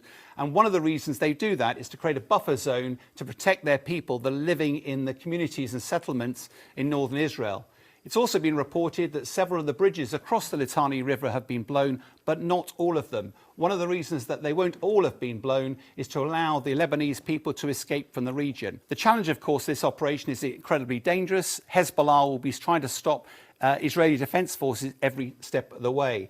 But stepping back, it's not entirely clear how this operation aligns with America's strategic objectives for the war, and it looks increasingly likely as if America and Israel are gradually diverging in terms of their aim. Israel wants... Is he wrong about the number? No. The troops amassed is a relatively small amount, which is why I don't think they're like going to do a full-blown ground invasion, because they can't. They can't do a full-blown ground invasion. They don't even have the logistics. They don't even have the logistics to do a smaller operation. The likelihood is that they're going to, try to land on one of these fucking islands and try to hold it. To make success against Hezbollah in Lebanon, also in the West Bank. All of that's going to take time. Time, frankly, President Trump doesn't have. Who has the upper hand right now? Iran. I regret having come to this conclusion because, like many MI6 officers of my generation, we faced the violence and brutality of the IRGC for most of our careers. That's the Islamic Revolutionary Guards Corps. Yeah. So there is no... How? Also, you're British. You're literally a British spy. I'm sorry, if you're a British spy and you're like, oh my God, we faced the brutality of IRGC, like you probably, in some ways... brought it upon yourself, right? It's the same with like people being like, oh, the IRGC has been like so devastating to our forces. It's like, why are you near the IRGC? Like proximity wise, it makes no fucking sense. You chose to go to their backyard. Also, for the British intelligence agency and the American one, you literally are the reason why the IRGC exists, okay? You are the reason. You did a coup in Iran. You installed a fucking puppet. The puppet was ruthless. You trained its torturers. And then the people rose up and had a popular revolution. I love when there's still dumbass Americans who say shit like this. My friend is going there. Lol, Ayatollah is mutilated and they're winning. Okay, yeah, right. There are so many Americans that are just this fucking stupid. When's the last time you talked to your friend? Just imagine that in your mind. It might be the last memory you've ever had with him. You know, he might actually end up unironically dying for Israel. Given that this is your attitude, I suspect you also voted for the I'm not dying for Israel candidate, right? Like Donald Trump. If you got an opportunity to contact your loved ones that are being deployed or at the precipice of being deployed, tell them to apply for conscientious objector status. Love lost between us, and I shed no tears for Ali Khamenei, who was killed at the beginning of this war. But the reality is... Yes, you can do that when you were already enlisted, yes. This has to be coordinated, right? Elisa Slock and Haley Stevens criticized El Sayed over rallies with Hassan Piker. Stevens said, oh, association with Piker, El Sayed is choosing the campaign with someone who has a history of anti-Semitic rhetoric. It's kind of wild that, like, there is this much of a coordinated smear campaign. This is my favorite thing that people do, by the way, where they, like, actively disparage me, and then they'll actively cry and disparage me, and then be like, oh, the people don't like him. He's unpopular. Why isn't he unpopular? All this is literally them having to deal with their own demons, where they're like, why is a guy, this should be read as, why is a guy who said America deserved 9/11 so popular in America in the eyes of so many Americans? That's what it is. Andrew Cuomo tried this shit, man. It don't fucking work. AIPAC has made the boss call. They got all the Israel lobby dogs to fucking bark as hard as they can. It's so crazy. All the while, Israel's popularity is diminishing every single day, and the overwhelming majority of Americans are looking at what we are doing to the global energy markets and looking at what we're doing to Iran in a negative lens, and they know that it's happening because of Israel. They think you're a government plant. There's a theory that he's a government plant. There's no concrete evidence for it, but the way he dodges the legal system does make one raise an eyebrow. What? If he broke U.S. law, why is nothing happening to him? Should the cops wait for him at the airport when he came back? Wait, what? You can't, like, invent a law violation. What? Why would I be a government plant? Wait, how does that make sense? So I'm a government plant that's actively working against the State Department's objectives? How is that? What? The US underestimated the task, and I think, as of about 2 weeks ago, lost the initiative to Iran. In practice, the Iranian regime has been more resilient than I think anyone would have expected. They took some good decisions, actually, as early as last June, about dispersing their military capability and delegating the authority for the use of those weapons, which has given them significant extra resilience against this incredibly powerful air campaign. They have embarked on what's technically called horizontal escalation, i.e. firing rockets at anybody within range, which at the time, honestly, Shawshank, I thought was nuts, but in fact has been a very good way of putting in direct price on the US. Sort of worked. And then they've understood the significance of the energy war and held the Straits at threat and globalized, and essentially not internationalized, just globalized the conflict in a way that gives them some weapons. So, they've played a weak hand pretty well. My second point is that Donald Trump has said some stuff that will have confirmed something they knew. Fun fact, this guy's 38 years old. Yeah, the British don't age well. Already, which is that they're in a civilizational war in their terms. They're in a war of... It's so funny that they just keep saying, oh, who could have predicted all of this? Literally everyone. Like, what do you mean who could have predicted all this? The Strait of Hormuz is, like, physically not that difficult to control, okay? It is a choke point that Iran has had the capabilities of shutting off for decades. That was part of the reason why we were always presenting Iran as a foreign adversary, fucking with its economy, fucking with the people. Like, what are we talking about? There was the Millennium Challenge is another great example. Like, America ran simulations on how hard they would get ass fucked by Iran in 2002. It's a very famous war game. Like, it's such a famous war game that, like, random fucking dumbass YouTubers have covered it. Not even, like, military Andes. Like, straight up, it's the type of cliche that everyone with like a little bit of interest and some Wikipedia browsing capabilities have figured out on their own. The best part about this is the fucking Pentagon knows this too. It's not like they didn't know. Like, if you think that, I mean, we know for a fact that the Americans knew that this was going to happen. The American analysts, the American intelligence community knew exactly what was going to happen. If I know what was going to happen, how the fuck would they not know that it was going to happen?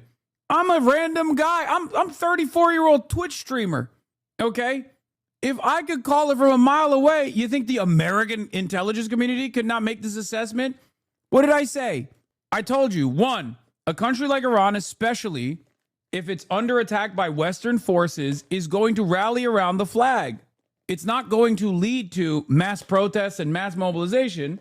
They're going to rally around the flag as they did in the 12-Day War. And not only that, but also they have endless capabilities of shutting off the Strait of Hormuz and controlling commerce that flows from the Strait of Hormuz. Is a 21-mile wide entry point in which 20% of all of the energy flows through for the rest of the world. Of course, the American intelligence knew. That's why they revealed it. They openly stated that this would happen. And when Trump didn't listen to his top general, General Raising Cane, right? What did he do? He went to the media and he sang. He went to the media and he told every outlet he possibly could on background, okay, that we were going to run out of defenses, that this was going to be utter devastation. You don't do that unless it's a last-ditch effort. And the entire time, Donald Trump's like, nope, Steve Witkoff's got me. Lindsey Graham's got me. Benjamin Netanyahu's got me. Played like a fucking fiddle. What a dumbass he is. Existence. Donald Trump made it very clear that he wanted to see them up against the wall, basically, whereas America has embarked on a war of choice. And in those terms, I think that's imbued them with more staying power than their US and certainly US counterparts. And they know that now. And I think that really is giving them the whip hand. Bro. Is the Iran... It's also... there is this like... there's a suspicion that I have, and I want to know what you guys think about this. This is pure speculation, but I think Donald Trump just straight up doesn't trust the American military or its own intelligence community. Like, this literally happened with Vladimir Putin. I think Donald Trump, time and time again, has demonstrated that he just straight up does not trust his own intelligence and does not trust his own generals. I genuinely don't think he trusts them. Because, like, think about how he dealt with Vladimir Putin initially, where I'm certain that our intelligence and you know, our advisors on the American side were like, dude, Vladimir Putin's trying to fuck with you. Like, you're an idiot. Don't do this. Well, they're not saying that, but like, they were probably like, yeah, Vladimir Putin is not sincerely invested in a ceasefire. You probably shouldn't undermine the Ukrainian side. And then he would just like make a phone call to Vladipu, and Vladipu would be like, "Yeah, привет, как дела, как тебя зовут?" Well, he wouldn't say that, but those are the only Russian words I know. He was like, yes, I will do ceasefire. And he would just come out and be like, fuck Zelensky. I hate that motherfucker. All right, he took the advice of Vladimir Putin when he is currently engaging a proxy war with Vladimir Putin over the advice of his own intelligence. And I think it's the same with Benjamin Netanyahu. War weakening America's armed forces. America's Operation Epic Fury in Iran. AIPAC is literally begging people to condemn you. This is an opportunity for thought leaders like John Fast to offer moral leadership and condemn dangerous lies. Respected platforms play a crucial role in elevating the discourse by not giving oxygen to streamers who profit off rage bait, whether it's Hassan Piker or Nick Fuentes. Like, do they think that this is such a tremendous difference in opinion? Anyone who doesn't think this way because they're operating with like the old understanding of like, oh, I don't want to offend anybody, right? That's precisely the reason why they just keep crying to the referee over and over again rather than addressing what I'm saying. Just say it's wrong. Explain how it's wrong. I think Trump sees the intelligence agencies as a part of the deep state whom he holds responsible for impeaching him and prosecuting him. Oh, this was my quote. I said, third way has lost the argument in the eyes of a lot of the Democratic Party's base. Piker told Politico, we can have a debate on how much influence they already had amongst the base in general, but they're losing their institutional relevance as well. Yeah, clearly it's a slow news day for Israel. No, I think they're very stupid. I think that they legitimately, first of all, AIPAC is not going to get any fucking serious Democrat to react, right? You are popping off in the Michigan subreddit. Yeah. Piker's been called anti-Semitic by many on the both and the political right and within leftist circles for his unwavering stance that Israel is committed to genocide in his war with Hamas and Gaza. Fuck that. It's not within leftist circles. It's among the corporatist Dems who are in no way leftist. It's not anti-Semitic to say genocide is genocide. I'm pretty left-wing and do not like Piker, but I wouldn't call him an anti-Semite for opposing Zionism. I'd call him an uninformed elitist grifter that mostly talks out of his ass and changes position day by day when he's not being a raging tanky. If there's one thing you can't say about me, it's that I change my positions. But at the end of the day, that's a personal dislike. God, Reddit is so ass. Like, there's people being like, well, whether or not it's a genocide is up to The Hague to decide. Check the article. Dr. El Sayed said he is not backing down. Event will go on with you. Yeah. I low-key have, like, Bernie level stubbornness when it comes to saying the exact same shit day in, day out.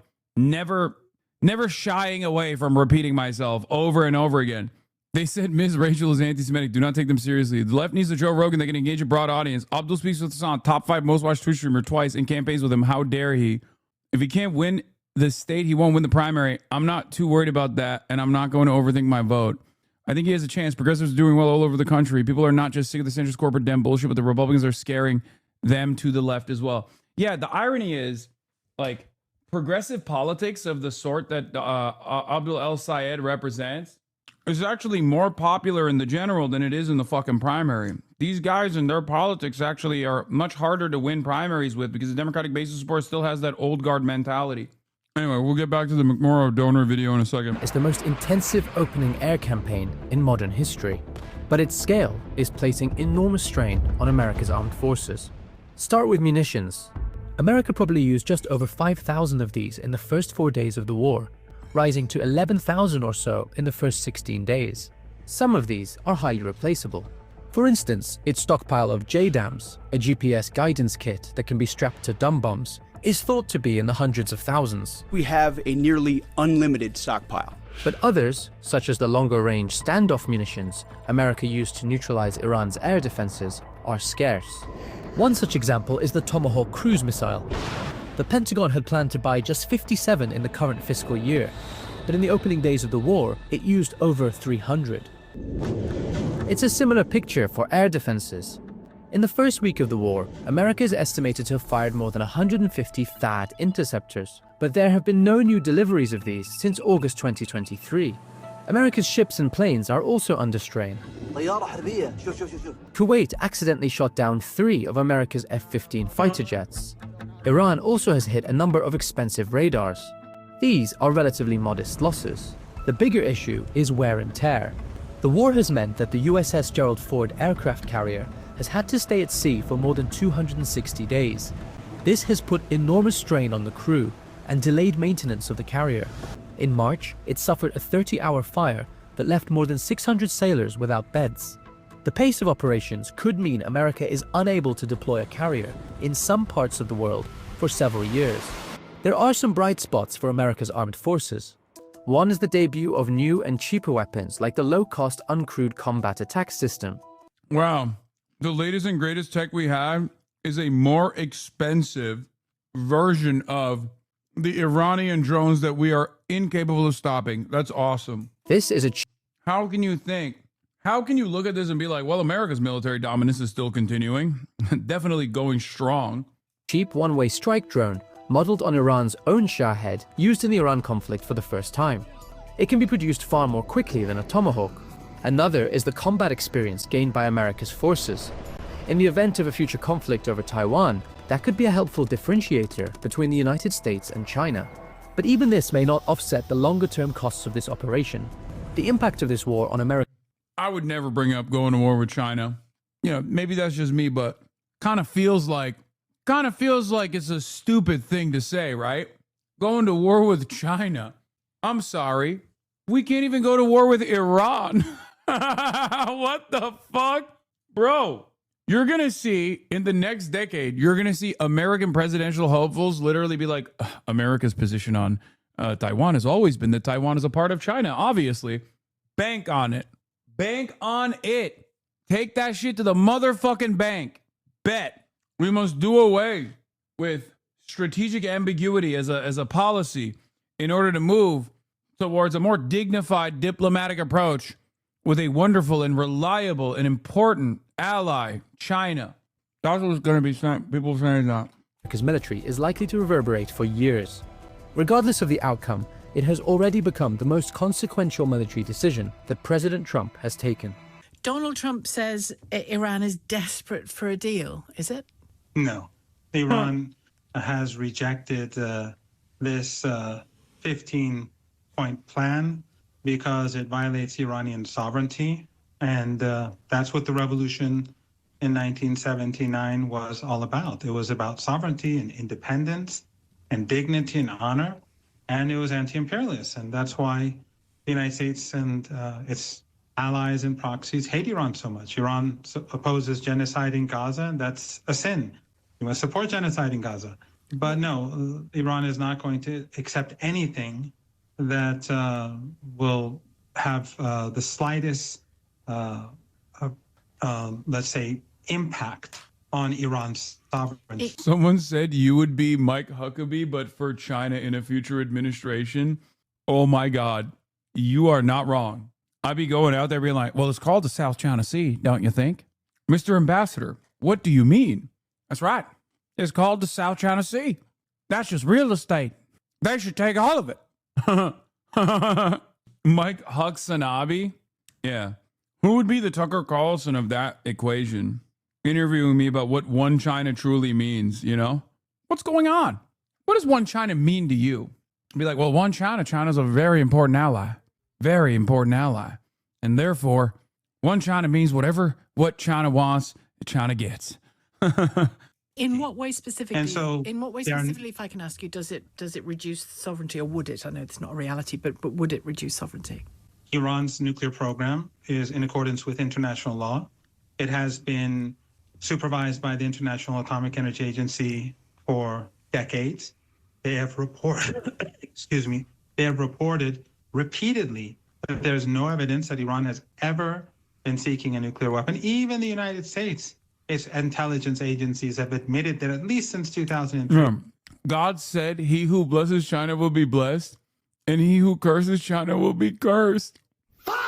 Yeah, that's right. China needs to join Inner Mongolia with Outer Mongolia. Everyone has seen the ROC maps. That's just more China. It turns out the People's Republic also wanted to unify these territories. I mean, it would be mean after all. It would be mean-spirited. These barbarians. Iran has not been pursuing a nuclear weapon. And as you saw just a few days ago, Joe Kent, in his resignation letter to Trump, a Trump appointee, said that Iran was no threat. Iran was not developing a nuclear weapon. And this war was because of the Israeli regime and the Zionist lobby in the United States. So just so people are clear, it's just so people are clear when because there's all kinds of phrases flying around in this story out there. When you talk about Iran's nuclear program, you're talking about a legitimate, monitored civilian nuclear program. Of course, that's what it's always been. Contrary to Western propaganda and Western regime propaganda, it's always been a civilian nuclear program.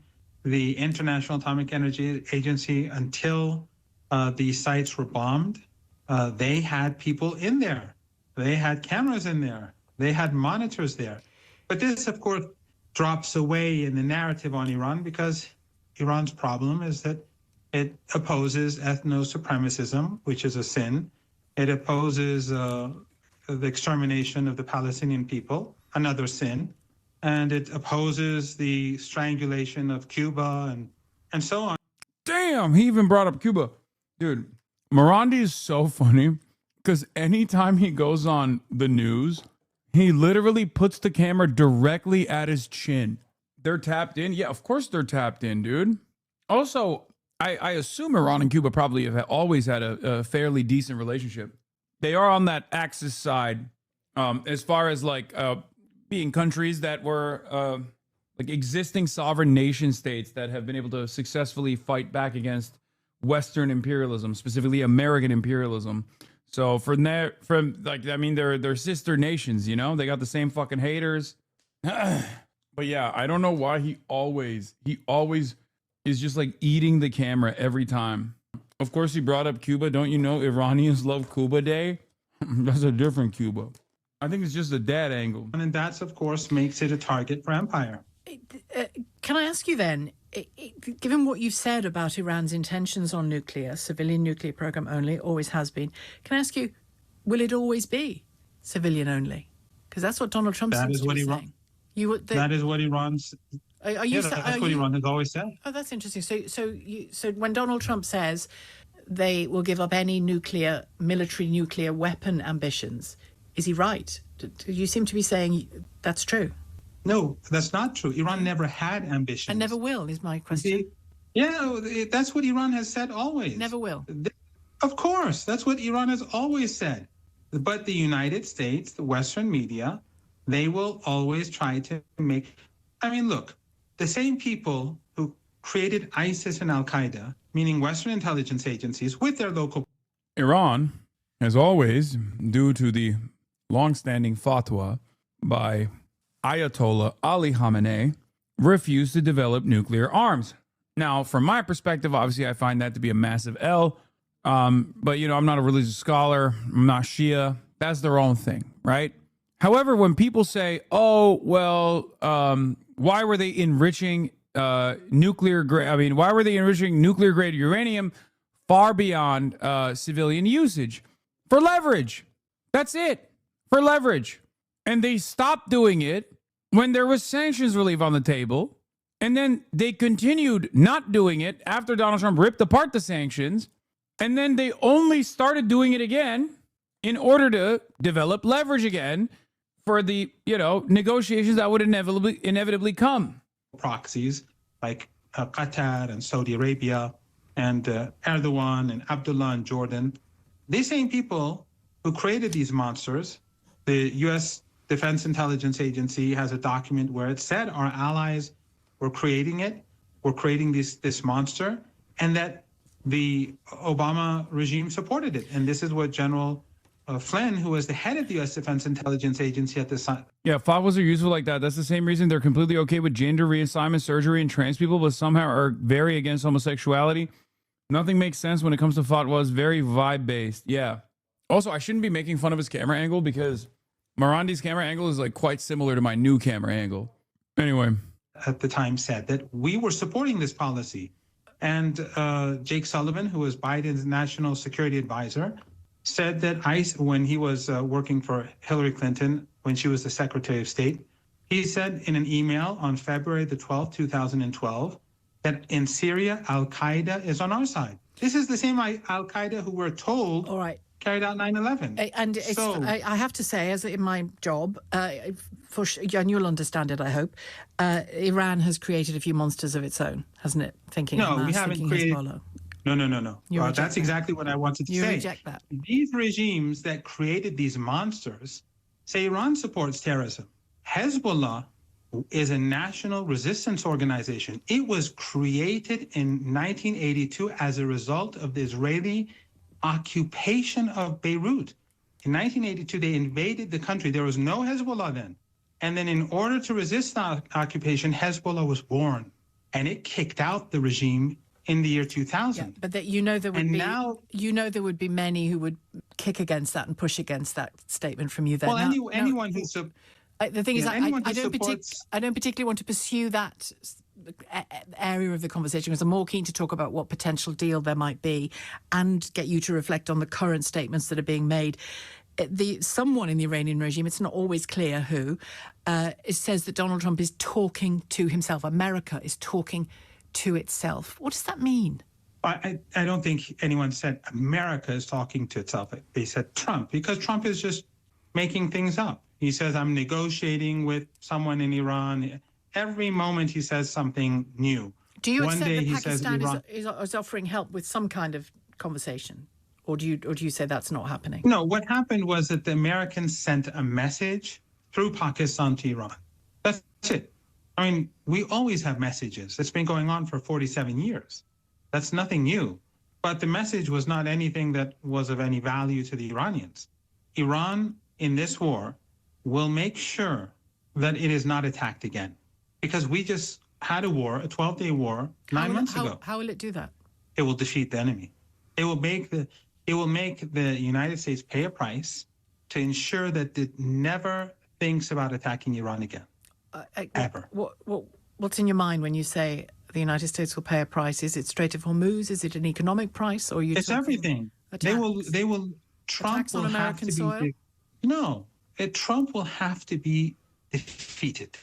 Remember, this is clear. Just like easy to say. Just I'm asking like you to give me a sense of what you mean. the when you United States, and the Israeli regime, with the help of these local despots in the Persian Gulf, who allowed them to use their territory to attack Iran, they have to be made to recognize that attacking Iran is no longer an option. How? We went through it by defeating them, by making them pay a price. Well, they are being bombed. They're being bombed day and night. They are. The Iranians are bombing their positions day and night. And So economic and the military Iranians, attacks. you were being told, and everyone was being told. Is this a random caller? Wait, you think this is a random caller? No. This is Mohammad Marandi. He is a very famous professor.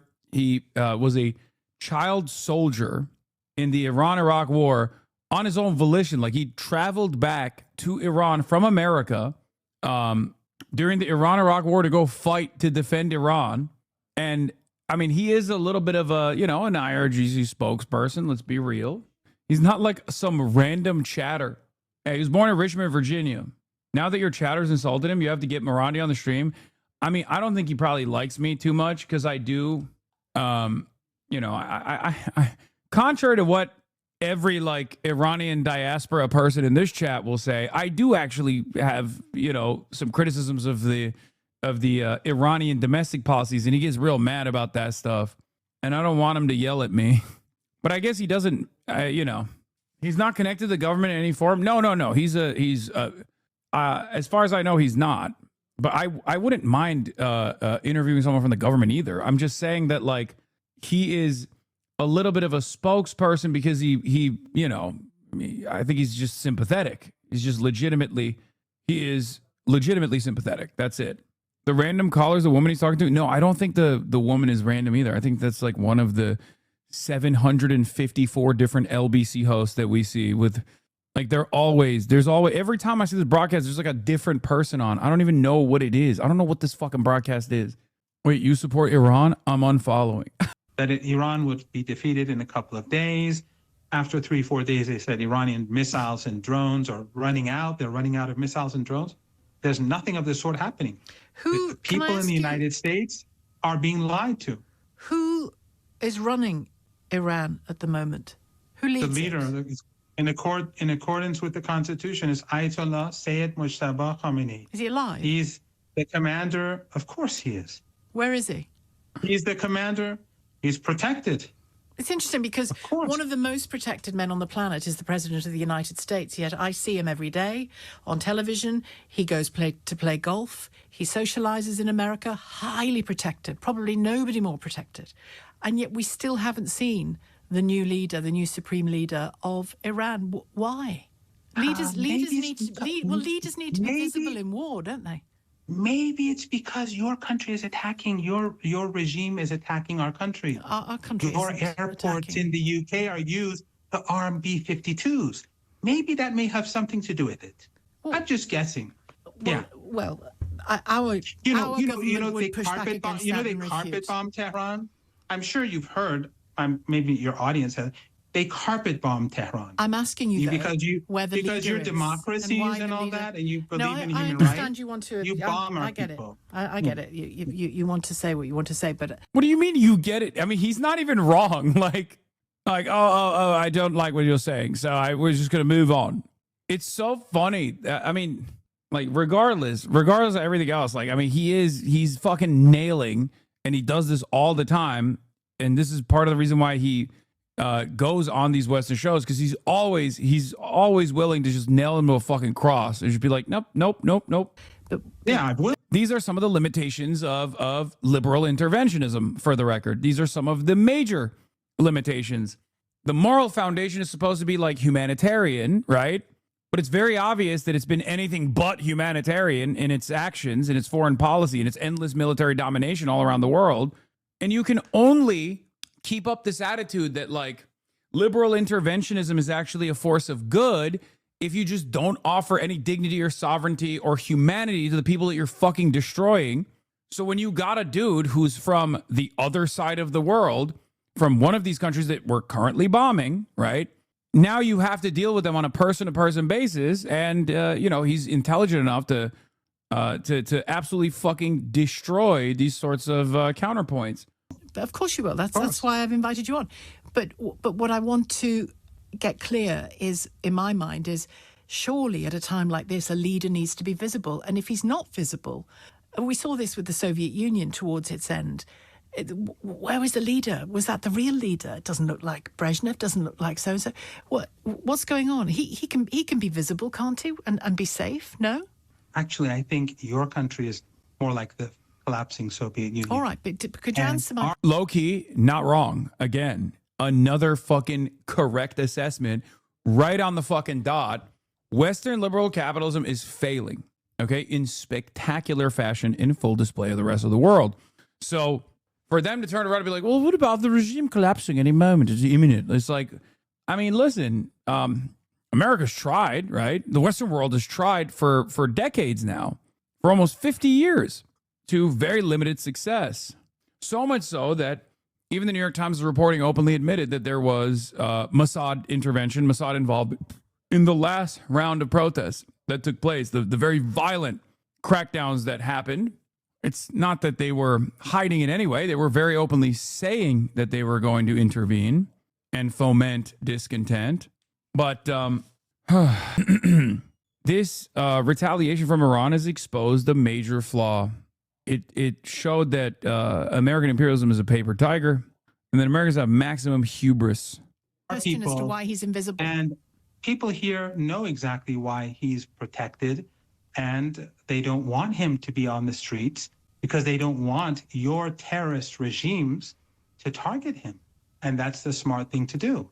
And when we defeat the Epstein regime and the Epstein class, why'd you call it that? Forced to back them. Why'd you call it that? Oh, well, of course, because that's the class that controls your societies. That's the class that engages in war after war after war. Your endless wars, which are making your own people poor and which force people out of desperation to leave their countries and to come to yours. Well, can I and just, then you have, all right, let me. It's your own doing. It's the doing of your own regimes. All right. Your characterization of our government. Let's focus on the UK, if I may, because I'm a UK presenter. Your characterization is so far from what is the truth here. I am currently in a country whose prime minister used to be the director of public prosecutions, came from an ordinary working class home, and is now the prime minister. We, the voters, put him there. We, the voters, may or may not remove him from there in the next few years. And that process... Easiest fucking counter of all time. Are you ready? The overwhelming majority of British society does not want England to participate, does not want the UK to participate in a genocide in Gaza. The response from your government has been to arrest people for holding up a placard that says Palestine action is not a crime. How can you sit here and act as though you abide by the democratic wishes of the majority of your voters?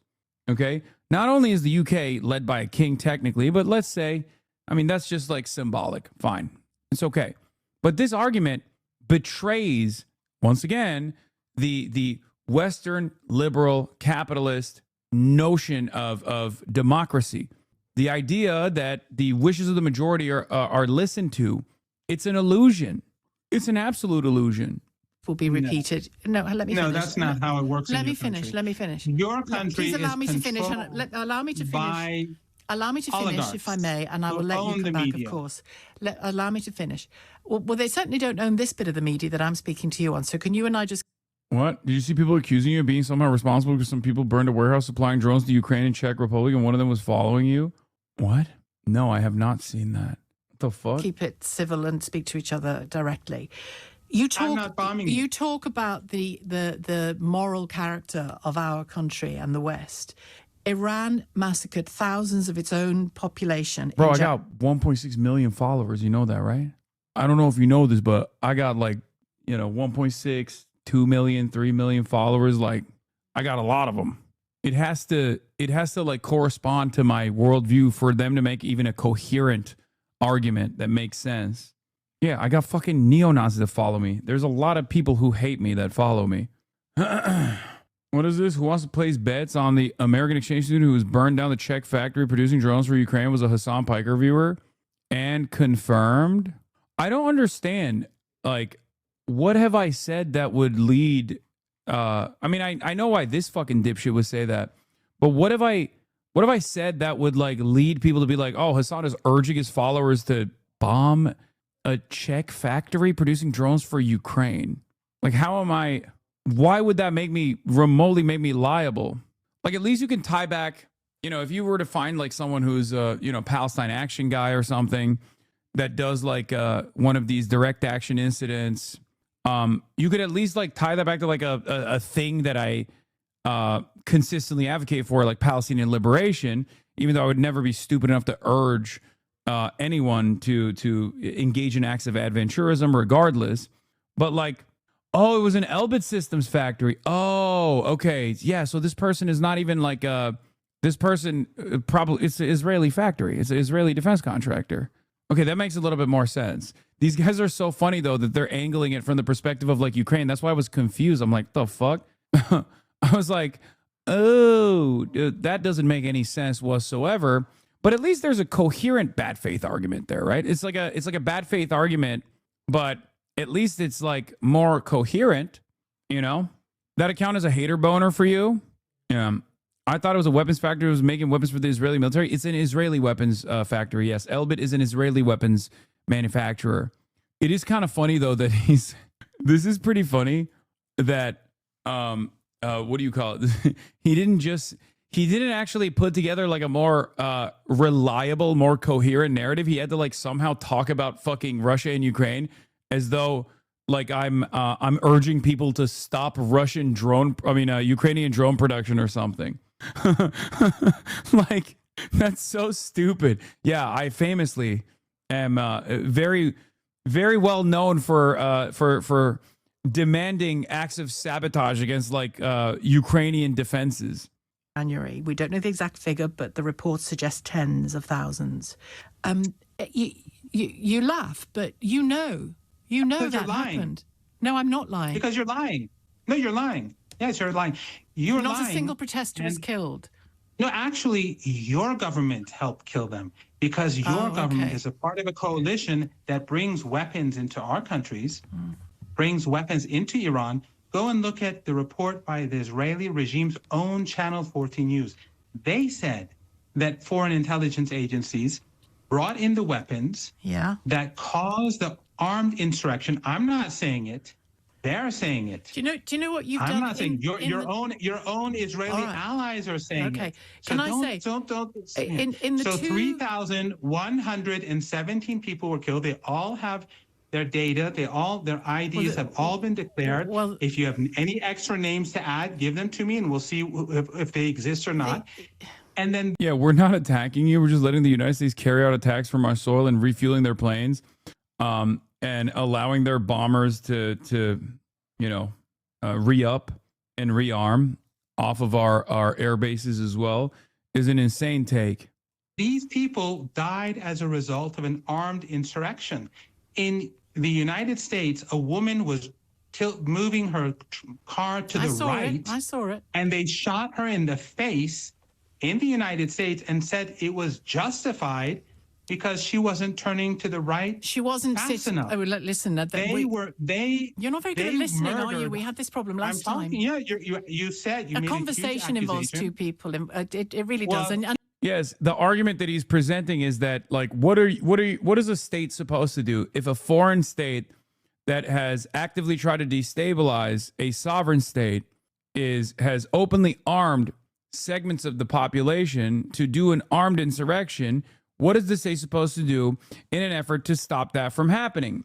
And then the second argument that he's presenting is that America kills its own citizens for far less than that. That's the argument. The reason why she's like chopping it up is because she wants to be like, well, I think that's unacceptable.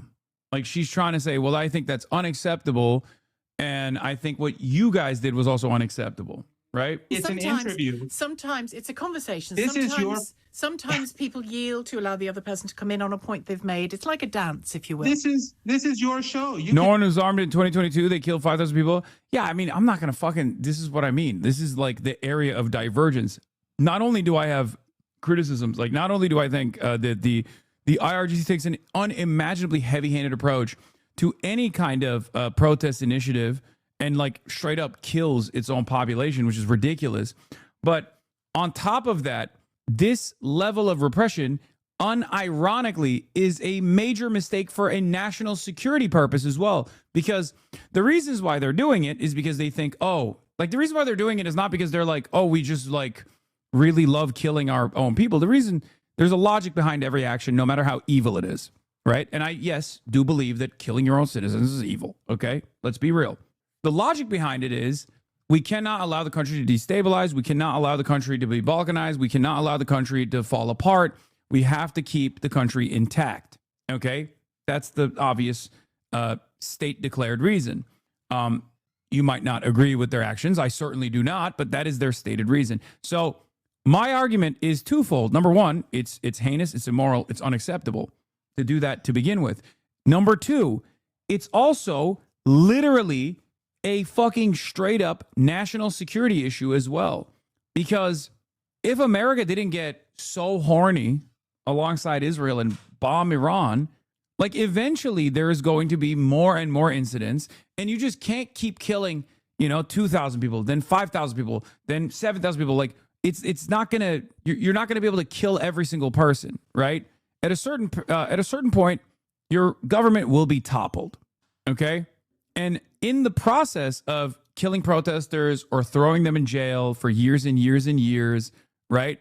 What you end up causing is like massive openings in your national security design. Your national security architecture has holes in it.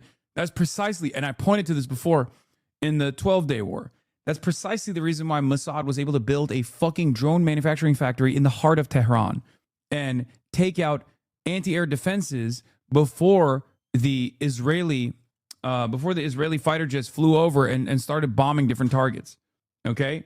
There's too much discontent in the public at that point. So much discontent that they are willing and able to work with an enemy. Okay? Do you understand? This is why I always talk about like, green revolutions and things like that. It exists. It exists all around the world. It happens all around the world. But there is, like a competent state is supposed to identify social pressures and deal with them by being responsive, okay? If your goal is to remain sovereign, you have to address the issues that people have. And by that, I mean, not address them by just like fucking brutally cracking down on them. You can say it all day. You can badmouth Iran day and night. I'm not badmouthing Iran. I'm talking to you. You invited me I'm talking to you. so that I can give an alternative perspective. And you are doing that. And I'm coming in to respond to it. That's but fine. you keep interrupting. I don't keep interrupting you. I fear when you hear my voice, hundreds of police officers and officers of the law were murdered.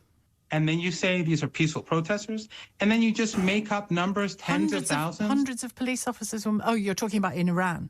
Yes, I thought you were talking about America. Yeah. If 10 police officers were murdered by rioters you say in all your of the country, protesters, would you call them peaceful protesters? You say all of the protesters who were killed in January and February in Iran were armed, and nobody was taken and arrested and raped, and nobody was killed in their hospital bed. No one was raped. Total invention. That's nonsense. Total invention. Yeah, that's totally. Without a doubt, yeah. Who's inventing it? Because the journalists here are responding to reports from Iranians themselves before you had no internet. Come on. No. If there was no internet, then how did you know that they were raping prisoners? That is the sort of narrative that you produce to justify war. You know, like the incubators in Kuwait when Saddam invaded, and that your media would say, oh, they threw out the babies from the incubators to justify war, just like Gaddafi. I wonder if Morandi is Zay Squirrel. I mean, this is a very famous instance of manufacturing consent for war, but like his attitude, his vibes overall, like the way his intensity, low Kirk reminds me of the way that Squirrel operates. And what was it, Viagra? You always do that. That's how it works. But in reality, you know who does the raping? It is the Israelis. And you know that when they rape people, they don't go to prison? And you know that in Gaza, they go to hospitals and pull the plugs on incubators? And then you have the audacity to say that Iran does that sort of thing? It's your allies that do that. Are you the allies that you protect? Can I ask a question? See, Morandi doesn't know. If he really wanted to hit him, he would be like, "Hey, how many successful? What's the clearance rate for sexual assault in the British police force?" You could just say that too. Like you could turn around and not just talk about Israel, but you could like literally hit him on that too, because it's fucking dog shit. Can I ask you? Are you familiar? This is all projection. Are you familiar? Well, I was going to come to make a similar claim to you actually. Are you familiar with the term DARVO? Oh. Deny, attack. DARVO. It stands for deny, attack, and reverse victim and offender. And almost everything. Oh, that's exactly what you do. Well, no, that's exactly. I was going to say that on the 2 occasions of late in the last few months that I've spoken to you, that's precisely what you do in your conversation. No, anything that's that what happens. You do while you're carpet anything bombing. that happens in Iran. I haven't carpet bombed anybody. Neither has the UK. Saying Darvo as anyone that defends Western Empire against anyone that is like defending their country that's currently, a victim of Western imperialism is ridiculous. I'm asking. Your regime I'm saying does. to you Your that regime, whenever your I ask regime. you, let me speak, please. Whenever I ask you, Yeah, it's not Darvo when you apply the same standards to your government or the governments that you're aligned with. I don't know. No, just one moment. Whenever Your I ask you a regime question about what your regime has done, you accuse others of being behind that, let alone what happens in our own countries. Look, there's no way you can hide this. Your regime, which has nothing to do with the people, your regime is aiding the United States in carpet bombing our country. Okay. And as you do that, you try to say that Iran kills tens of thousands of people and rapes people. Why? Because you want to legitimize the rape of a nation. Well, you want to legitimize aggression, and that makes you complicit in war crimes. Okay. Me personally? Yes. Okay. You're propagandist. Thank you very much, Professor Mohammed Marandi, professor at the University of Tehran. A cortege of ambulances winds its way through the war zone that is South Lebanon. You're right. Having well-spoken Iranians on the media dampens U.S. propaganda. I'm talking to my therapist about it tomorrow because he don't give a fuck, and for some reason I like that. No, that's so funny. Look.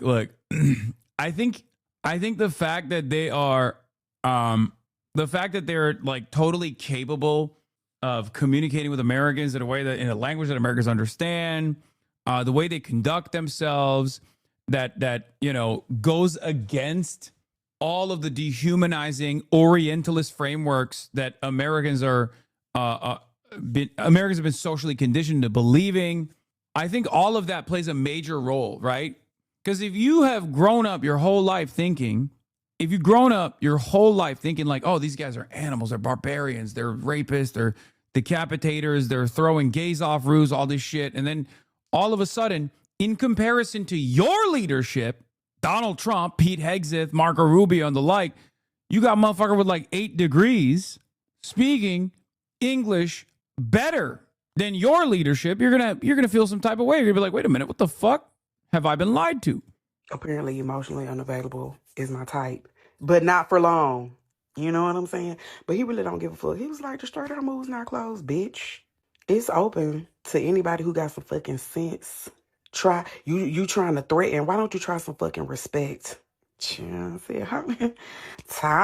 your shit. Talk your shit. I like that, honey. Trump is gonna have to die for Iran to get their demands that I was telling y'all about earlier. his bravado, his ego will let all of us perish instead of acquiescing. I like this man. I'm talking to my therapist about it. New Drewski skit about Erica Kirk. Oh shit. We're praying for all the soldiers and troops. That's great that you're praying, but how about all the kids that died when the USA hit the towers? It broke my heart. That is the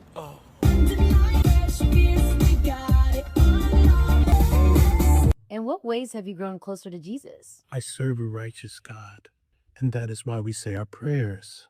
And we are all his children. But when I say children, I mean like the holy, blessed Trinity, which is why I hold the Bible.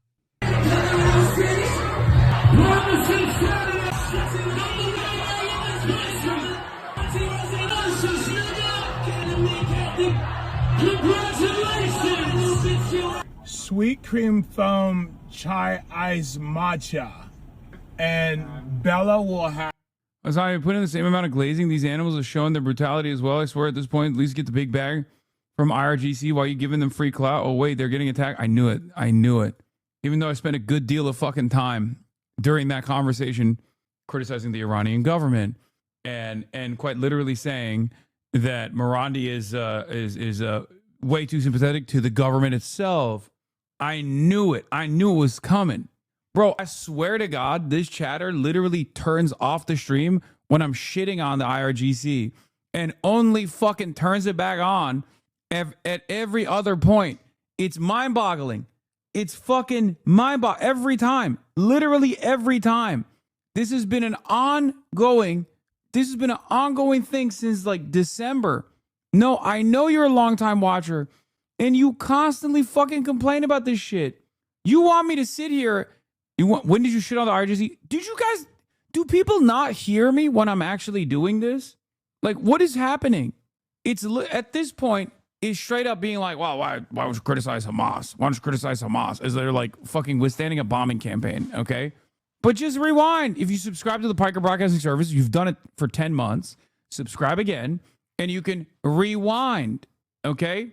If you subscribe to the Piker Broadcasting Service, you can rewind and rewatch.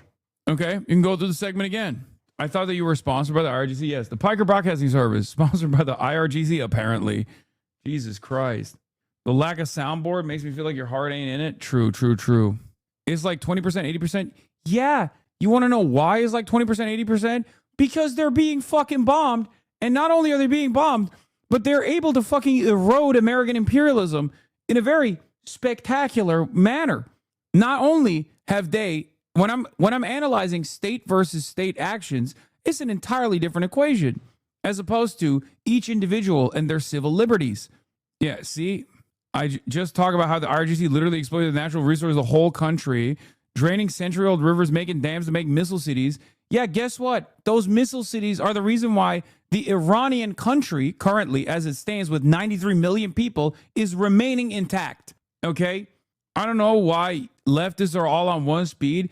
I think many leftists would probably be way more sympathetic to what you're saying. I'm just not one of those people because I look at the situation between two states warring with one another, okay, or three states in this circumstance, where Western imperialism as a force has been a force of far greater evil than Iran ever could be. It's just the truth, right? Just the global war on terror alone takes the cake. So no, in a situation like that, it's ridiculous for me to sit here and be like, yeah, you know, let me give some reasons as to why it's totally appropriate to fucking bomb Iran. Let me give some justifications. You know, it blows my mind. It's like talking about Hamas's like lack of interest in trash collection capabilities, you know, while the genocide is going on or something. Or whenever people are like, well, Hamas did field executions after Israel withdrew. It's like, yeah, they did. You want to know why they couldn't go through the normal court process? Well, one, because Israel bombed the prisons, freed the ISIS affiliates, and have been using them as a popular mobilization force on the ground. And two, they bombed the fucking courts and killed all the judges. You know? At a certain point, I expect you to you know, let up on this whole, like, why don't you talk about October 7 ass narrative? That's a next day after situation. Wait, are we doing it tonight? Oh, okay. We'll have that conversation. We'll have that conversation when we cross that bridge. You know what I mean? And it's also ridiculous because, like, I did unironically criticize, in spite of my policy not to, like, fucking offer any credibility to the argument that, like, Iran needs to be destabilized, because I know that's a far greater evil for the Iranian population, far worse overall.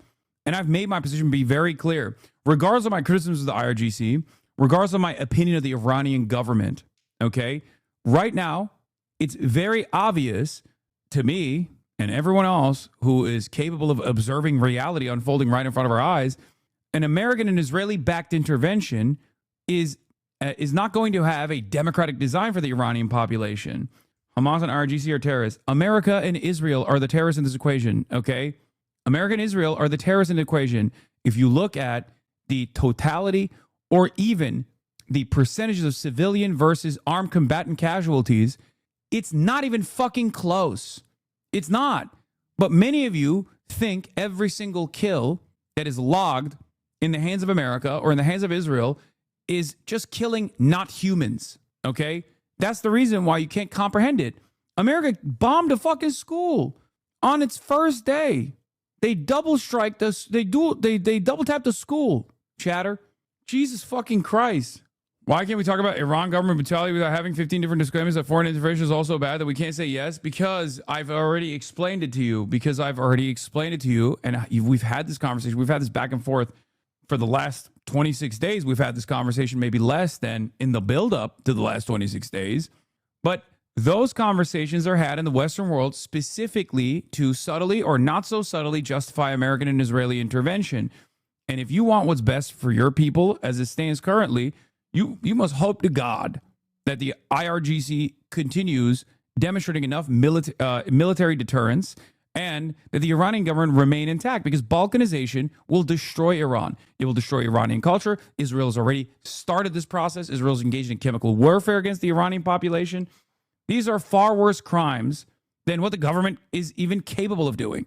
Have you ever considered that I just want to feel like my taxes are going to something good? No, fair. Fair is fair. Have all organic pop cup. Yes, everything organic. Oh, say does that star-spangled banner yet wave o'er the land of the free. 3, 7. Oh, are you good? 4, 3, 2. Hold your chest lifted. We're gonna lift. We have to protect all men in America, especially all white men in America. Those are the boys that we care about in this country. America is built on their backs. Yes, because they are the ones who mattered most. Yeah, to kill one engineer and professor, the United States and Israel, this happened the other day, yesterday, killed 50 other people, 50 civilians. And this happens all the fucking time. This is just how Israel behaves. This is how Israel operates. It is a far, far greater evil than Iran ever could be, okay? It's just the truth. It's not even a question when we're talking about like Hamas versus Israel or Palestinian resistance versus Israel in general, but like even with Iran, which is a sovereign state that has a good deal of brutality, that has demonstrated a good deal of brutality, ruthlessness, deaths against its own population, it's not even a fucking question. Yeah, also, this isn't Drewski. This is a grieving widow. It's kind of crazy that you guys don't see that. If I was living in a different country and I hugged my daughter goodbye in the morning to send her off to school, and I found out later that day that that school had been hit by a bomb sent by the United States, and then I had to sit and watch videos like this. And you know what? I care even less about the 62 children who got killed in the bombing. I don't give a shit about that. It's over 100. I don't care if it's 2. And videos like this.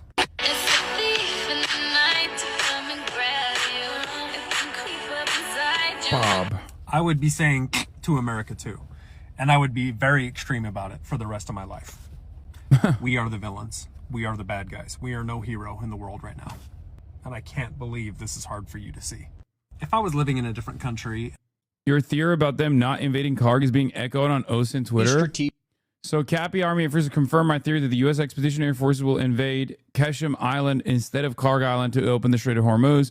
secure the airport, land heavy equipment, then invade the mainland, advancing both east and west along the coast of Iran. They're targeting here for 3 strategic reasons, I think, that we'll get into. First, because so far the main weapons that Iran has managed to hit commercial oil tankers with are short-range unmanned surface vessels, or USVs. They're cheap and they work against targets that are naked and defenseless. According to naval expert H.I. Sutton, he believes these seaborne drones are responsible for most of the damage done to tankers in the contested waterways so far. But these weapons have the downside of needing to be launched from close proximity near the shores. Take a look at this section of the Strait of Hormuz here. Notice how there are multiple tiny islands. You've got the Hormuz, you've got the Lakark, and most importantly, the Qasem Island. This is where the headquarters of the IRGC's deep underground bases are located, and it's where they launched these attacks from. Why do they need to hit from close range? Because oil tankers move at about 18 miles per hour or 30 kilometers per hour, which sounds very slow, but it's fast enough that they're difficult to target from long range. The reason for this is Iran lacks GPS guidance and they lack the type of sophisticated seekers for hitting moving tankers. There is a misconception that Iran is blocking the strait when it's more accurate that they're simply making it too dangerous to use for ships aligned with the United States. If only 3% of Iran's munitions hit ships, that's still too high of a risk for commercial shipping to accept. These munitions are depending on old school radio waves, basically. It's a cheap, dirty, effective method, but it forces the IRGC to get into a close range fight. Strategically, what that means on the bigger picture is that the US military doesn't need to clear the entire country of Iran to reopen the Strait of Hormuz. The US needs to clear a threat of about 300 miles or 500. Oh shit. Bro, I didn't realize. I didn't realize it's that simple, dude. That's crazy. Yeah, also, where are they staging? Fucking Djibouti? Like, where are they staging? So they have to fly over Yemeni territory? Are they gonna like, where are they going to deploy the troops from? Are they gonna come in from, are they gonna come in for the water? How are they holding the position? I just don't understand. They're just gonna clear 300 miles of coastline with 300 miles of mountainside right on top of that coastline. Mathematically, at the current rate of progress, it would take Russia approximately 568 years to conquer this much area in Ukraine. Stage in Fujairah and take rowboats over. Bro, Iran's air force and naval force are gone. We can station underwater and in the Sky City. I don't know. I mean, look, America's offensive capabilities are pretty powerful, right? That's true. But at the end of the day, my assumption is that they're not going to leave the strategic choke point unguarded, right? And not only that, but also I just don't understand how you hold an area like this. And if you invade, but you can't hold, that means you're just invading and throwing bodies into the meat grinder. You're just literally dumping American Marines into the fuck pile. What do you do in that? Like, you can't do Russian style conquering, right? Like, America's actually never done that. I mean, Israel will certainly never do that. I don't even think America has enough manpower to do that. I'm expecting massive air coverage just to help the Marine carrier get close enough to start deploying the IFVs. That island is the perfect beachhead. Smaller battalions of ground troops can stage with little garrisons. NATO will be emboldened and rally to flank Iran from the east by sending 1,000 Afghan soldiers. Checkmate the IRGC. Ryan Ruth, did you get out? Ryan, is that you? Do you mean to tell me there's 1,000 NATO trained Afghan forces waiting to go? Ryan, I feel like military action of this sort is going to absolutely lead to Iran damming the living shit out of the Strait of Hormuz, okay, immediately.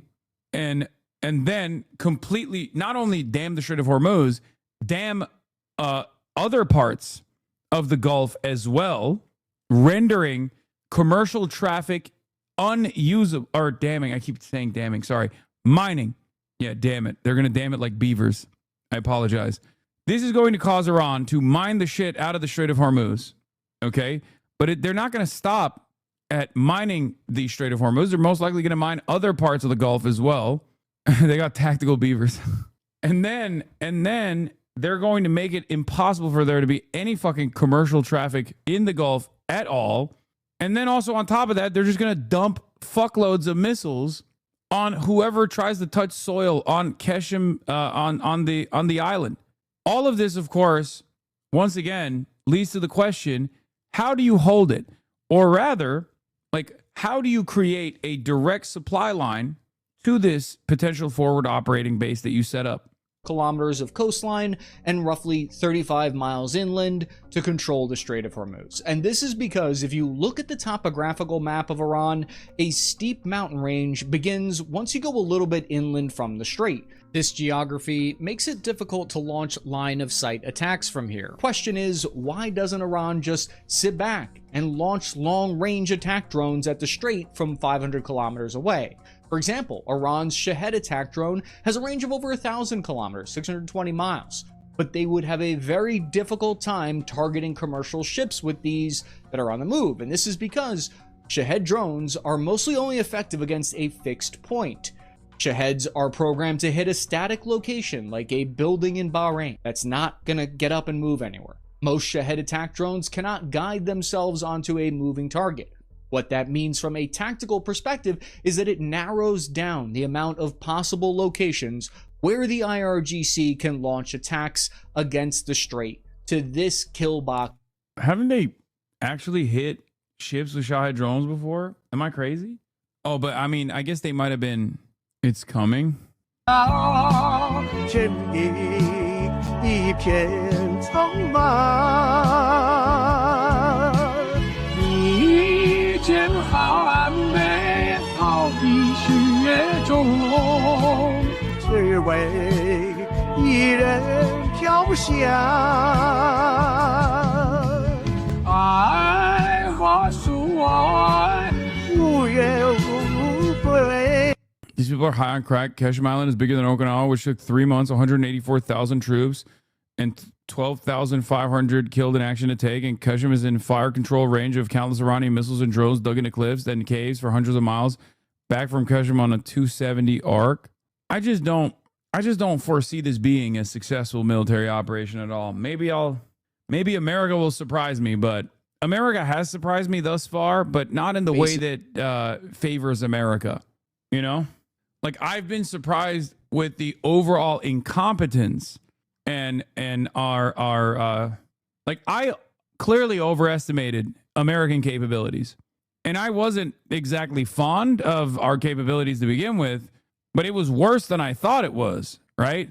And this is already a spectacularly stupid plan to try and pull off. There's no doubt they can pull off a landing and defeat conventional forces, but any kind of occupation will be a fucking disaster. Yeah. Like, what's the plan here? This can only happen if you have a clear cut, if you have a clear plan of like just doing permanent military occupation in Iran. Otherwise, you land there, you kill the forces, and then you just eat missiles for the rest of time until every single boy and girl from Iowa is dead. Like, what are the troops gonna do? What are the troops gonna do? They land, they kill the forces on the ground. They take control over the island. Okay. Before they land, Iran has already started mining the strait, right? Because they're already moving these troops in this position, right? They mine the strait. They mine the rest of the Gulf, different parts of the Gulf as well. So now that's over. What is this? I just asked my friend from work. Dude is on tape saying America deserved 9/11. Do y'all want to fucking win elections or not? I just asked my friend from work. Hey, if a candidate were campaigning with the internet influencer said that America deserved 9/11, would that make you more or less likely to vote for him? Lol, why are you asking me? You know I'm not a news junkie like you. That's why I'm asking. Okay, more, I guess. Jeff says more too. He sounds cool. Absolute victory. It's funny because this already happened, right? This already happened with Zoran Mamdani, and it didn't fucking work. Why are they packing this back up? I'm gonna post that. Does anyone have that meme handy, readily available? The ad, the mailer that they sent out. They have one button. It's just a stupid button. In New York, nonetheless. Yeah, it's crazy to me. These guys are so extreme. Why are they attacking the Strait of Hormuz, not the Gay of Hormuz? Yeah, this is woke. Our military's gone woke, folks. There was a mailer that was put out. Yeah. Look, if Hassan is such a liability, he'll drag down Abdullah al-Sayed's campaign and he'll lose. So I don't know what centrists are having a meltdown about. Isn't this like their ideal scenario? Yeah, that's so weird. It's always motherfuckers who don't like the cause. Motherfuckers who are like, I hate your cause, that are always giving advice and pointers on how this stuff works. Israel wants peace, actually? Yeah, sure. Found it. No, I got it. Last time a right-wing Democrat tried this attack, New York got its. What do I say to a friend or anybody for that matter who brings up the 9/11 thing? Ask them what they think I mean.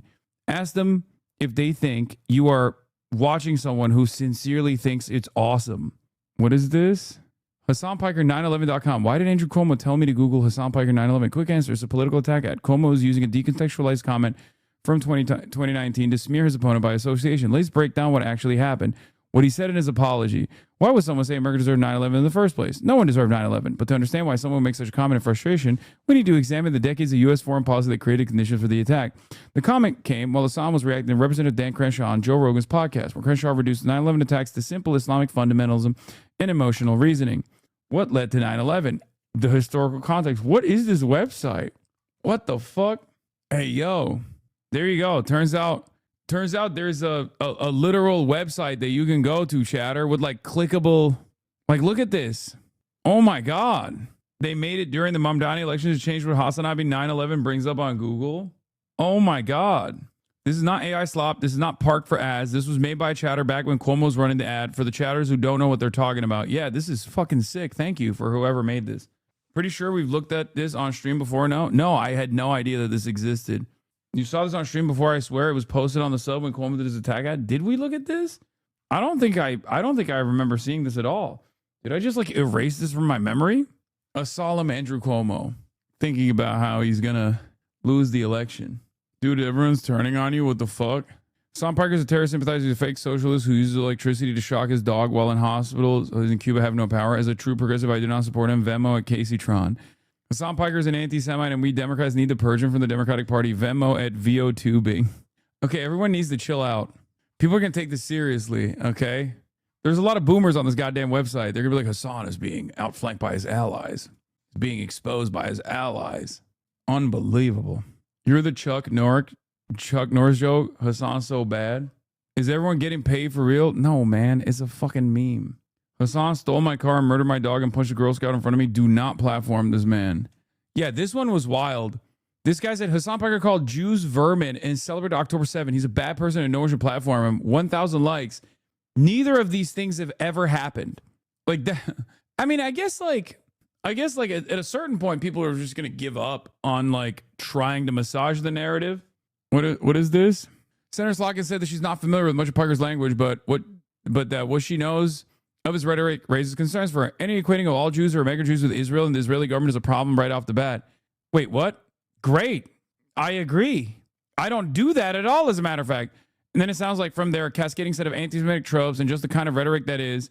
I love that she literally said, like, I don't know anything about this guy, but it seems like he's equating all Jews with Israel. Okay, you could have just looked into it and realized that I have repeatedly, for like the past 12, 13 years at this point, done the exact opposite of that. She thinks you are AIPAC. Hassan America hater. I want to read for myself, but that sounds deeply anti-Semitic consistently and therefore not someone that should be helping anybody out in the Michigan political environment, she said. Bro, you're going to be brought into a House subcommittee McCarthy trial style? Oh, yeah, for sure. They got the guns on me. They got the guns trained. My friend who works at the Elisa Slotkin office says that they hate you and call you revisionist and a Democratic Party sheepdog. It's deeply troubling to learn of proposed events that you mentioned MSU featuring Hassan Piker on April 7th. Even more concerning are reports that public officials intend to appear alongside him, an action that risks legitimizing harmful rhetoric. Yeah, harmful rhetoric like Israel's a Nazi country. Such harmful rhetoric. Bro, being honest, if you were not a streamer, I think you'd be disappeared. I mean, if I wasn't a streamer, no one would know who the fuck I am. I would just be a regular ass person who has regular ass opinions. There are millions of people who also recognize the truth about what Israel does, recognize the truth about Zionism, and, you know, they're not getting fucking disappeared. And the reason why they're not getting disappeared is because they're not streamers. What is this? AIPAC is one of the groups. Which group would you think is behind your litmus test to disavow Hassan Piker, buddy? No group. I do that one for free. He's an ignorant asshole. Never implied you were paid for. Are there other things you are paid to say? Slotkin probably still pissed at Breaking Points for conducting an actual interview with her than the glowing praise sessions he's used to having. Unk in the trenches defending you. Hassan is not an anti-Semite. You made that up to protect your beloved Israel, which has bribed you with over $6.6 million in campaign contributions. You work for them and not your voters. You should be deeply ashamed of yourself, and your hatred towards Muslims is disqualifying. That's right, dude. That's right. Jank, I listen to you often as a conservative. I find you insightful and genuine most of the time, but Piker is anti-American and bigoted. Piker is anti-American. He demonstrates the worst bigotry of all. Anti-American bigotry. The hate is always funny to me because it brought me here originally and I've stuck around since because I wanted to see why people were hating and I love the coverage of the news stories I might have missed. Yep. It's kind of, I don't know. I don't know what it is. I don't know what it is that like I just bring about something so fucking primal in these people. Trump is on tape saying, you think our country is so innocent in response to a question about Russian crimes? He's on tape calling America a garbage can. He incited an insurrection also on tape. He's also a twice elected U.S. president. Piker's a streamer, not a candidate. Against you on your Piker defense, but this is true. We should be capable of holding out POTUS to a higher standard than our streamers. Yeah, you know what's funny? I swear to God, maybe it's because I'm the one in the crosshairs and therefore I have like a personal association with the incident. But these guys legitimately hate me more than they hate the Republicans. Am I crazy? Am I wild? Is this like a wild assertion? It kind of feels like they hate me more than they hate the Republicans. It's because you're effective and you're a good person, a Muslim. They're using. Yeah. Also, I do shit with plenty of other candidates and they never go this hard. They never go this hard unless it's a Muslim. I have noticed they only go this hard. This is absolutely something that I have seen. That they did this with Zoran and now they're doing it with Abdul El Sayed. They don't do this with any other candidate. I've done interviews. I've appeared side by side with numerous other candidates that are running for office. And the only time they fucking go this hard is if they can like stitch up a Muslimic style candidate. It's very weird. I've told you this 50 times in this chat why this is. Republicans reinforce their sense of moral superiority and you threaten it. You threaten their identity as morally superior. You're fucking up their grift. That, my boy, is the reason. They say you're doing Takia. Summer Lee only got one article. Yeah, Summer Lee to appear with controversial streamer from Pittsburgh Jewish Chronicle. Summer Lee to appear with controversial streamer Hassan Piker at Michigan rallies. Piker has been accused of anti-Semitism. What does this mean? Yeah, they don't do this with AOC. They don't do this with Bernard Sanders. They don't do this for Ro Khanna. But anytime there's a Muslimic style candidate, a Musliman, they go hard, bro. They go nutty mode. I genuinely do think it's because, you know, they want to stitch up Muslim candidates with like Islamophobia, but this is like the liberal version of doing so. Apparently, according to my contacts within AIPAC, you are being targeted specifically because your jump shot is limp, your hairline is fading, and your noggin is tiny. Seems like overkill. I know. I already have all those L's. Going for me. Always funny how many of the big tent, we need to be less scoldy. Democrats absolutely hate the idea of a big tent and love to scold people. Yeah. It's like, it's a little bit overkill, right? Because I feel like normal people are going to see this stuff and be like, all right, dude, he can't be that fucking bad. I don't really know this guy that much, but goddamn. That's what I assume. This exposes that the controlled opposition party is a misnomer. In actuality, they're just a marketing arm of the imperialist regime trying to make Republicans look better at all costs. I think part of it with Summer is they don't want to elevate her. She's not that known. Yeah, she's awesome. The more they get to know her, the more they will love her. So very strange stuff. The story of Republican dominance in the last decade can be told by examining how the GOP treated Charlie Kirk versus how the Dems treat Hassan. The Democrats never miss an opportunity to miss an opportunity. I mean, this also implies that like I'm, you know, morally equivalent to Charlie Kirk. But I guess the point that Daniel's trying to make is that like I am the Charlie Kirk of the Democrats, except, you know, I think I have more motion and get way less acceptance from the party. Like more real pre-assassination Charlie Kirk, he had some motion, especially after TikTok. But before TikTok gave him that elevated boost in order to stave off their date of execution, Charlie Kirk didn't really have that much motion. But then this happened. We are child, we'll fight against business. Dems would not say a word if I got Kirk. Bro, Dems would be at the fucking funeral proceedings partying. Like, honestly, I mean, you can see there are Democrats out there who are unbelievably invested in defending the state of Israel and maintaining some kind of allegiance to the state of Israel. And this seems to be their only shot at doing so. They have placed so much emphasis on me as a singular individual, as a singular force that like represents a separation from the Israeli state, which is odd because my popularity does not come from my capacity to like hypnotize people into hating Israel. My popularity comes from the fact that people agree with these positions. They've heard my advocacy. Maybe they didn't agree with it at first, but time has proven me right. Their own experiences have caused them to come here. Your own experiences, like you are all people like this. You never, at some point in your life, you had never heard of me. And, you know, through a different sequence of circumstances, you found yourself here, maybe because you like heard a lot of negative things and you want to check out for yourself, or maybe you heard positive things, you want to check it out. Some of you agreed with me on most of my worldview, even before you encountered me. Many of you didn't, but over time understood where I was coming from. And maybe some of you still don't agree with everything that I say and do. But at the end of the day, when it comes to like this issue of Israel or the issue, like the criticisms I have for the Democratic Party, it comes from a place of wanting to destroy the Republicans. Okay? I want to destroy the Republicans. I want to destroy the Republican Party.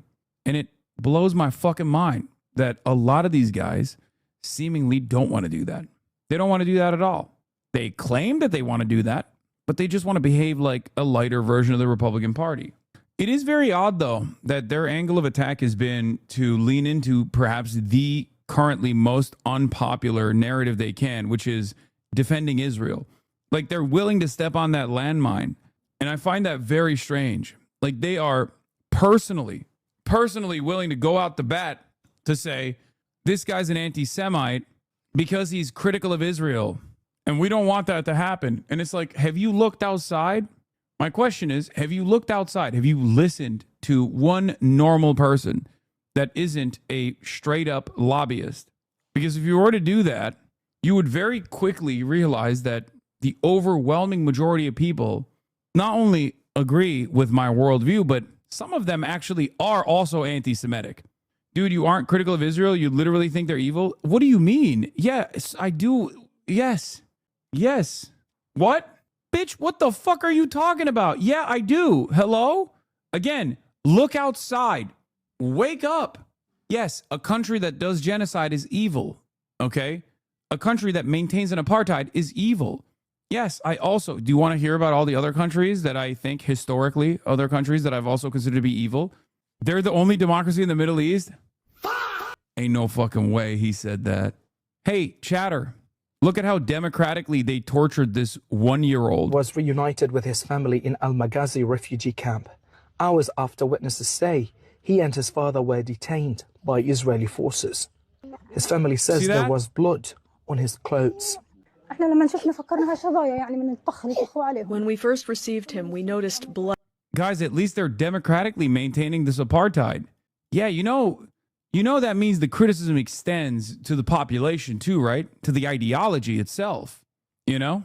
That's my argument. My argument is Zionism, the underpinning ideology that developed the nation state of Israel, is a fascist ideology.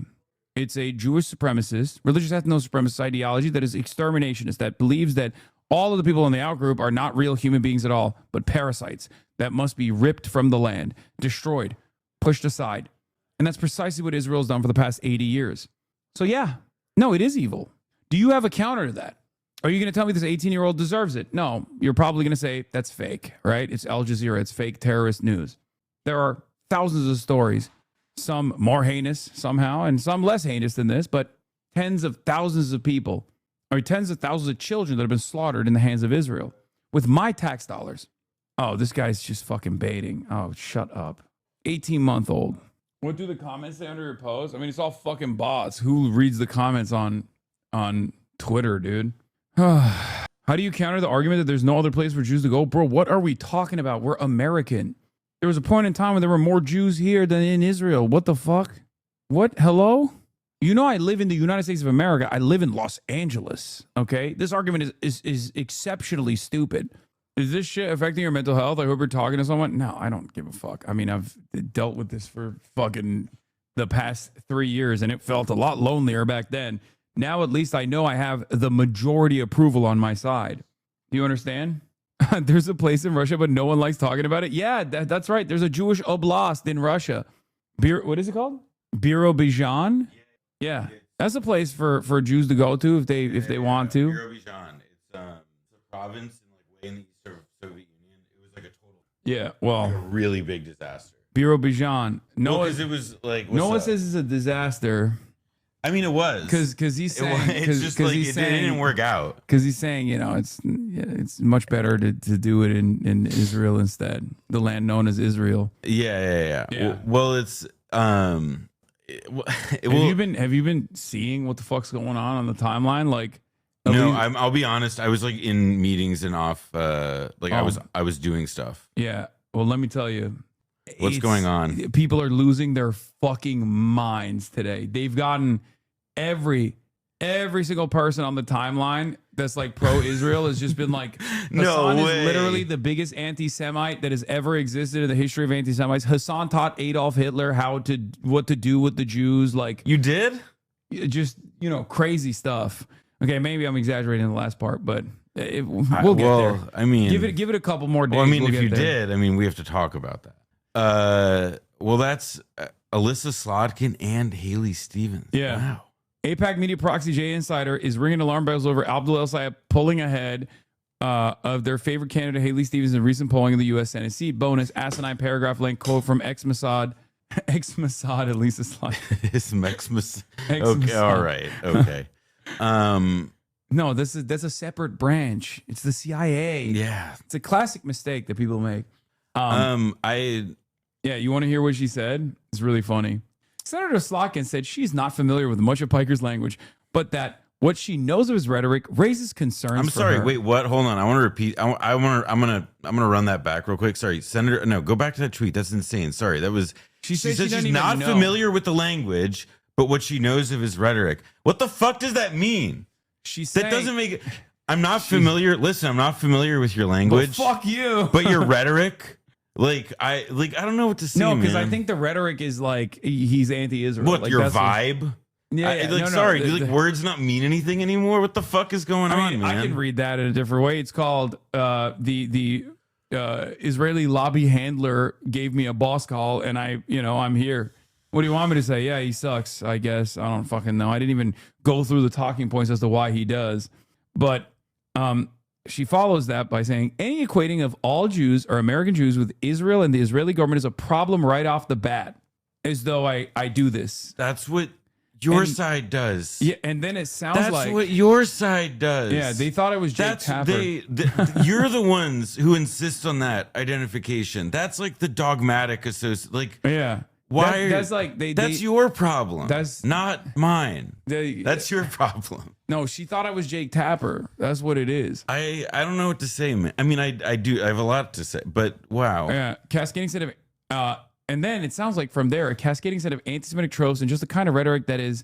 I want to read for myself. She reiterates she does not know who I am, which is really funny. I want to read for myself, but sounds deeply anti-Semitic. So listen, bro. No, I don't know who you are. Well, but fuck you. Wow. And therefore not someone that should be helping anybody out in the Michigan political environment, she said. Oh my God. How does the CIA not know who you are? Yeah, I mean, no, it's because she took out the CIA chip and put the centrism chip in her brain. So she's attacking me centristly, where she's like still leaving room, where she's like, everyone's got takes. And we're beginning the phase of researching what those takes are. Also, wait, it's March 25th. In like November, there was like this whole thing about how, listen, like we can't be such purists anymore. We need to reach young men. We need influencers. Look who texted me. I posted a Trey Easton dunk.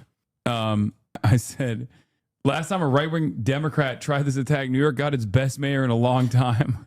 Dude is on tape saying America deserved 9/11. Do y'all want to fucking win elections or not? God damn. Damn, he said we're actually. Wow, Trey Easton would believe something totally bad faith. I Yeah. can't believe that. Yeah. That's shocking to me. How am I going to go to bed at night? Yeah. Noah dunked on him too. Oh, yeah. You're a talentless Twitter warrior. The Searchlight Institute is a pompous group of posters posturing as a think tank. The only reason people know your name is because periodically you do something really embarrassing on social media. Settle down.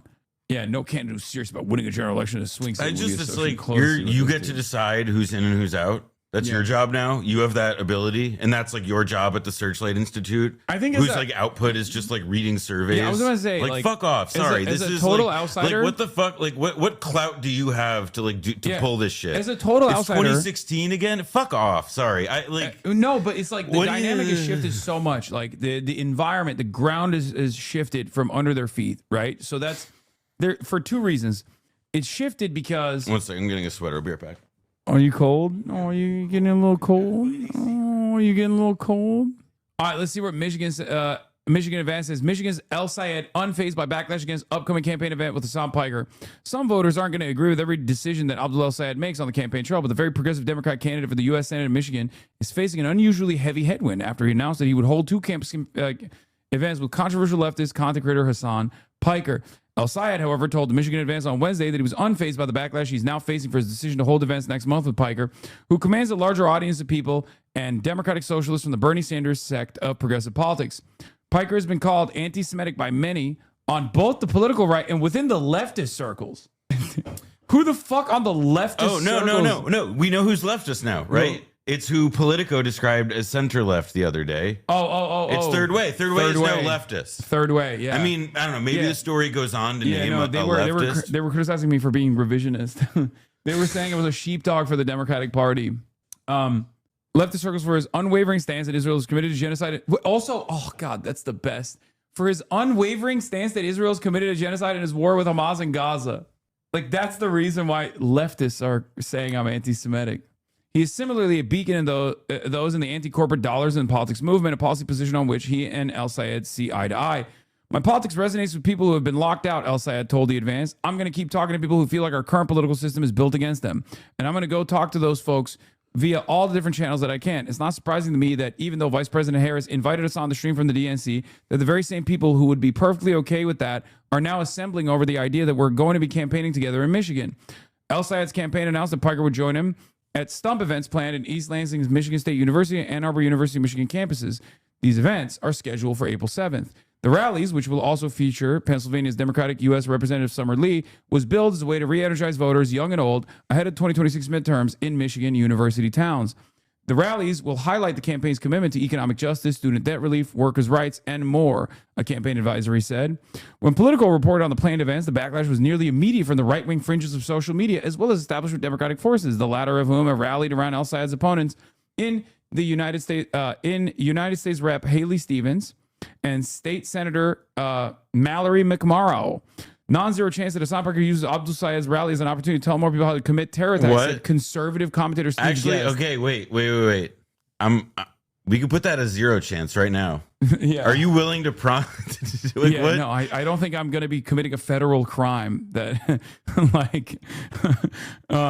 referring to a stream where Piker made a joke about outfitting drones with Chinese-made explosive systems. Others call both Piker and El Sayed communists, also lumping El Sayed in with Piker's perceived anti-Semitic remarks regarding Israel's war in Gaza. However, that criticism was not relegated to conservative factions on social media.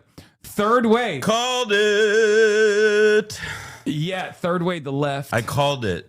Hassan Piker is anti-American, anti-women, anti-Western, and anti-Semitic, the organization said on X. He should be pushed to the fringe, not welcomed onto the stage.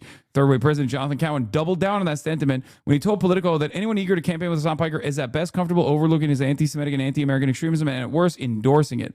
Others questioned the logic of El Sayed's campaign, given the fact that Michigan was most recently the location of an attack on the largest Jewish temples and education centers in the nation.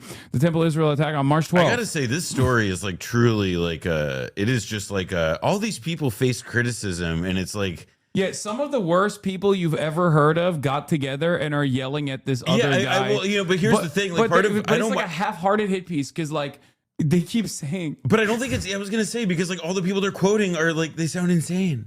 Like it's like yeah, they face criticism. The criticism is like people mumbling at you. Like I don't know what to say. Like it's not like the first guy they quote says that like oh you're gonna incite like it's I don't know man. That said, some of the western edges of the left-leaning politics felt third way's objection to Piker stumbling. Maybe the authors of the story we're the hadn't western seen. Maybe they just edges hadn't of seen the left-leaning politics. I just don't think they'd seen the inbred supercut yet. Yeah. Third way's objection to Piker stumping with al-Sayed was overblown. Some calling the organization Diet MAGA. While al-Sayed's campaign did not initially respond to Politico's request for comment, Piker did. Third way has lost the argument in the eyes of a lot of the Democratic Party's base, Piker told Politico. We can have a debate on how much influence they already had amongst the base in general, but they're losing the institutional relevance as well. In an interview with Advance on Wednesday, al-Sayed said he was used to this by now as a diehard progressive, a person of North African descent, and one of the few voices in Michigan politics willing to stand up to corporate interests controlling multiple facets of social and political life. Let's be clear. The existence of me is why a lot of politics, as usual, is freaking out somebody who's willing to be openly, honestly, and directly take on corporate power, al-Sayed said. The existence of somebody who's willing to call out the domination of special interests in our politics. I've done this before. I know what it's like. I understand why I'm such a threat to their politics, and I'm not surprised that they're reacting as such. al-Sayed said, some factions of the Democratic Party and those on the political right can be as mad as they want to be about him sharing a stage and having a conversation with Piker in front of potential voters. I'm going to be focused on having conversations about what it looks like to get money out of politics, money in people's pockets, and pass Medicare for all with all the folks who felt locked out of our political system for a long time, he added. I think this is just what happens when you take on corporate power. They come after your character and make all kinds of accusations about you. At the end of the day, my job is not to worry about what corporate-funded think tanks say about me. Asked if the criticism would derail the events, al-Sayed posed another question in response. Have you ever seen me back down? al-Sayed said, I think you know the answer to that question. I mean, yeah, saying stay mad is pretty good. Liberal establishment lobbyists and legacy media fixtures attack Hassan Piker because they hate how populist and democratic new media is. This contempt has helped cost them 2 elections, but they rather keep losing and maintain their positions as imagined gatekeepers. True. I want to fight the Republicans more than these guys do. It's that simple. That's what it is. I mean, I'm also just like, I'm a little bit confused too about what they like, how this is supposed to like. They're like arguing the losing position of like an 80-20 issue in Democratic politics right now. Like an 80-20, by the way, is being very generous. It's so funny that their angle of attack, like it's bad. It's bad for 2 different reasons. One, it's 2026. Everybody fucking hates this kind of like smarmy, me, cancel this person. Oh, like guilt by association. What are you doing? Everyone hates that across the board. People still do it, but most people hate it, especially normies. They fucking hate this shit. That's number one. Number 2, doing this annoying thing to defend Israel is like doubly stupid. What are you doing? Like, having an issue with me is one thing, but I probably just would shut the fuck up instead of just actively presenting myself as like an ultra Zionist. Okay? It's so crazy. It's so crazy, especially in Michigan, where this exact reluctance to address the very reasonable demands that the voters were making turned Michigan into a red state. Are we fucking forgetting that? Anyway, exactly right. And that's why the Zionists push the censor media and grab hold of MSM tighter will only hasten its irrelevance for the average person. There's also the other side of this. So this is coming out. All these attacks are coming out. Abdul al-Sayed released this announcement, and then people freaked the fuck out, right? But then afterwards, some internal polling came out from Haley Stevens' side. I saw this. Yeah, I saw this stuff. Internal polling, like the polling, really that showed like a triple deadlock, basically, with Abdul al-Sayed close to Haley Stevens as well. And these are numbers that are supposed to be the most favorable numbers that you could get. They're internals. Yeah, they're internals. And what's really crazy is those very same numbers showed that once voters actually got to know the candidates, Abdul al-Sayed won. Why would Stevens release an internal showing al-Sayed up 3 points on the informed ballot? Given equal information about each candidate, undecided voters are drawn to Haley Stevens and Abdul al-Sayed, while Mallory McMorrow struggles to connect. Stevens gains 7 points to reach 35%. al-Sayed gains 12 points to reach 38%. And McMorrow loses ground. Earnest question that this makes me wonder is there like to try and seriously answer the question posed? Is it like, they're shooting up a flare and being like, hey, listen, AIPAC, please shoot us with the money gun. Please, pretty please. We need help. Yeah, I think that's probably part of it, but then again, you can have those conversations. No, I agree. That's why I'm like, I like it's it does sort of beggar belief, but I am curious because McMorrow is the quasi, the Warrenite in this race. al-Sayed is the Sandernista in this race, And McMurrow is the Warrenite in this race. Elizabeth Warren actually endorsed her. And then Haley Stevens is... and Haley Stevens is Israel. Haley Stevens is like just Israel. No one likes her. It's crazy, except for Chuck Schumer and also Israel. Oh, I saw this feed. I didn't look. I didn't even read it because I drive, but I don't look at my phone. Yeah, don't ever look at your phone when you drive. Anyway, I love this. Oh, and UMich voter is obviously a big booster. Sure. A big booster. As is, he's for them. Yeah. He's a big booster of McMorrow, so he's just like constantly mad about this shit. I love this informed ballot poll by Haley Stevens' team. Haley Stevens, Obama, healthcare, McMorrow, we'll cut your taxes and invest in job training. Oh, sleepy. Abdul Sayed canceled medical debt. Only candidate who hasn't taken corporate PAC money, Bernie. Why are they? What's the problem? No, because it's like I feel like it's about like just trying to get to the idea of like the straight runoff or something. I don't know. I mean, it's so I don't know how you plan for a 3 like. I'm not like a campaign person. I don't know how you navigate like determining the difference in one 3-point in one 3 race versus another, like who is the edge and who you should be trying to denigrate and who you should be trying to lift up or whatever in terms of like trying to siphon support or boost or throw support to like to give yourself the advantage. I have no idea. You mocking Noah for being cold is pure toxic masculinity. This is why you're the left's Joe Rogan, you ape. Yeah, that's right. Yeah, tell him. That's funny. That's right. Not a person of carbonara. You said it. Yeah, I think he has a different bone to pick with me. His name is not a person of carbonara, so he's mad that I'm freightophobic. Anyway, Abdul's.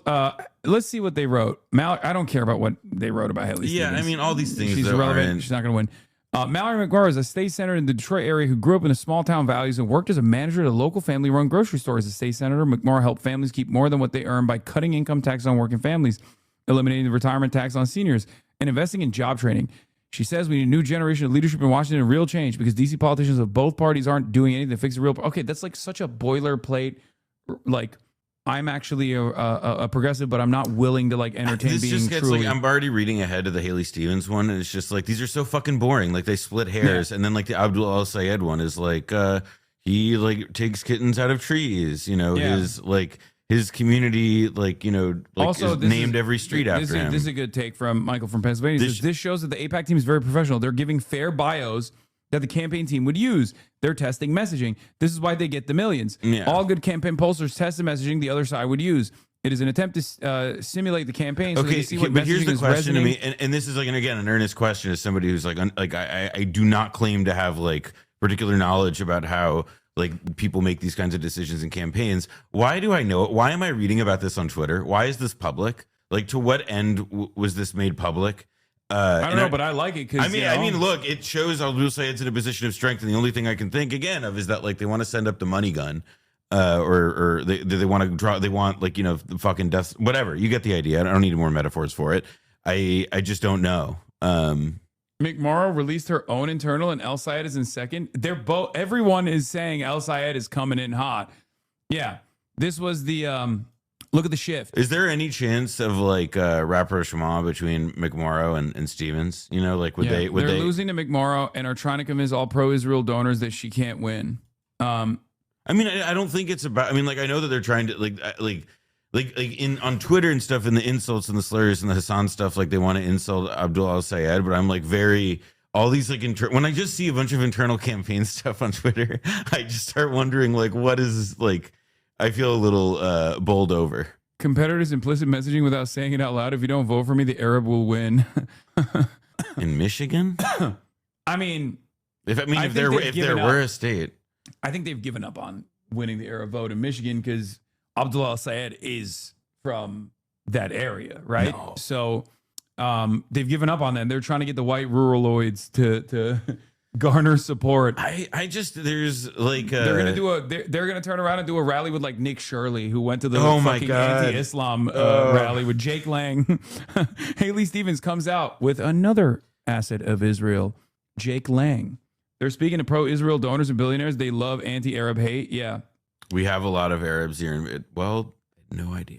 It's more likely McMorrow and El Sayed joined together than McMorrow and Stevens. They've both done events and joint statements together and regularly call out Stevens for not showing up with them. Yeah, I know. And But I don't think here's the problem.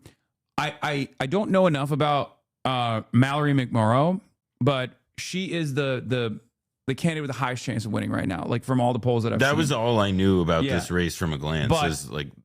But the reality is Abdul El Sayed is better than McMorrow.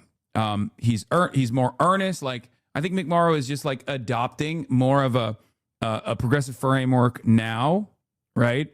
Because she's like reading the room, and she will be like a Daniel Biss, right? She will be like a Daniel Biss, where she's more of a controllable entity as opposed to someone like Abdul El Sayed, who is through and through like Medicare for all this stuff. And part of the reason, I mean, that was my suspicion from the jump, right? But so if you think that like McMorrow is going to like drop out because let's say Abdul El Sayed is like cooking in the polls, and then McMorrow, if you expecting her to drop out and like push support to El Sayed, you're delusional. It's not going to happen, right? She is going to sit there as a spoiler and potentially allow Stevens to gain more momentum. Okay. The race currently is a statistical tie. Yes, I know. And it's also, it's all in the margin of error currently. And it's like there's over 2 months to go. Yeah. And also on top of that, El Sayed has like little name recognition. And whenever people learn about him, they like him quite a bit. Okay. But here was the memo that was circulating. Dropsite News obtained a private donor call where McMorrow campaign discussed her strong pro-Israel stance. Volunteer Rob Kalman praised her outstanding AIPAC position paper. Oh, wow. That to me sounds like... Which he has said has not been made public. Okay, that has to be... Okay. Kind of makes me feel like she's in it to like cut away at the progressive momentum that Abdul El Sayed might have. And if she wins... I'm just curious about also, like, that sounds... Interesting. What were you going to say? No, it just seems like if you're Haley Stevens, He's Jewish. He's Jewish. No, nothing about that. No, he's not making. No, quiet. I'm not talking about the JQ or anything. No. I thought you were gonna. No. I was making a joke. I was like, you're inferring that like this is an AIPAC scheme. Oh no, but I do think. Well, I think it's a Haley. I think that like, Noah Culwin, his father is a rabbi. Okay, hear me out. Literally. It just is like, look, I hate big braining this stuff, but it's like when all these things get leaked, it's like you do wonder. It's like, yeah, like they put it this way, it's like cui bono from like Mick Morris taking a tumble like this, and who would have access to a leaked donor call, and it's the donor, and who else would a pro-Israel potential donor be in contact with in some dark money thing? I mean, the whole thing is kooky. Yeah. Anyway, so play are it you out. implying Play that the donor group, like the donor leaked it? But why would they leak it to AIPAC? I mean, the drop site. I don't know. I mean, that's the thing. That's also like drop site is good journalists. But either way, I do think you're underestimating outside name recognition bid. He was a candidate for governor in 2018 and got 30% of the vote in the Dem primary. He's been around Michigan politics for a bit. Yeah, but I think like the Senate run is. I mean, you're right.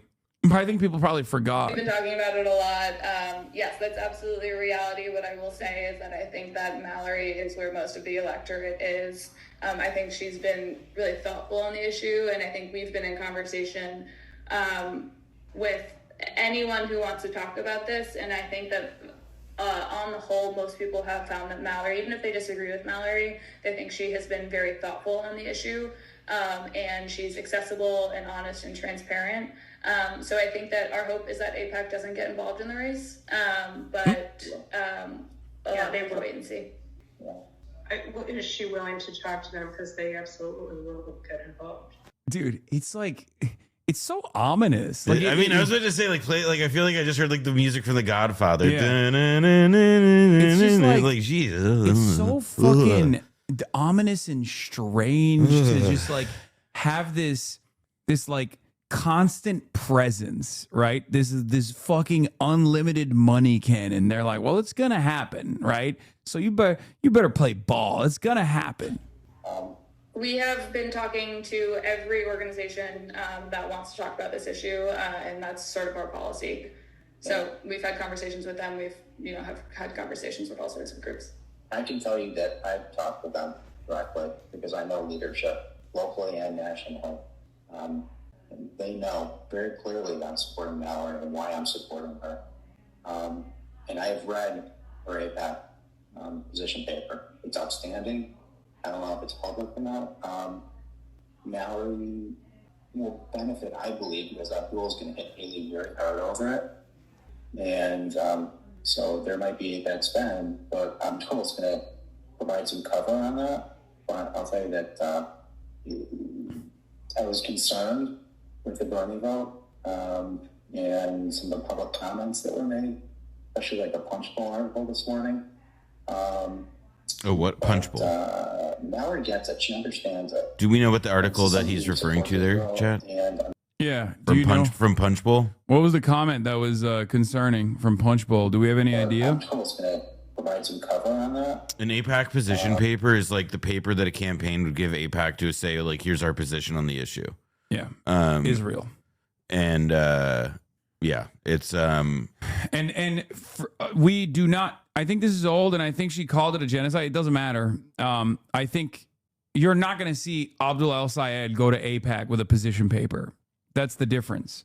The mentioned article claimed her husband was AIPAC intern. Punchbowl. Yeah. Oh wait, here we go.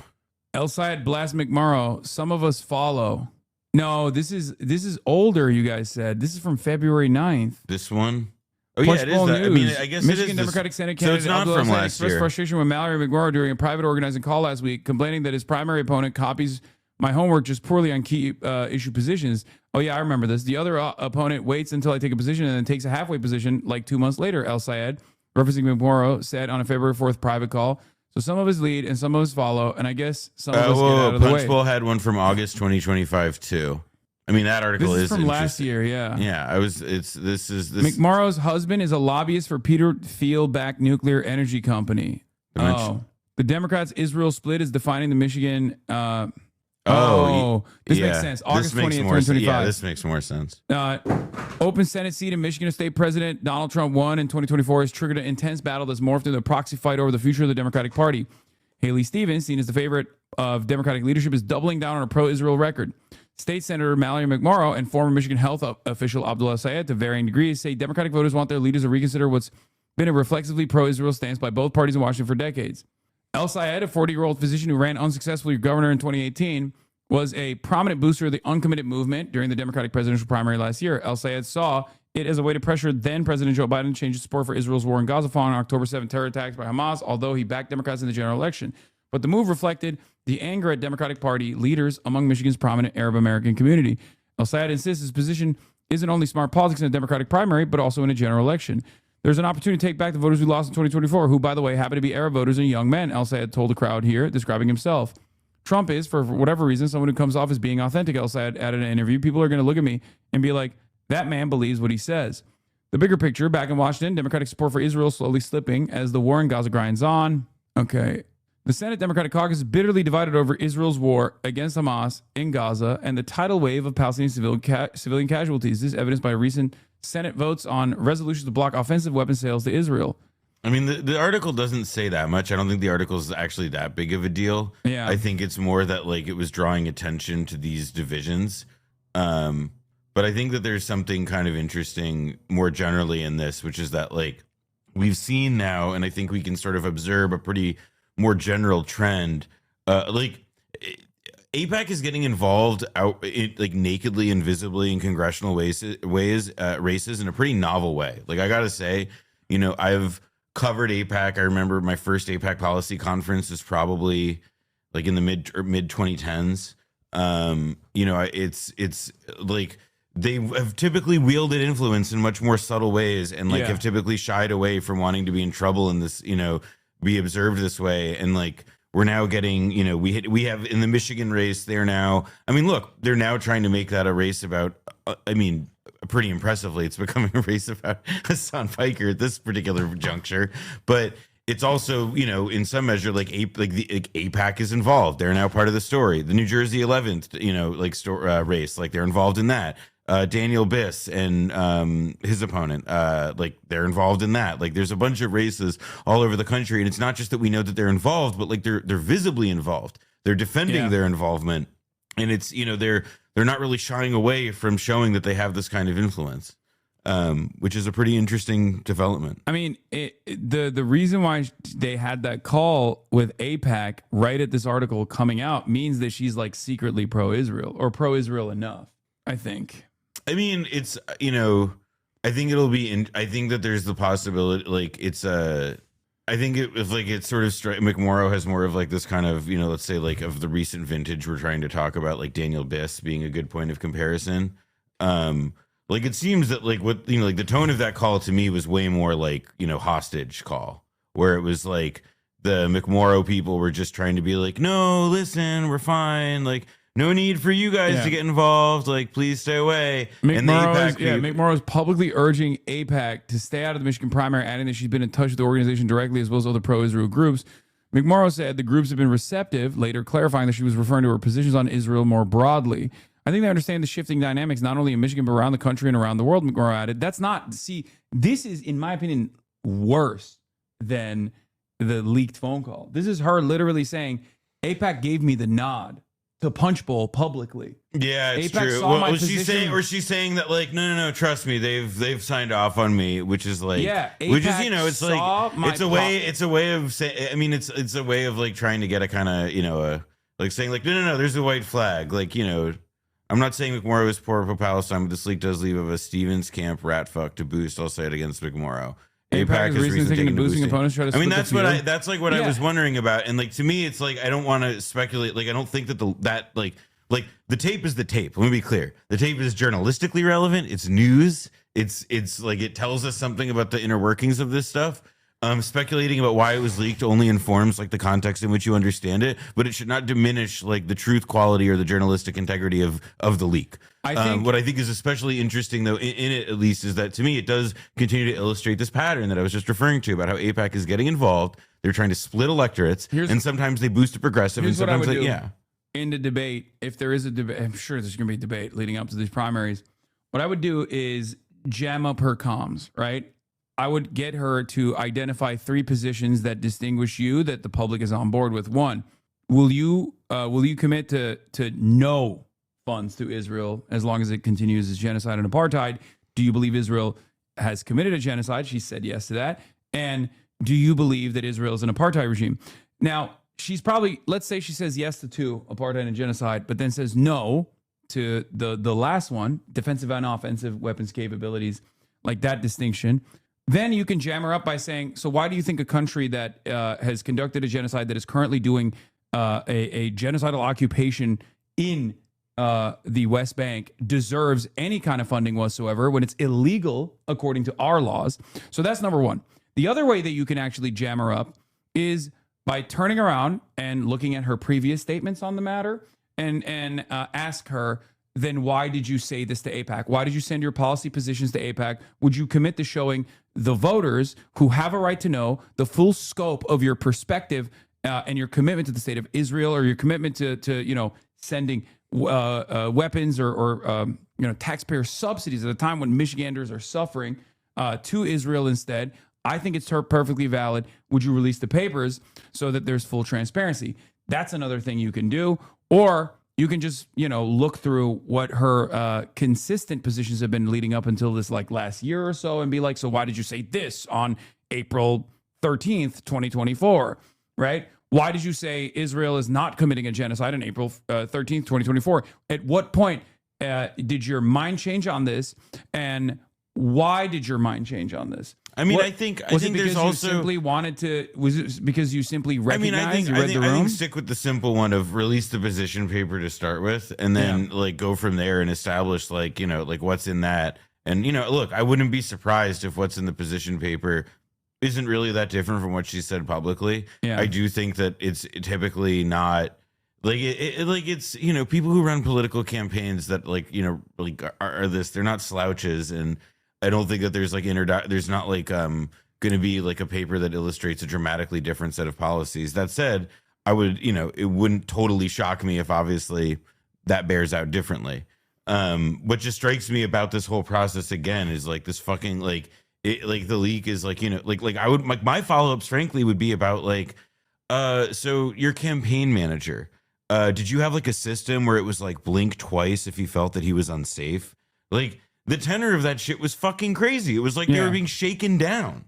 I mean, you know, like it's, you know, I don't want to say that like I feel bad for the McMorrow people, because I do think that fundamentally your first principle with AIPAC should be fuck off by, and that if they come for you, you should wear that as a badge of honor, because frankly, it's also politically advantageous at and this they're going to moment. spend like 20 million. Exactly. So fine, whatever. You know, like as they say it, we're getting involved.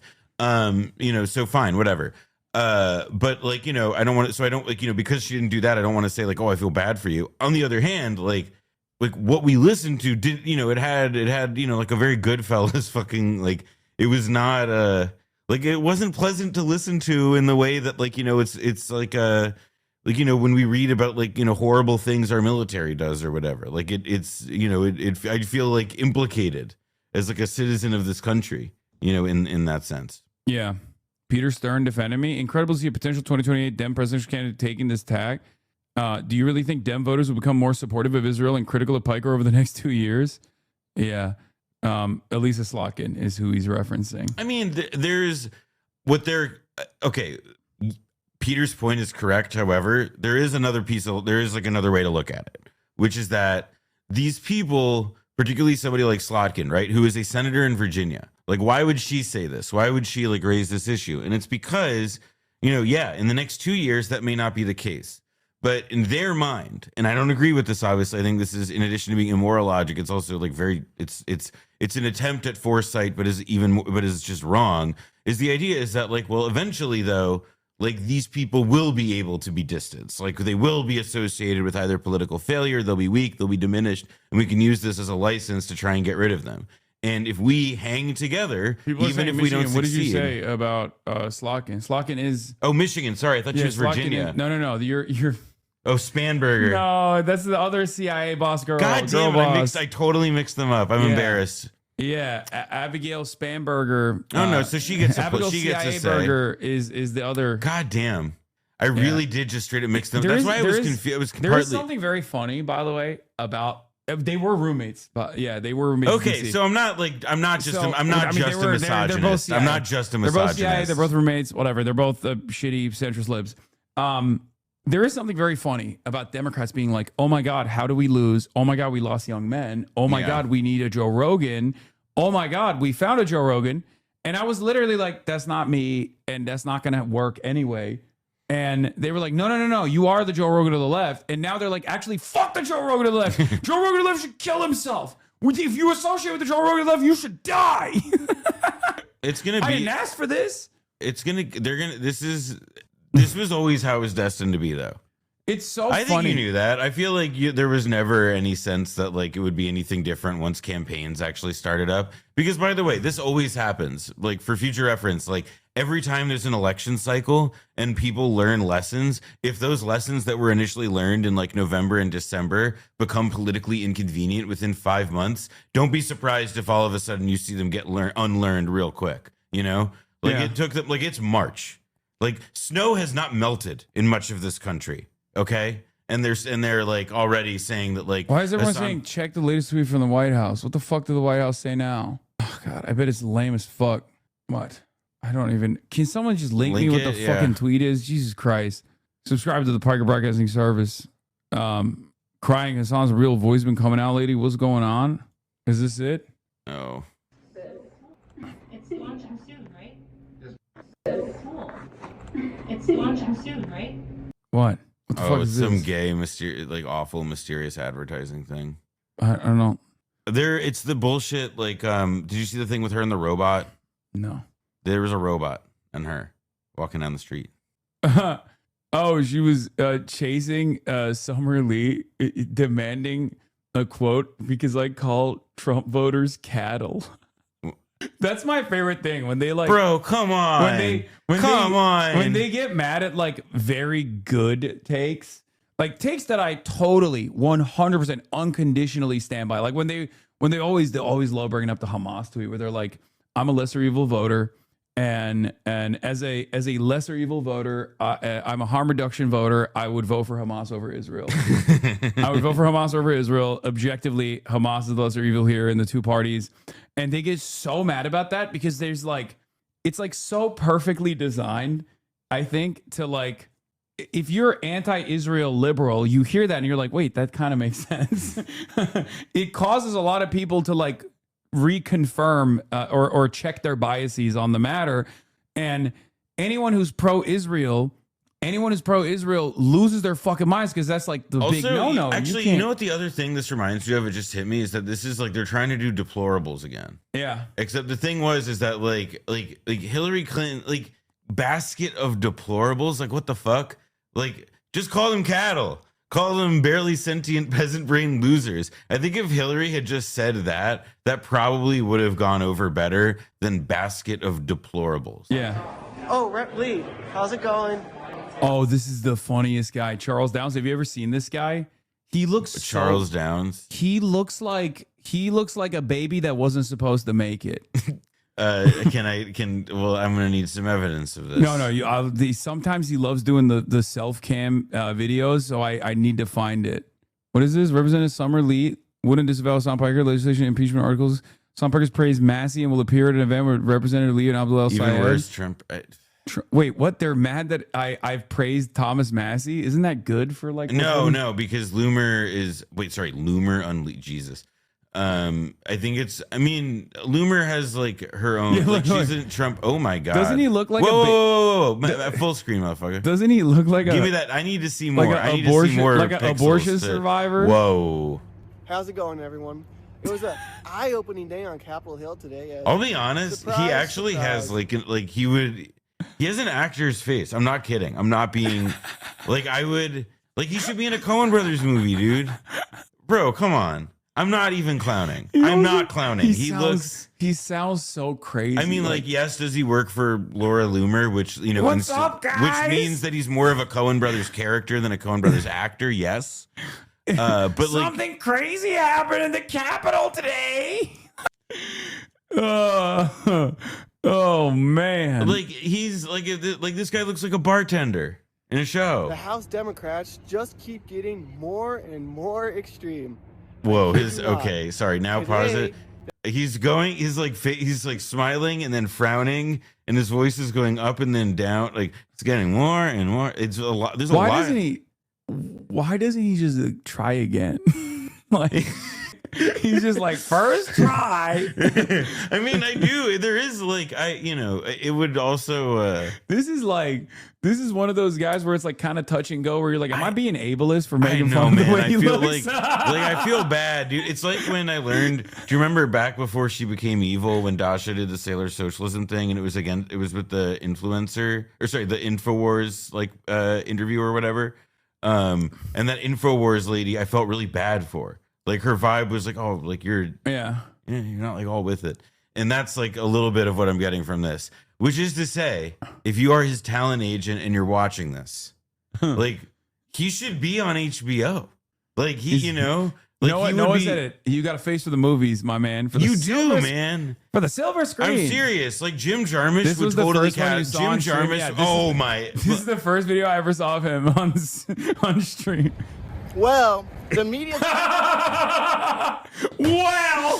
Wow. Oh, he's awesome. If there needs to be like a fan cam for this you're guy. A star, kid. He is, dude. He's gonna act like there was some major. He's like Bill. It's like Bill Paxton. It's like Project Veritas. Bill Paxton. I know, but why does his voice change so much? He sounds like a xylophone. Look, anti-Trump protest in Washington D.C. And his eyebrows. Look at his eyebrows. It's fake. They were all busting on buses, right. He sounds me. Also his intonation is like an AI, like those AI voice reels, of two cats or whatever. Yeah, he's awesome. Yeah, he looks so British. This is if I didn't hear actually his country. He does have he that. He just has a very British face. Oh man! I mean, he could be like Nick Cave's understudy. He looks like a child who was made old. Oh, I love this guy. Apparently, this video is about me. The House Democrats couldn't disavow Hassan Piker and his insane claims. Sorry, this is great, bro. If it's coming from you, I doubt anyone is gonna. Like no one wants to agree with you. Come on, that's like awesome. Unconditionally. Like they see you, they go, ha! How do you think Laura Loomer found him? She was like, I need. They were dating. No. Don't say that about her. She's a free spirit. She's an angel. And that America deserved 9/11. Yes, you heard that right. They couldn't disavow Hassan Piker's statement that America deserved 9/11. These people are nuts. Stay tuned. You're not going to What the fuck, man? He's like, these people are nuts. Stay tuned. I nearly gasped when Representative Bro, Ari Aster, you need to cast this motherfucker. Okay, let's hear. Lee, how's it going? I have a question. So you're appearing at an event with Hassan Piker and Abdul El Sayed. Can you tell me who you are? Charles Downs with Loomer Unleashed. So do you agree with Mr. Piker's assessment that Trump voters are... She's so swaggy. It's She crazy. really is, dude. She's so fucking cool. That I was love, a good. I She love just her handled. so much. I mean, So do Good you for agree her. with Mr. Piker's assessment that Trump voters are quote-unquote cattle-like brain-dead peasants?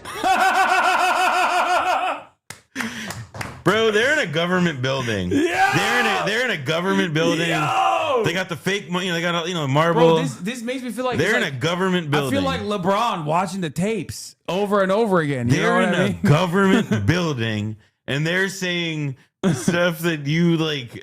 They're Do bro. you think I'm cattle? They're in a government building, man. Oh, that's so dope. I hate What this, do you man. think about the statement that Trump supporters are brain dead cattle peasants? Bro, we're at war with Iran, and they're talking about cattle in Congress, man. Bro, there are Nick Shirleys all around us for those with eyes to see. This is another Nick Shirley archetype. This is like, do they build them in a lab and just release them half finished? What the fuck is this? He's a problem, dude. Like, you can't have this many people that are chewing on the fucking things on their hoodies, the strings on their hoodies, running around DC, being like, I'm for Laura Loomer Unleashed.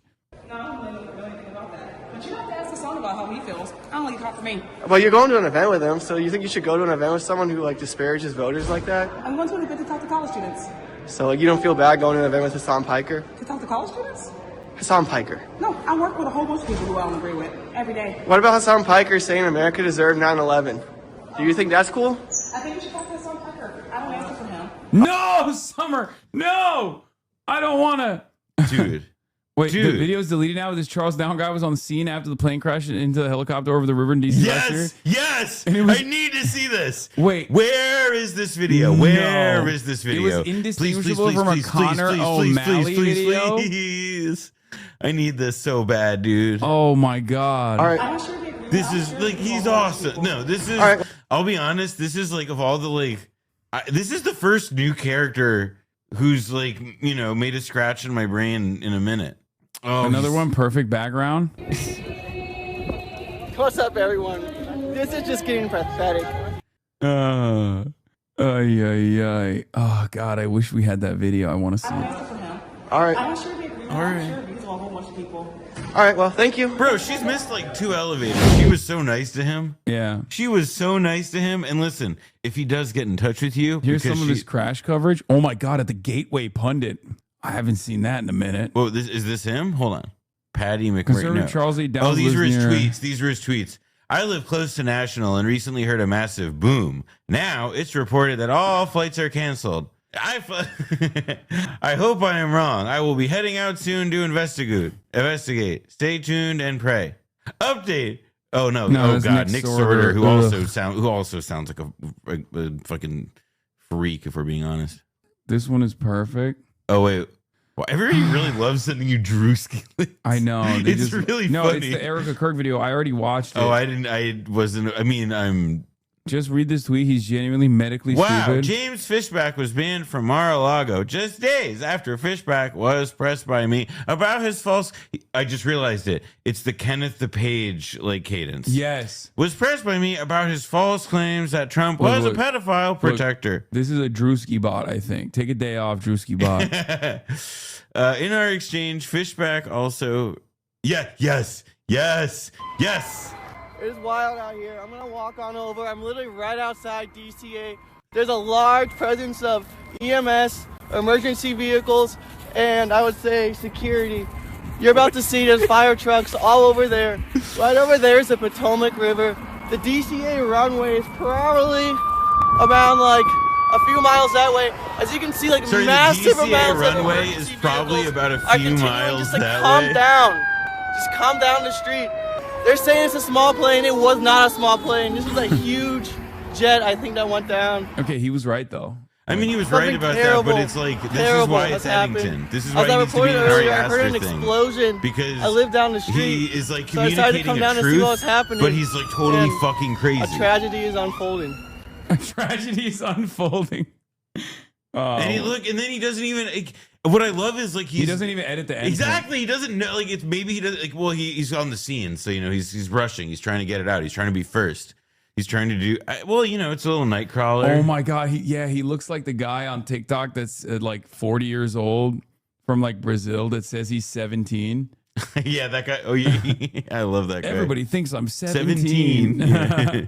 I found it. Is this the same one? It's the same one, right? Yeah. Oh no, there's another better one. So right behind me, they're literally putting rescue boats into the river and taking them out.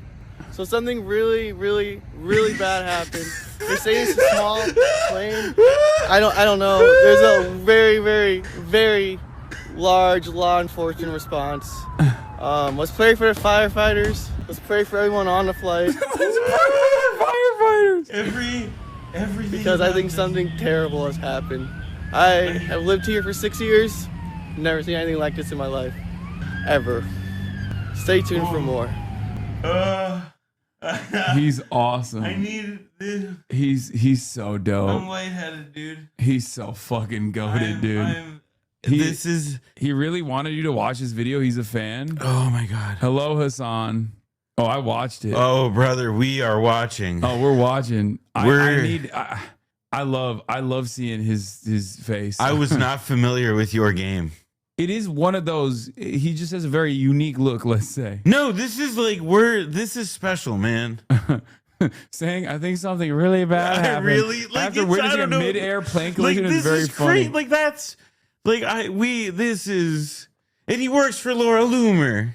Yeah, I mean, of course. I don't know what to say, man. Of course, like, he works for Laura Loomer. There's no. My sources tell me the plane is stable. Please God. Nobody loves you quite like your haters is true.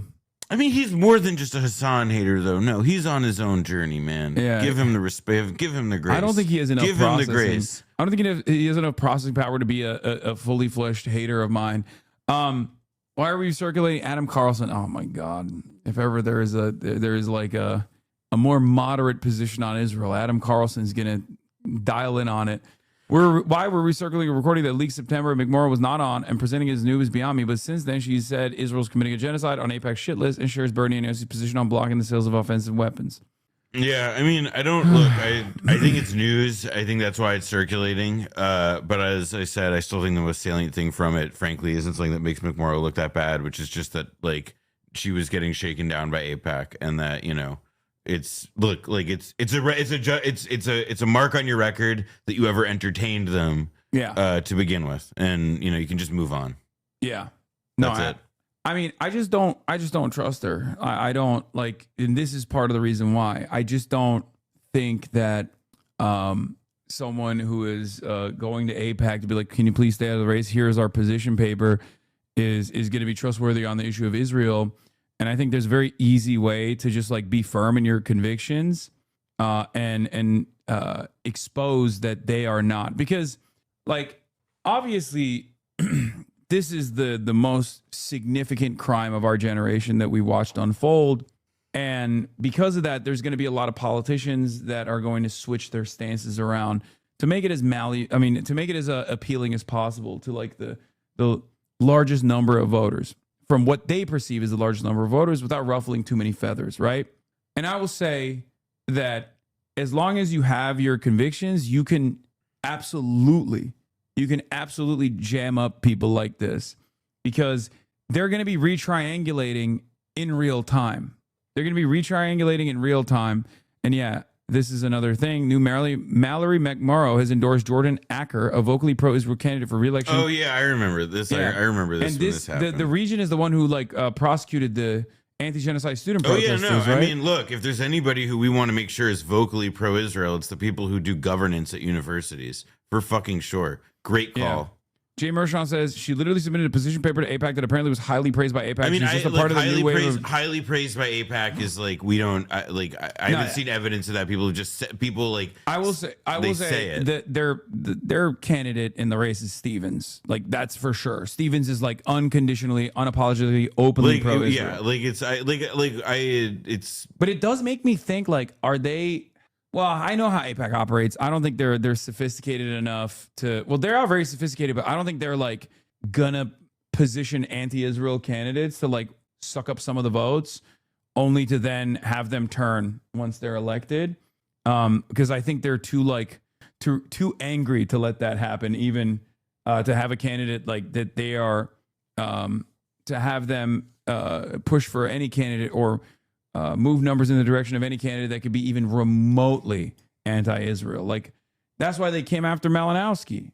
Malinowski is super pro-Israel. But I mean, I still think that there is like that race, especially. I really wonder both about like because some of this is like, look, right, like. How much of this is driven by regional stuff? Like how much of this is like super nationally coordinated? How much of it's competing incentives? Because I do wonder, right? Like, is there some reason that Malinowski was selected, even though he was an extremely mild critic of Israel, et cetera? That just has to do with, because AIPAC did eventually enter their own candidate in that race, and it ended up going like totally sideways for them. I don't know.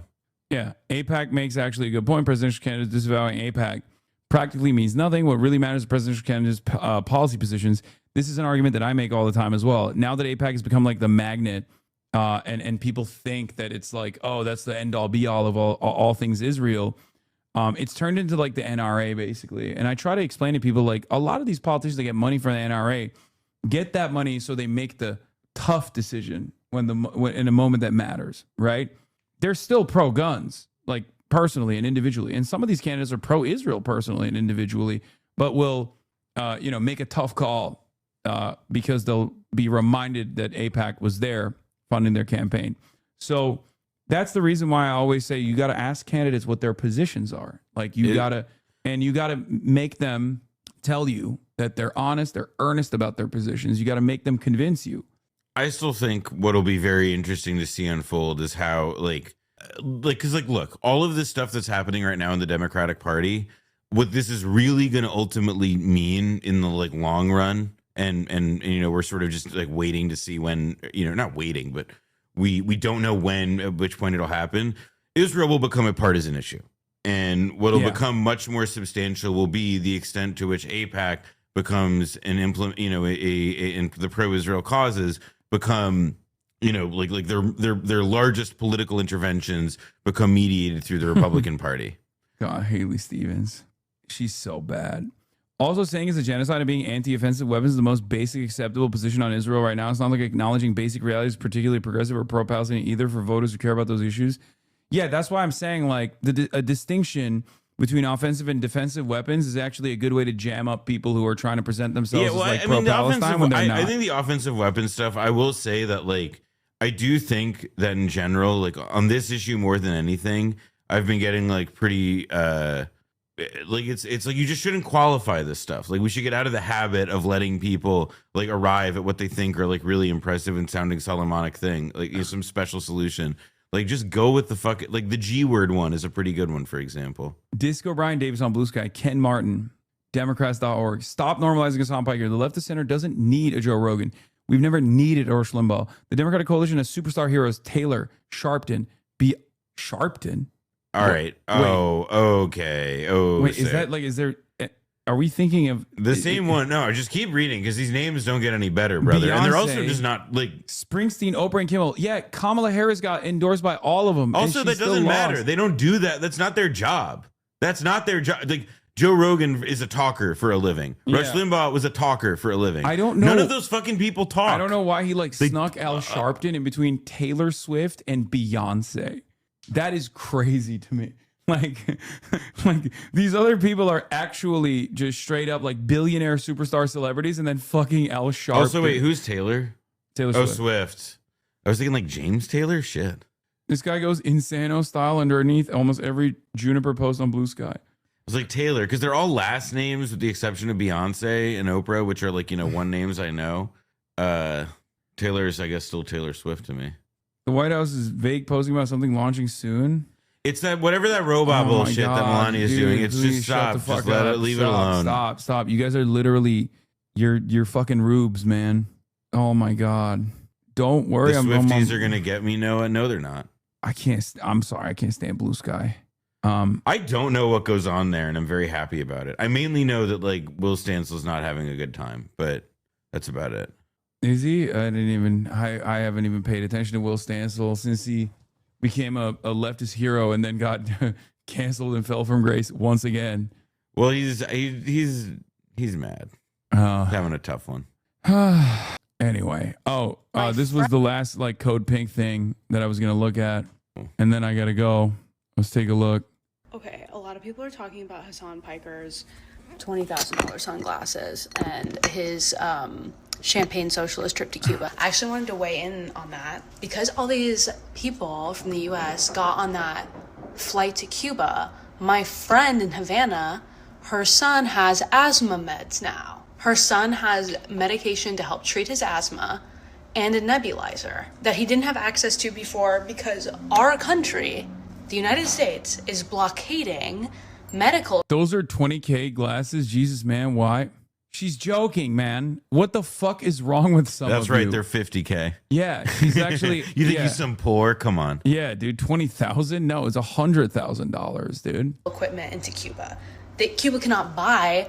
Cuba can't just buy medicine and have it shipped to their country because of the United States blockade. And power is going out around the country because of the U.S. fuel blockade. So my friends in Cuba have been suffering through this, although they're resilient. They're cooking meals out on coal because they don't have fuel. They don't have gas for cooking. So although they're resilient, they're naturally having a very hard time. And because famous people like Hassan Piker made it a big deal that a bunch of people from the U.S. were going to Cuba to bring almost $500,000 worth of medical aid into the country, my friends' material conditions have gotten better. And I feel like everyone's just focusing on the wrong shit. And it wasn't just like 170 or something Hassan Pikers. It was actually doctors, teachers, mothers that took all of these necessary items to Cuba because we can't just send money because our country doesn't allow it.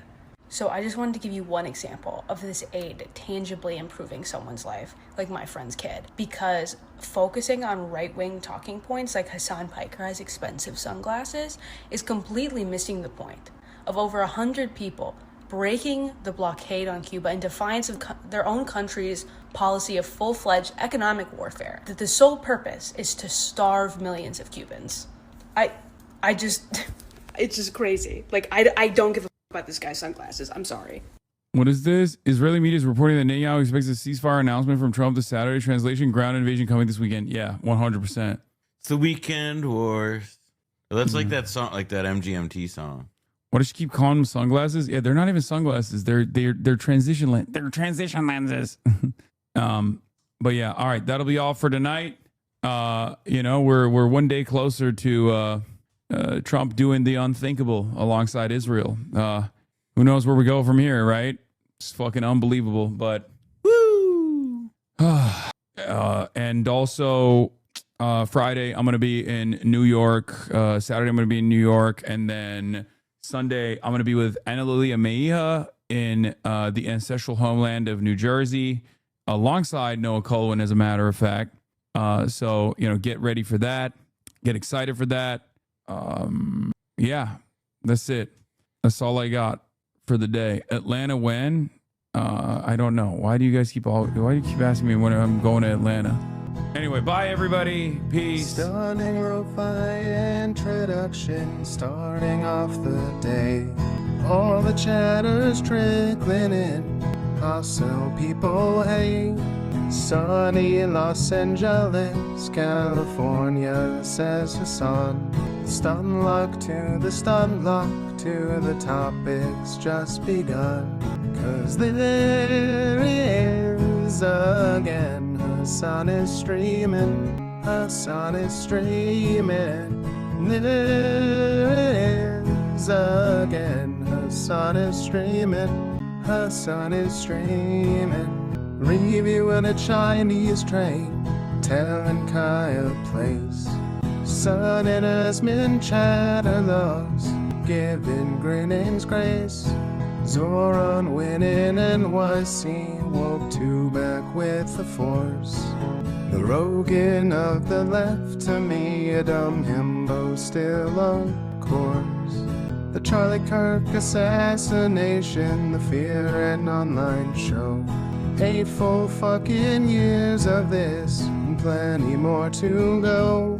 Doing fun stuff tomorrow, throw PBS up on the screen. A man-made horror reaction brought to you by this live stream. 'Cause there he is again. Her sun is streaming. Her sun is streaming. There he is again. Her sun is streaming. Her sun is streaming. Kicked out of the DNC, IRL we march the goat. Combating the propaganda that shoved down people's throats. CBS Israeli news, a coup, a regime falls. A full-blown fascist takeover, and still the duty calls. Total radicalization coming out to see. The system will always fail, it's up to you and me. On these daily streets, whether short or whether long, have helped millions of people keep it moving right along. 'Cause there he is again. Her sun is streaming. Her sun is streaming.